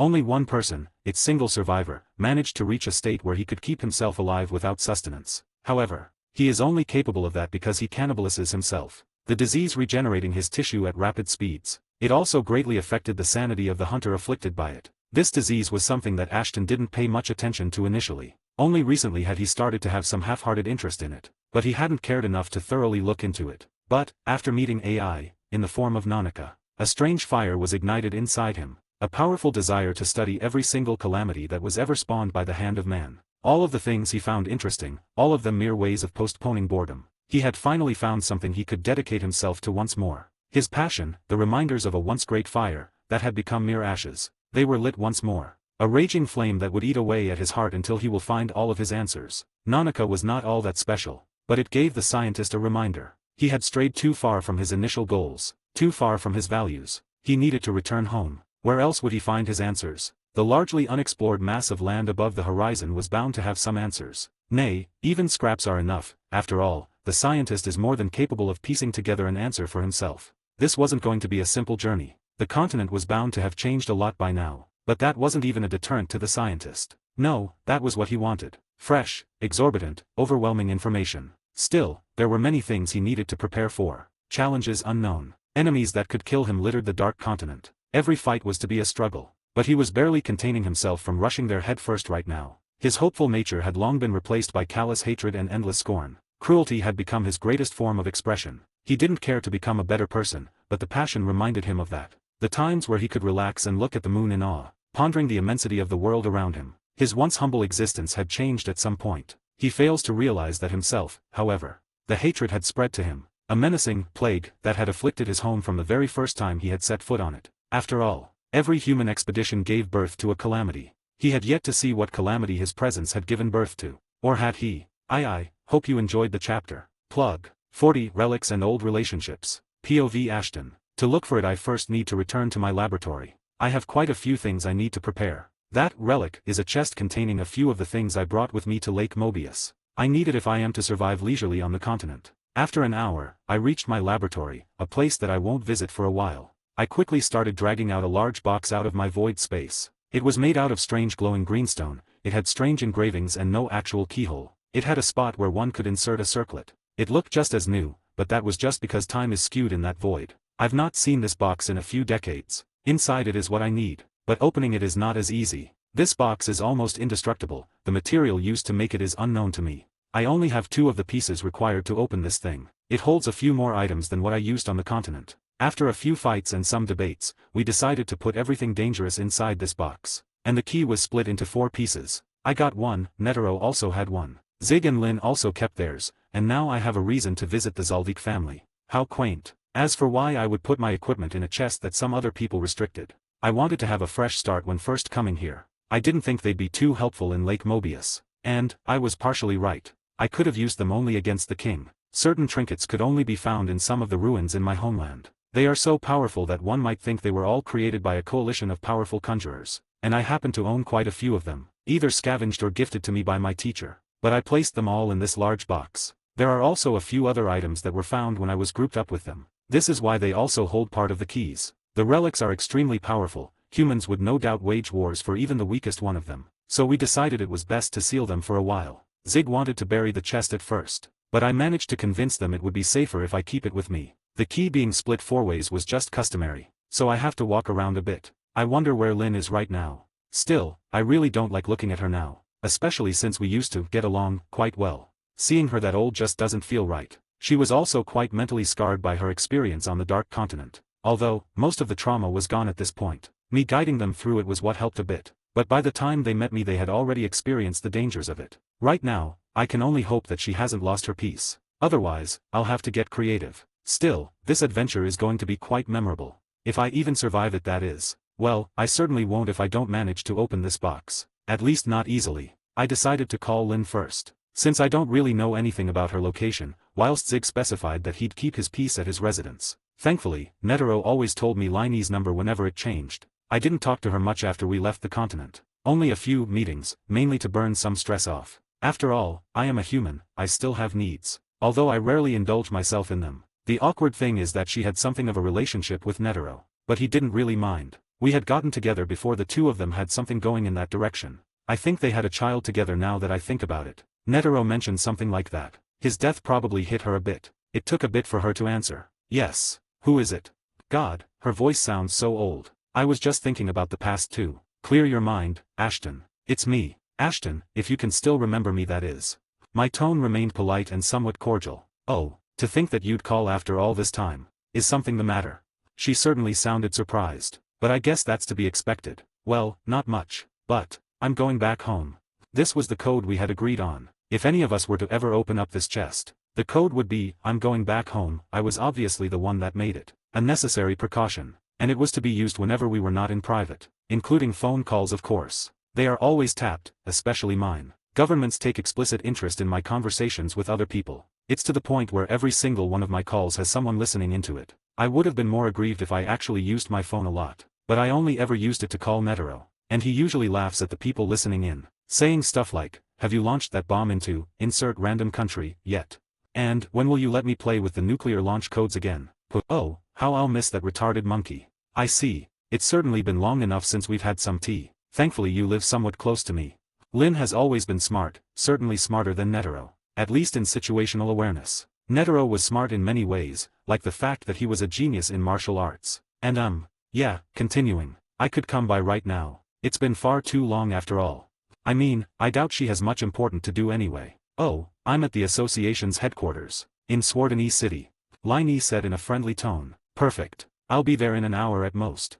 I said, smiling. I hung up after that. Wait, Swardene City. That's where Gon was being treated. After smashing my head on the table a few times I quickly started making my way back there. Hoy, this is the bonus chapter. Plug like usual. Discord 2:41 Chairman Election, POV Ashton. God damn it. I really hate the fact that I forgot about this. Okay, so what happens after the chairman of the association passes away? Well, obviously another one is chosen through election. The participants being the hunters that contributed the most to the association and the world around them. And guess who else is on that list? Well, none other than myself, of course. I only remember that I received this invitation and threw it in the trash without reading it. But now that I think about it, it was probably for me to attend this event and compete for the position of chairman of the Hunter Association. So I guess I have more than one reason to go back to Swardene City. I wonder who I should vote for. I'll also likely see Gon there. After he got healed he would likely want to go and see his father, who is most definitely there. Even the hunters that have no reason to attend the election still come to it, out of respect for the late chairman.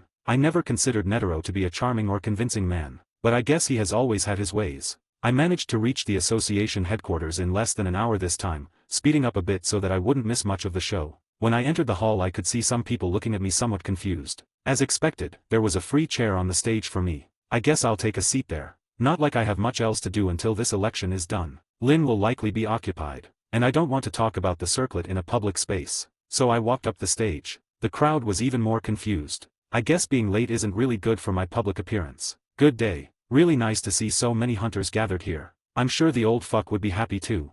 I really loved seeing their aggrieved expressions. Showing the respectable chairman, such disrespect isn't really ideal in a crowd of people that respect him. But how else am I supposed to entertain myself? This event is at least going to last a few hours. And that is a lot more than I was initially willing to spend here. But Lynn probably won't give it to me before this ends. She was one of the few people not really affected by my joke. She's already used to my antics. Although I've not met her for decades. I could hear some jeers from the crowd of people in front of me. I guess some of them were really diehard fans of Netero. Smokey was just resting his face in his palm by the looks of it. Glasses was rubbing his own forehead for some reason. Does he have a headache? I see. You've also gotten older, Ash.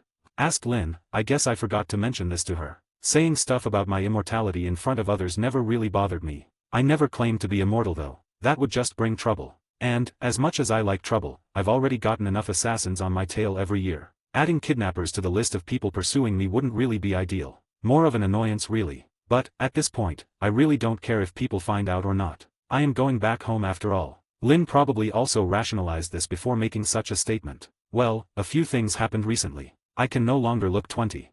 I said with some fake tears in my eyes. But I will forever remain 20 in my heart. Lynn just looked at me, her usually empty eyes were somewhat amused. Jing and the others on the stage were completely confused at this point. I guess Lynn is the oldest hunter alive, not that Netero is gone. Well, Netero used to complain a lot over the years about the fact that your skin remains smooth. She said with a bit of melancholy. Really laying it on thick with the immortality clues, huh? At least she's making the situation more interesting. I didn't respond this time, only shrugging a bit. My conversation with Lynn seemed to calm down the rest of the people. Apparently knowing someone respected is a good thing. POV narration. Lynn's words and references didn't really fly over their heads either. A lady with green hair and some dog-like features that was also on the stage with us looked at Ashton with great interest. Jing also looked to be quite interested in this conversation. His mind was trying to connect this man's apparent longevity to that of Don Freak's. And he was somewhat right to do so, as they had similar ways in prolonging their own lives. Of course, they had no way to confirm this type of information, as none of them actually recognized him at all. They could only take Lynn's words, and her words were at least somewhat believable, as she wasn't known to joke around all that much to the crowd of hunters. After a few words being passed around, all of the participants in the election emptied the stage. They now needed to each give speeches to convince the other hunters to vote for them. Ashton was one of the first speeches, right after Lynn, who just claimed that she wished Netero would come back to life so he could be chairman again, which was a sentiment shared by a few others too. Ashton also wished Netero was still chairman, just so he didn't have to waste time here. Whilst he was waiting to give his speech, he was approached by another contestant, the green-haired woman with dog-like features, or Cheadle Yorkshire. She sat down to his side, looked at him intently. What was your relationship with the previous chairman? Was the first question to leave her mouth. Ashton could only sigh. This is going to be a long day. Hope you liked the chapter. If you want to support me, just look up Vegan Master on Patreon. The page is called Vegan Cult though, totally not suspicious. I don't really know how to properly post an invite to the Discord without making it a link though. 42 Questions and Visit. POV Ashton. Why is this random person trying to speak to me? Maybe I should have stopped Lynn from talking earlier? Well, responding to this person's questions is certainly better than not doing anything at all. So I guess Lynn's antics will keep me entertained for the rest of the election. Now, she was asking me about my relationship with Netero. Well, I have a lot to talk about then. But first, introductions are in order. Well, that's quite rude. Not even introducing yourself.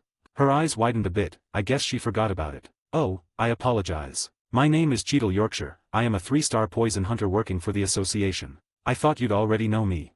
Oh, so she didn't forget, it just didn't occur to her that I don't really pay attention to famous hunters. Oh, that's fine. I'm in no way good with names. But mine is Ashton, I am a 2-star hunter, my field is that of nuclear research. I will not mention that I have already evolved it enough to win all the prizes possible. My identity should usually remain a secret from others. Not that I ever cared much about it, the governments founding my laboratory seem to care a lot more than me. As I said, there are already assassins after me most of the time. Gaining a few more would still be a pain. She seems quite surprised at my field of study. I guess it is a rare field of study for a hunter to get interested in. She has no way of knowing that I don't take being a hunter seriously at all. That is quite an impressive profession. Why are people so easily impressed by this fact? It's just energy. And a lot of bombs. I remember my first attempts at building a bomb. I'm sure I would have died without my abyss, Hatsu. Oh, the memories. Netero was always annoyed at me moving my laboratory. That, and I also always forgot to tell him about a nuclear explosion happening in my kitchen. Not as impressive as yours, it seems you've also contributed more to society than I have. Exchanging pleasantries is always easy when you're a good liar. She blushed a bit. A response I wasn't really expecting from a casual comment. I guess she takes her position seriously. As for my relationship with Netero, I guess I was his friend. What about you? I don't really feel like explaining every single detail about my bumpy friendship with Netero. Oh, I used to spar with him a lot. Like with the rest of the Zodiacs, my strength was recognized by him. Oh yeah, I forgot that he is basically recognized as the strongest human alive. Getting recognized by him must be a pretty big deal. That's quite impressive. I never got around to sparring with him. That was a bald-faced lie. Almost every single one of our fights was a spar. Especially since neither one of us was ever serious. She looked quite happy at the recognition. Although her expression wasn't giving much away. It's a bit hard for her to hide the twitch of a smile threatening to reach her lips. Thank you. What is your impression of the candidates? I guess she realizes I have some type of status for Lynn to be speaking like that to me. Otherwise, I can't see why she'd be all that interested in my opinion. I can't say all that much. I only know you and Lynn. But the blonde guy to my left is a bit shady. I said. directly referring to the other contestant that took a seat to my left at around the same time as Cheadle. I think he used to be the vice chairman, but he's being quite rude by listening in on my conversation. Looking at him, I could see some sweat on his brow and a wry smile on his lips. He does look a bit familiar. POV Pariston Hill. Why is this monster here? I remember it clearly. Netero said he'd go visit his friends a few years back. Me, Morel and Nove were curious, so we decided to tag along. After all, Netero always had the most interesting adventures. But we just went to an inhabited mountain range. And inside a random cave, we found an elevator that only went down. Netero acted like such a thing was completely normal. Both Nove and Morel were just as confused as I was. We stood in the elevator for around 10 minutes. The speed of it was great, but it seems that his friend lived very deep underground. The elevator eventually stopped its descent, and the doors finally slid open. Looking into the room, I could see a pristine room. White floor, ceiling and walls. The room was unbelievably large. I could see countless jars on shelves, various chemicals and body parts in them. I found the sight interesting, but Morel and Nove found it quite disturbing. I still remember seeing the man working on some strange machine. Netero greeted him with great excitement. But the scientist looked at Netero with confusion. But as his eyes passed over us, that confusion turned to rage. "Who the fuck did you bring here?" were all of the words he had said. After that, he rushed us. He had instantly transformed from a calm and collected scientist into a bloodthirsty fighter. Something that I only found surprising at the time. But what actually scared me was the fact that Netero didn't even have a chance to respond before he was blasted into a wall. Morel, Nove and I immediately prepared for combat. But it was for nothing. He managed to down all three of us in less than a second. He used a single explosion to do so. It came from his palms. I presume that is his Hatsu. After that, he just pressed a button that made the lights flash red and left with another elevator, only taking a few notebooks with him. Netero finally came around. "Oh, I guess I forgot that the location was a secret." A robotic voice reverberated from the walls. "Self-destruction sequence engaged," was all I heard before panicking. All four of us broke through the elevator doors and quickly broke the top of the elevator that brought us in. Netero quickly using his Hatsu to throw all of us up the shaft. We weren't fast enough apparently, as Nove was forced to use his Hatsu to let us all escape, by the skin of our teeth I might add. We could see the fire barreling upwards towards us right as we entered Nove's Hatsu. It left me a bit scared of deep underground places. And it also made me hate scientist clothes. Still, why exactly would someone like him be here? Hope you liked the chapter. If you want to support me, just look up Vegan Master on Patreon. The page is called Vegan Cult though. Totally not suspicious. Totally not copy/pasted from the last chap. 43, Speech. POV Ashton. Oh, I doubt he's anything important if I don't even remember his face. He also doesn't seem to want to say why he was listening to my conversation. He's lucky I feel generous today. I would have been a bit more violent otherwise. Cheadle seemed to nod at my comment too. I guess not a lot of people like this blondie. Even on the stage, I could see the other participants were somewhat hostile towards him.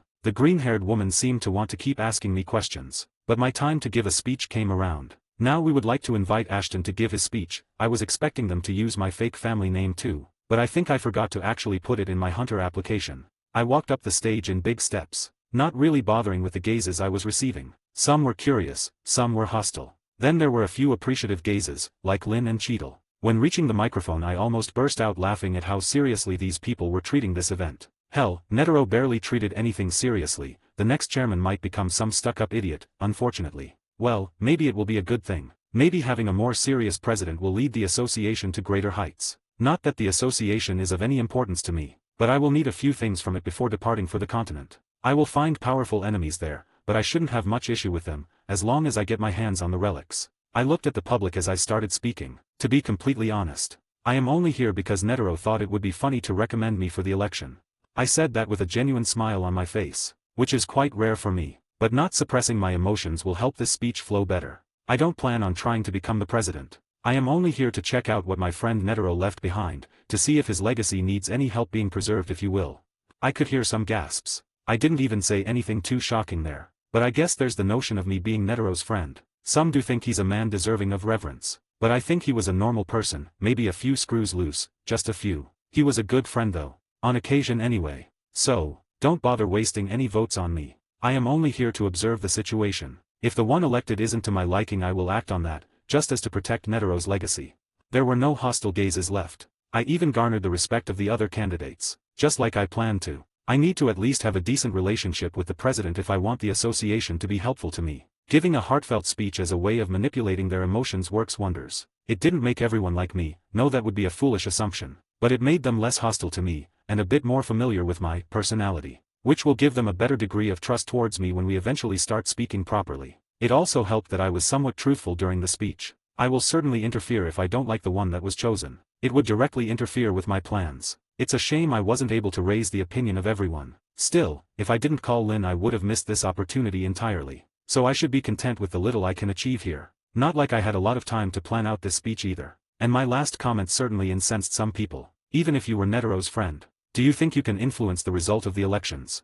A person dressed in what I would describe as a cow suit was the one to speak up. This election is still sponsored by the board of directors in the association. I can easily influence a few money-hungry pigs. I said with some resolution. Again, speaking the truth, the final decision-makers are always the ones up top. And I have many methods of influencing their decisions, even to the most radical degrees. Blackmail is the most effective weapon against people with political power. And I happen to have enough blackmail material on politicians around the world to make an island out of paper. My response seemed to surprise the man in question. He sat down thoughtfully as he pondered something. The next person to voice their displeasure was a middle-aged man with a red dress, a dragon pattern somewhere on it. His hairstyle was weird too, his hair being caught in two bundles that looked like flames. Doesn't that mean the election doesn't matter at all?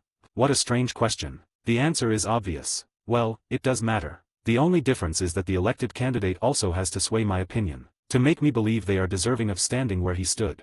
Pulling the sympathy card seems to work wonders with this crowd. The large man with odd hair sat down after hearing my response, seemingly content with it. Well, some of them anyway. A clown-looking fellow only looked somewhat amused by the whole situation. Geez, I bet he's a transmuter. We are usually like that. Well, that concludes my speech. I hope this election goes well for the rest of the contestants. I wish you all good luck.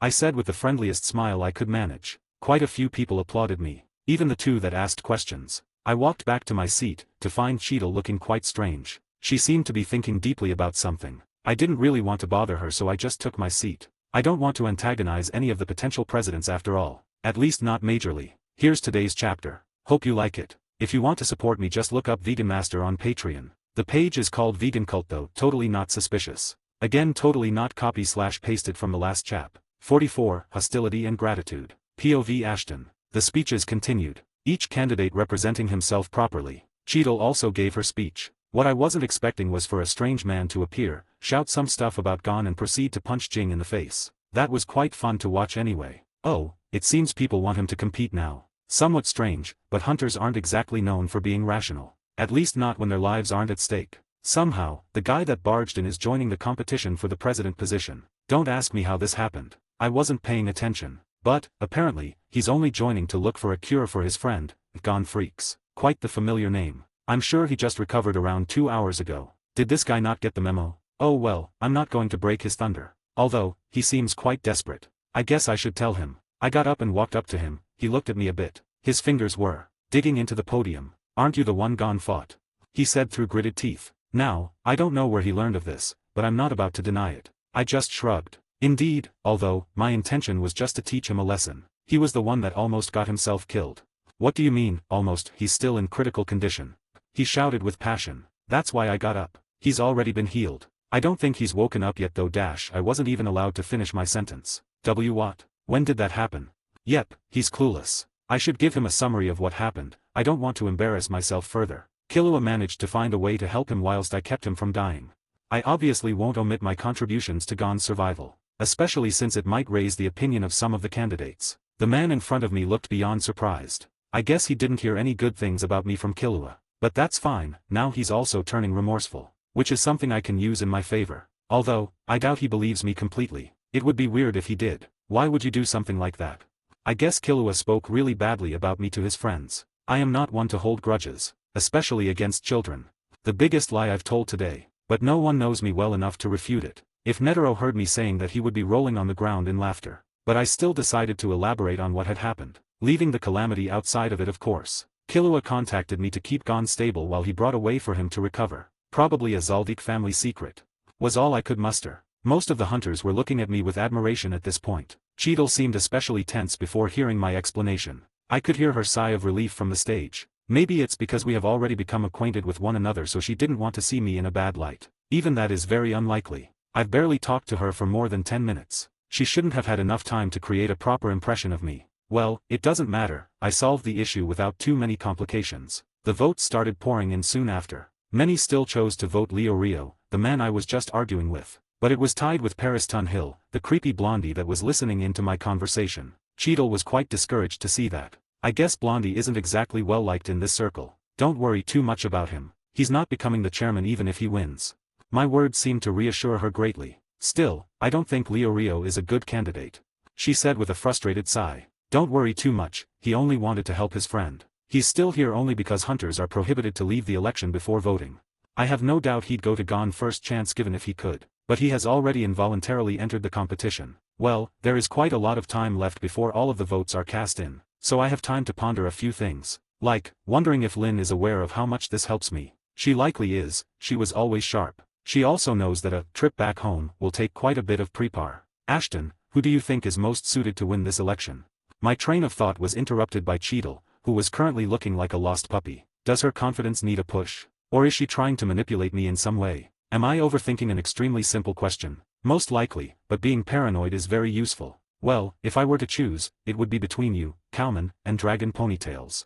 She looked quite amused by the nicknames fashioned for her friends. She also seemed a bit flattered that I considered her a good choice. But what exactly am I supposed to say? She's the one I managed to get along with best. Things would be much easier if she becomes chairman. I looked at the stage. Pariston was also looking at me. Our eyes met for a second, but he looked away instantly. Seriously, where do I know him from? People usually aren't that scared to look me in the eye during our first meetings. So I surely did something to him in the past. As Cheadle was pondering my response and Pariston was acting like a shy schoolboy trying to ask his crush out, the doors of the auditorium swung open. It seems Gon woke up. His legs were also healed completely it seems. That's all good and well, but why are so many people paying attention to a random child entering? Well, I guess the votes are tied now. So Gon's vote is actually the one that might determine the winner. Surpriso Midnighto Chapteru, kill me, existence is pain. If you want to support me look up Vegan Master on Patreon. 45 Results and Votes. POV narration. Before Gon reached the auditorium the situation was already at a standstill.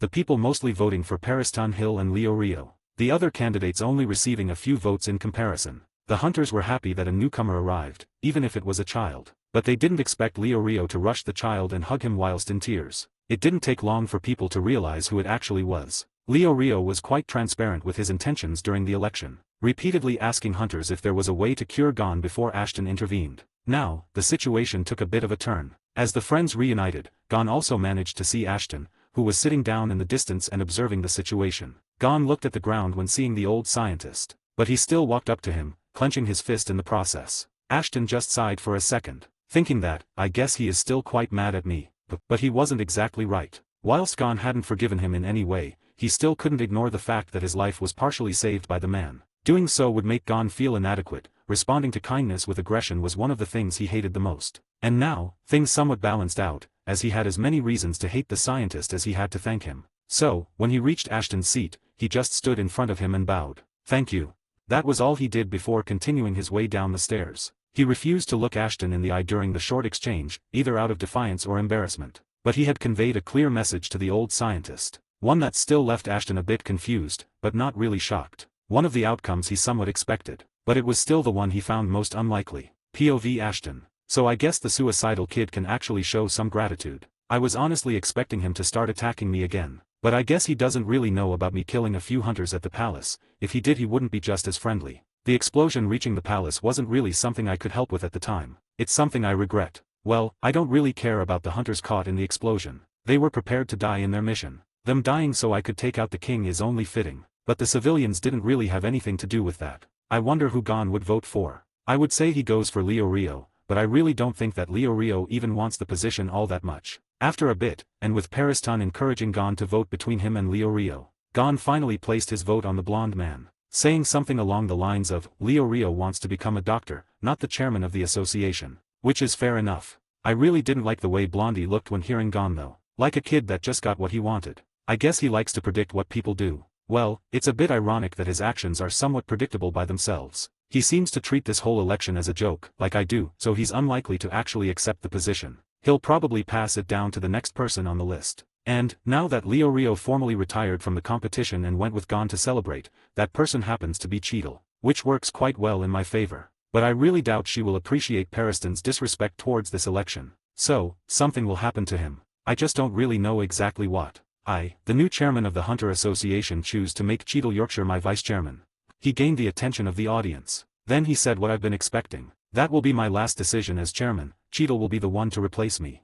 Oh, so he chose this route then? Making fun of the next chairman that he elects himself means that he doesn't really plan on sticking around with the association. And Cheadle was quite pissed. If her gritted teeth didn't give that away, her growling sure did. Pariston decided to just leave after that. A sensible decision, but he doesn't matter to me anymore. Now that the election is over, I need to go and have a coffee at Lynn's place. Well then, all things considered, this wasn't exactly the worst outcome. Congratulations on your position, even if it doesn't feel earned, you deserve it in my eyes.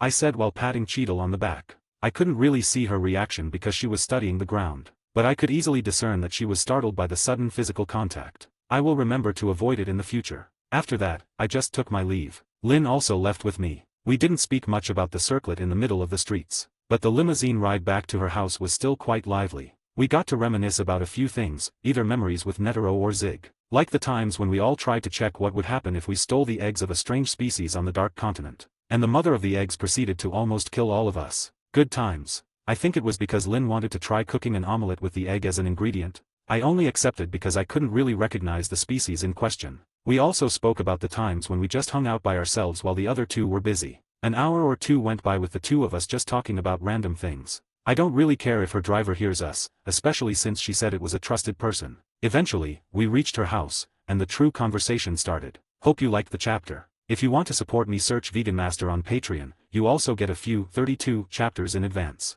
as well as consistent double uploads daily. 46, Tea and Grief. POV Ashton. Lynn lived in a pretty big mansion. All things considered, it was not that unexpected. She did have a limousine after all. I for one am not used to luxurious suites and mansions. I much prefer the comfortable white walls of my laboratory. Lynn brought me to a room in the middle of the house. She sent all of her servants away and waited a bit. So, what prompted this desire of yours? That was the first thing she said. I guess it's quite normal for her to be curious about my intentions. I want to study the calamities more in depth. I feel like there's far too much I've overlooked about my homeland, and I wish to return and find out more. I don't feel like hiding my reasons from Lynn of all people. Even if our conversations have been very scarce over the years, she's still one of the two people I could be honest with. The other one was Netero. Zig would also be on that list, but he kind of broke all contact with the three of us after a while. Lynn nodded at my response. Then she just sighed. If I was younger, maybe I would tag along as well. At least that's what I wish I could say, but I never want to return to that place.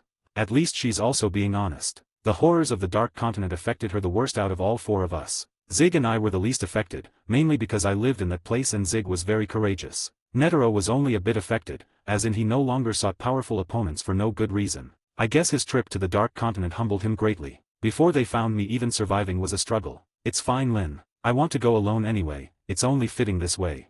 I couldn't and didn't hide the genuine smile threatening to appear on my lips. Seeing you this way is quite strange, but I'm quite happy for you. It seems you've recovered some of your youth, even though you've aged a bit. Her words were odd, but they made quite a lot of sense. It's been a long time since I was passionate about something, and someone that knows me, like Lynn, can tell. The most I've had after stagnating in my nuclear weapons research was a few things that I could only find mildly interesting. Now I have something that I am more than willing to give my life for. Something not that many people can claim. And going to the Dark Continent can certainly be perceived as throwing my life away. But I at least know what to expect. Even if things there changed, the more powerful predators won't just disappear. I know my way around them and I can easily spot their territories, even if they moved over the years. Well, I will always be young at heart, I said with an unusual boisterous smile. The corners of her mouth raised to match mine, but the sentiment behind them was different. Her smile was quite sweet to look at. Her eyes didn't look dead anymore either. Now she was back to her lively self, at least in spirit. Her body couldn't or wouldn't emulate much excitement or amusement. Well, I will soon leave, but I think some tea is in order, I said calmly, my large smile receding into a much smaller one. Lynn nodded a bit, looking quite pleased. A small trace of sadness was still present.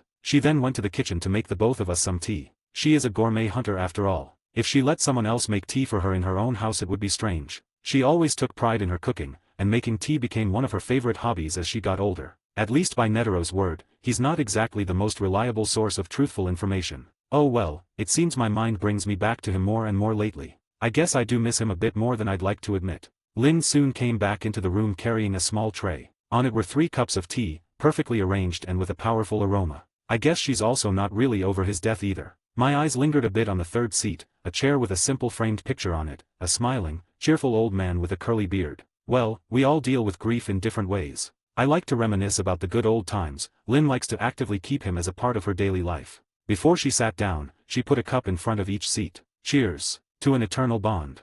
We both said at the same time as we raised our cups a bit. An image flashed in my mind. 4 of us, much younger, sat around a campfire saying the exact same thing. A scene filled with a youthful vigor that we would be hard-pressed to match once more. An oath that we swore, whatever happened in life, we shall never stand against one another. And no one shall stand in our way as long as we are together. A sweet promise. It was made to last, but humans were not, unfortunately. Time eats away at our bond, only 2 of our lives are still intact. After all, Zig wouldn't have just disappeared, that wasn't like him at all. We knew that he had passed. We didn't even need to ask anybody about it. But we still refused to admit it at the time. Zig's fate was unknown to us, but I will learn about it soon. Maha will have to explain it to me, one way or another. But for now, I will enjoy one last cup of tea at the side of my last friend. I don't think I'll be able to be there for her till the end. This might as well be our last meeting. Bit of a sappy one in it. Hope you weren't expecting the MC to be a heartless guy. You'll find out more about why he's been downplaying his relationship with the 3 of them later. If you want to support me, search Vegan Master on Patreon.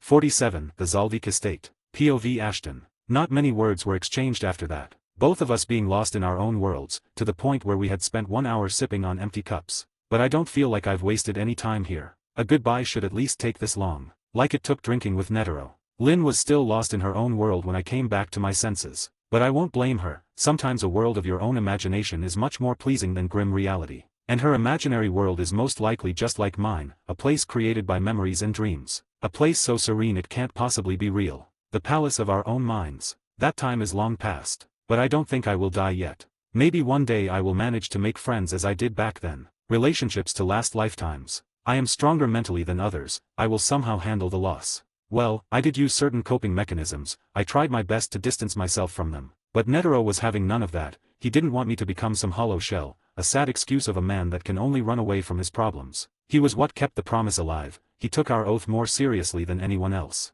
Now that he's gone, I plan to leave again. But this time I have a reason, not a thinly veiled excuse that I can use to close myself up in a laboratory and waste my time away. Now, at least I'm going back home. A place I avoided thinking about for quite some time. Now, I need to go back. Lynn also came to reality. I could sense her disappointment. It's easy to lose yourself in a seemingly perfect world. Lynn, I will go for now. I slowly got up. I will come back to meet you when I return from the continent. So please, stay alive. The last part was left unsaid, but she's intelligent enough to understand what I wanted to say. She slowly nodded. Good luck. Was the last thing that she said. The servants didn't bother me as I left her mansion. When reaching the courtyard I just blasted myself into the sky. The day hasn't ended yet. Next destination, the Zaldik family. It's not really a difficult flight, but the mountain range they live in is quite far away. If I speed up it will just take an hour though. After all, if Killua can trek that distance on the ground I certainly can in the air. In the distance, I could see their gates. Large, just like Zig described them. Honestly, this entrance test was the only thing Zig was ever willing to talk about. Saying that it would be fun for all 4 of us to check how strong we are on them. But I'm pretty sure both Netero and I can open them fully. I could see the gate guard. A somewhat aged man with quite a big belly. He looked at me with a bit of surprise as I landed in front of the gate. After all, I also want to test Zig's fabled, ultimate test of strength. What are your intentions, sir? Asked the guard in a panicked manner. Usually, I wouldn't bother responding to him, but I don't feel like overcomplicating this manner. I am named Ashton. I'm just paying Maha and Zeno a visit. You don't have to worry much, I can open the gate myself. He stared at me for a while, probably trying to judge if I was being truthful. He eventually walked back to his booth and left me alone. I stared at the giant gates in front of me. It would have been easy to just jump above them, but letting the Zaldiks know of my presence is better than coming in uninvited. The gate was quite the simple design, they were in varying degrees of difficulty. The guard can likely open the bottom one, but opening the whole gate would be hard to do without using any nen. It consists of 7 parts, the stronger you are the most you have to open. At least that's what I remember Zig babbling on about. I slowly put my arms on the gate. I used quite a bit of nen to enhance my muscles. All 7 parts of the gate dragged themselves open slowly. 256 tons of stone, quite a lot if you ask me. But I think I wouldn't be able to open the 7th part without using any nen. My human body does have its limitations. I started walking up the mountain. I wasn't stopped by anyone in my way. Eventually, I could see a small villa in the distance. I think this should be the servants' quarters. I'm not even halfway up the mountain. Still, the Zaldik family does treat its servants well. For the most part, I guess. Zig said the training requirements for them are quite strict. Oh well, I won't bother entering their quarters, that would be quite rude of me. Eventually, I met a huge purple hound. It looked to be curious, but it's not all that threatening. I just ripped open space and took out a beast carcass for it to enjoy. It was kept fresh by my void space. So this guard dog will have quite a bit of fresh meat to eat. Although, it was likely trained not to accept food from strangers. The Zaldiks already know of my arrival, they would inform their servants of it as well. That includes their hound. Eventually, I reached the biggest mansion on the mountain. The place where the main family lives. I walked there with confidence. They didn't really have much of an alarm, so I just entered their front door without worrying too much. Upon entering, I met a woman wearing a purple classic-style dress, her face covered in bandages and her eyes covered by a visor with only one red dot on its screen. She bowed a bit. "Please, come this way, sir." I wasn't expecting such a polite greeting. Might as well follow her. If you want to support me, search Vegan Master on Patreon. 48. Meeting Zaldiks again. POV Kikyo Zaldik. I don't understand why my dear husband is making such a big deal about this person's arrival, but I've never seen him panic to that extent. When the guard at the gate contacted him, he just started pacing around the room, thinking of things. He also called for Zeno to come to him, whilst sending me to greet the man at the door. Is this man perhaps a big client of ours? No, I would have known about him if he was one. Now that I can see this man, I somewhat understand my husband's strange behavior. His appearance is quite intimidating. It's hard to discern whether or not he is a Nen user, but he should at least be someone in a position of power by the way he carries himself. Usually, clients don't come to meet us in our home, but this person might be a bit different. When checking the cameras, he was also not afraid of Mike, our guard dog, at all. He is also not all affected at all by the fact that he is currently in the home of the most infamous assassination family. I guess he is either strong, or he is courageous. Still, I don't think he's deserving of such a reaction. Well, I won't question my husband's judgment. I will treat this as professionally as possible. Well, I'll try to anyway. Unfortunately, not everyone in the family has the same ideas. As Miluki also decided to appear in the same hallway, and he was also carrying one of his toys with him. Oh lord. POV Ashton. Well, everything looks fine enough, the house looks clean and the walls are beautifully decorated. Whilst walking, another door swung open, and a barely dressed fat teen came rushing out. He also had a strange human-sized doll in his hand. Mom, why is father calling all of us? I mean, I'm standing right here. I always thought assassins were supposed to have some awareness. I could see the lady guiding me pinch the bridge of her nose in annoyance. I'm assuming she's the mom, so little Silva landed a hottie. But why would his son end up like this? Being fat is okay and all, but the doll he is holding is a bit more than a toy. I don't even want to think what he's been doing with it. Miluki, would you please make yourself presentable? We are currently entertaining a guest. Oh wow, this lady hides her anger better than I can. As expected of the Zaldik family, no one in this household is normal. Well, they sure stand out in different ways though. What? I thought that was just a new servant or something.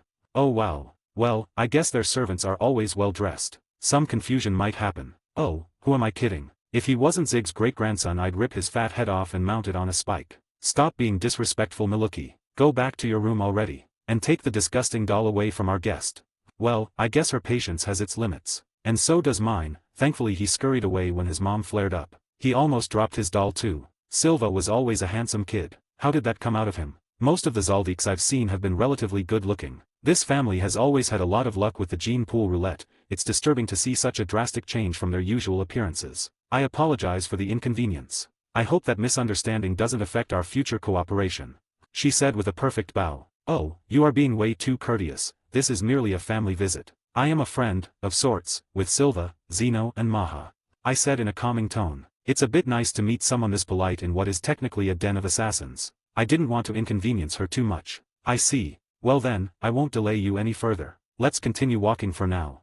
From her tone, I can tell that she didn't quite believe me. And I don't blame her. A random middle-aged man just shows up and says he's friends with 3 different generations of your family. Doesn't really sound that well, does it? Well, she'll be forced to accept that when I meet up with Silva. Even if I aged up a bit, he will still recognize me. Same for Zeno. Although, I don't know if Maha still remembers me. I wonder if he reattached his arm or not. Well, it wasn't exactly a clean cut, I did blow it up, but a proficient Nen doctor with a specialized hatsu could still reattach it. Eventually, the lady of the house brought me to a large lobby. The people I wanted to meet were already waiting for me. Zeno's eyes widened a bit. He's the only one that had seen me unchanged before the ant incident. What happened? Why did you come here?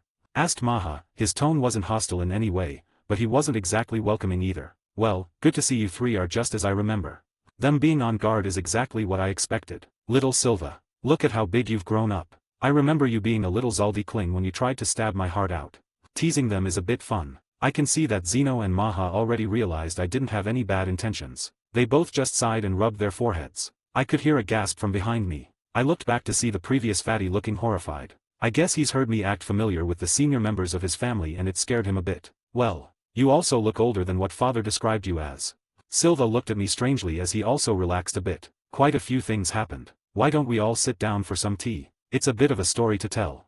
I said with a genuinely kind smile. I don't really need to fake emotions when dealing with Zig's folk. If you want to support me, search Vita Master on Patreon. 49, Zig and Circlet. POV Kikyo Zaldik. This is beyond bizarre. A man that looks to be about my age seems to have known Silva since he was but a child. I didn't want to believe it, but none of the men in the room seemed to want to dispute that claim at all. It seems that this person might have not been lying earlier. Although, his friendship with them is still questionable. He did just claim Silva tried to stab his heart out. So this might not be that friendly of a visit. I will have to be prepared to help out, just in case a fight does break out. The atmosphere was quite tense after all. What I wasn't expecting was all of them to relax and start drinking tea. All the tea in this house is poisoned, by the way. So this man is probably going to die. Or not. The poison is supposed to be fast-acting, he doesn't even seem to notice it. Well, we aren't the only people in the world that train their poison immunity. So this is to be expected, I guess. Miluki, however, doesn't seem to be having much fun. Maybe because of his shameful display from earlier. After all, seeing this group drinking tea with smiles on their faces is a bit strange. I can somewhat make out what they are talking about, but listening in is quite rude, so I will refrain from doing so. POV Ashton. So, basically you are looking for a circlet? Or a piece of it anyway. One that only Zig had access to. You and two others had the other pieces. Asked Maha, probably wanting to get my story straight. I obviously left a few of the details unsaid, like what the circlet was used for, or why I needed it, but they didn't call me out on that. They can tell it's personal. Well, yes. If Zig was still around I'd have to give him a passcode to receive it. I'm going back home, would be the keywords. I said while rubbing my head. Sounds a bit too normal a code. But I'm guessing only one of the people holding a part could collect it. Asked Zeno. Indeed, it should also be said with a few distinct pauses. It's not a difficult code, but it's unassuming, that's why it's the one we decided on. I explained with a small smile. Silva also nodded. I guess it's better that way. We aren't going to ask what they do, but we can help you find them at the right PRI-. Before he even finished, both of the old men in the room, namely Zeno and Maha, gave him a creepy stare. It made the family head stop his words in time. Well, nothing would have happened even if he finished his request. They are technically mercenaries of sorts, not just assassins. He just saw this as a business opportunity. Although he didn't really read the situation correctly. I am technically a family friend now, since I told them of my relationship with Zig, and they also know that he taught me their techniques. I took a sip of my aromatic poison tea, really a nice way to spend the evening, poisoning yourself with veteran assassins. Well, we all have immunity to poison. Zig gave me the whole Zaldik training regiment, shock resistance training and everything. Yeah, I really feel like punching him now. Too bad he's gone. Now, let's get to the other reason why I'm here. I attracted their attention from their stare down. Silva, as courageous as he is, was still starting to sink into his own seat at the gazes of the irritated old assassins. He sighed a bit when I broke their silence. I want to know what happened to Zig too. The piece is most likely on him anyway, so I'll have to see his body. I said in a bit of a grave voice. I could easily notice their expressions take a turn for the worse. Silva signaled to his wife and child to leave the room, and they did so instantly. I guess that fatty still respects his parents, even if he turned out a bit differently from his siblings. Maha looked at me with tired eyes. We've been trying to recover his body for a long time now.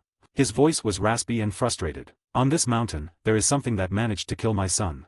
Maha mouthed through gritted teeth. My eyes couldn't help but widen a bit. Killing Zig? That's easier said than done. He was arguably stronger than Maha. Nothing from this side of the world should have been able to bother him much. A strange snake, it's made its territory on the summit of the mountain, on the side that doesn't have a gate. A snake. It has two tails, and around its neck area it seems to have a black lump, somewhat resembling a bell. Maha continued his explanation. Slowly, an image pieced itself together in my mind. And of course, nothing other than a calamity could kill good old Zig. But why does this family have such shitty luck? Having two different calamities on the same mountain is really weird. We later came to learn that the species is not from Lake Mobius. A calamity that came from the Dark Continent. Maha finally took a sigh. A hellbell, an intrusive species of strange, highly poisonous snakes. Really few in number, yet they have the capability to kill off the entire human race. I don't know their actual abilities, but they should have some mind-altering prowess. I remember it being said that they instill homicidal desires in their prey, but there should be more to it than that. I doubt it would have been able to kill Zig if it was this simple. I will recover his remains though, circlet or not, I will kill that stupid snake. Although I will have to be careful, I may be immune to any poison in Lake Mobius, but the Dark Continent is a whole different world. Being careless will kill me, especially since I don't have any of my relics. Double upload today. I forgot about it yesterday, but that's fine. If you want to support me, search Vegan Master on Patreon. 50. Hunting Party. POV Ashton. After a while, we all finished our tea in silence, leaving Maha to grieve. Zeno was wistfully looking at his tea, and Silva was gripping the table with quite a bit of force. As for me, finally learning of Zig's fate isn't exactly as tragic as I expected it to be. I had already come to terms with his passing long ago,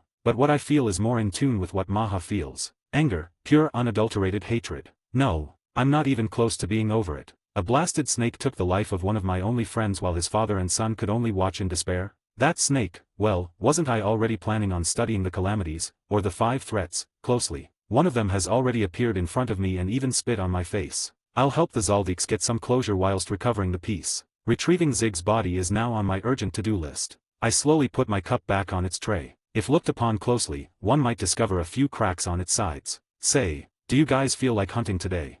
I said as a few veins became visible on my forehead. The Zaldiks looked surprised by my suggestion. Maha narrowed his eyes in extreme hatred. Always. Good thing we have a mountain in our backyard.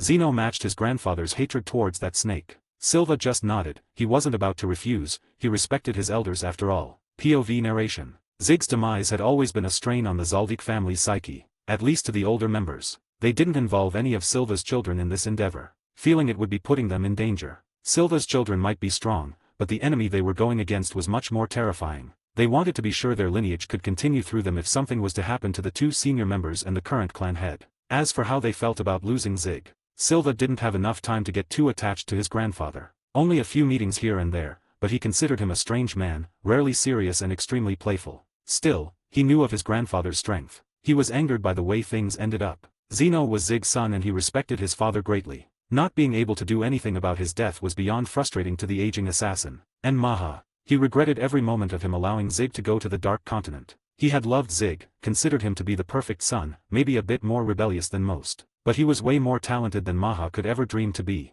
The diamond of the Zaldik family. A majestic flame that Maha thought would guide their family to incomparable heights. Only to be snuffed out in a single night. Maha couldn't do anything to save his son. He could still remember that grim hateful night clearly. Upon meeting the Hellbell, Zig was affected by its mind-altering abilities. He started saying strange things, his movements became strained. And eventually, he came to be. He looked his father in the eye and said, "I'm sorry." As he stabbed his own heart out in an instant. Maha wasn't fast enough to do anything. He could only watch in despair as the snake coiled around his son's body. He tried to get the snake to leave, only to get bit in the process. He only survived due to his abnormal poison resistance. Later, he learned why his son had done such a thing. The Hellbell had caused the army of a country to annihilate itself through infighting. Zig realized his mind was getting twisted. In the seconds he managed to regain control, he did his best to protect his father and family, by taking his own life to avoid going on a spree. Maha, Zeno and Silva tried repeatedly to retrieve Zig's remains. To no avail, they couldn't get too close to the Hellbell without having to engage it, and they weren't immune to its mind-altering abilities. They tried fighting it multiple times, only to barely escape with their lives. But with Ashton here, the 3 Zaldiks realized this might be their chance. Together, they stood a chance. They knew of Ashton's strength. Maha losing his arm whilst fighting his took the entire family by surprise, at least the ones that knew about it anyway. The ancient assassin refused to reattach it, saying it would serve as a good reminder of his lacking capabilities. Even with a missing arm, his strength didn't decrease much. What made him weaker, however, was the greatest enemy of man, time. He grew older and older, now he was way past his prime, yet still one of the strongest men in the world. Zeno was not as strong as Maha, but he was no pushover. He could stand against many of the strongest and even hold them back. Winning head-on confrontation was still questionable though. As for Silva, he was already in his prime, and he was as strong as his father, Zeno. Maybe a bit stronger, as he had more strength to spare and his young bones didn't ache as much. And the 3 of them, alongside Ashton, undisputedly the strongest man alive, knew the time to retrieve their fallen kin had come. POV Ashton. What exactly is the plan though?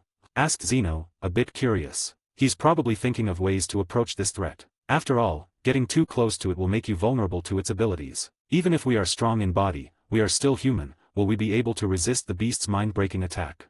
Is probably their train of thought. I will go first and attract its attention. After that, just go with the flow. I said with a great amount of confidence in my voice. They all looked at each other, then nodded. Well then, let's not waste any more time, said Maha as he got up, clenched his only fist and cracked his neck. Indeed. Zeno said calmly. The underlying murderous intent behind his tone was really impressive. Silva was a lot more silent. He just got up and looked at the three of us. And like that, the most powerful hunting party in human history was formed. The next chapter will be hunting a calamity. By the way, the next novel is going to come out in a week. It ended up taking a lot longer for me to decide that TBH. If you want to support me, search Vegan Master on Patreon. Discord. Hi guys. I made a paid service in Telegram where you will find a great collection of fanfiction audiobooks organized and regularly updated. What you get? An unlimited access to the full audiobook library. New fanfiction audiobooks added regularly. You can play audios directly from Telegram anytime. Joining our service is available through a monthly subscription of $5. You can pay using PayPal or Ko-fi. So what are you waiting for? Send me a message on Telegram or Discord. I will provide the payment details.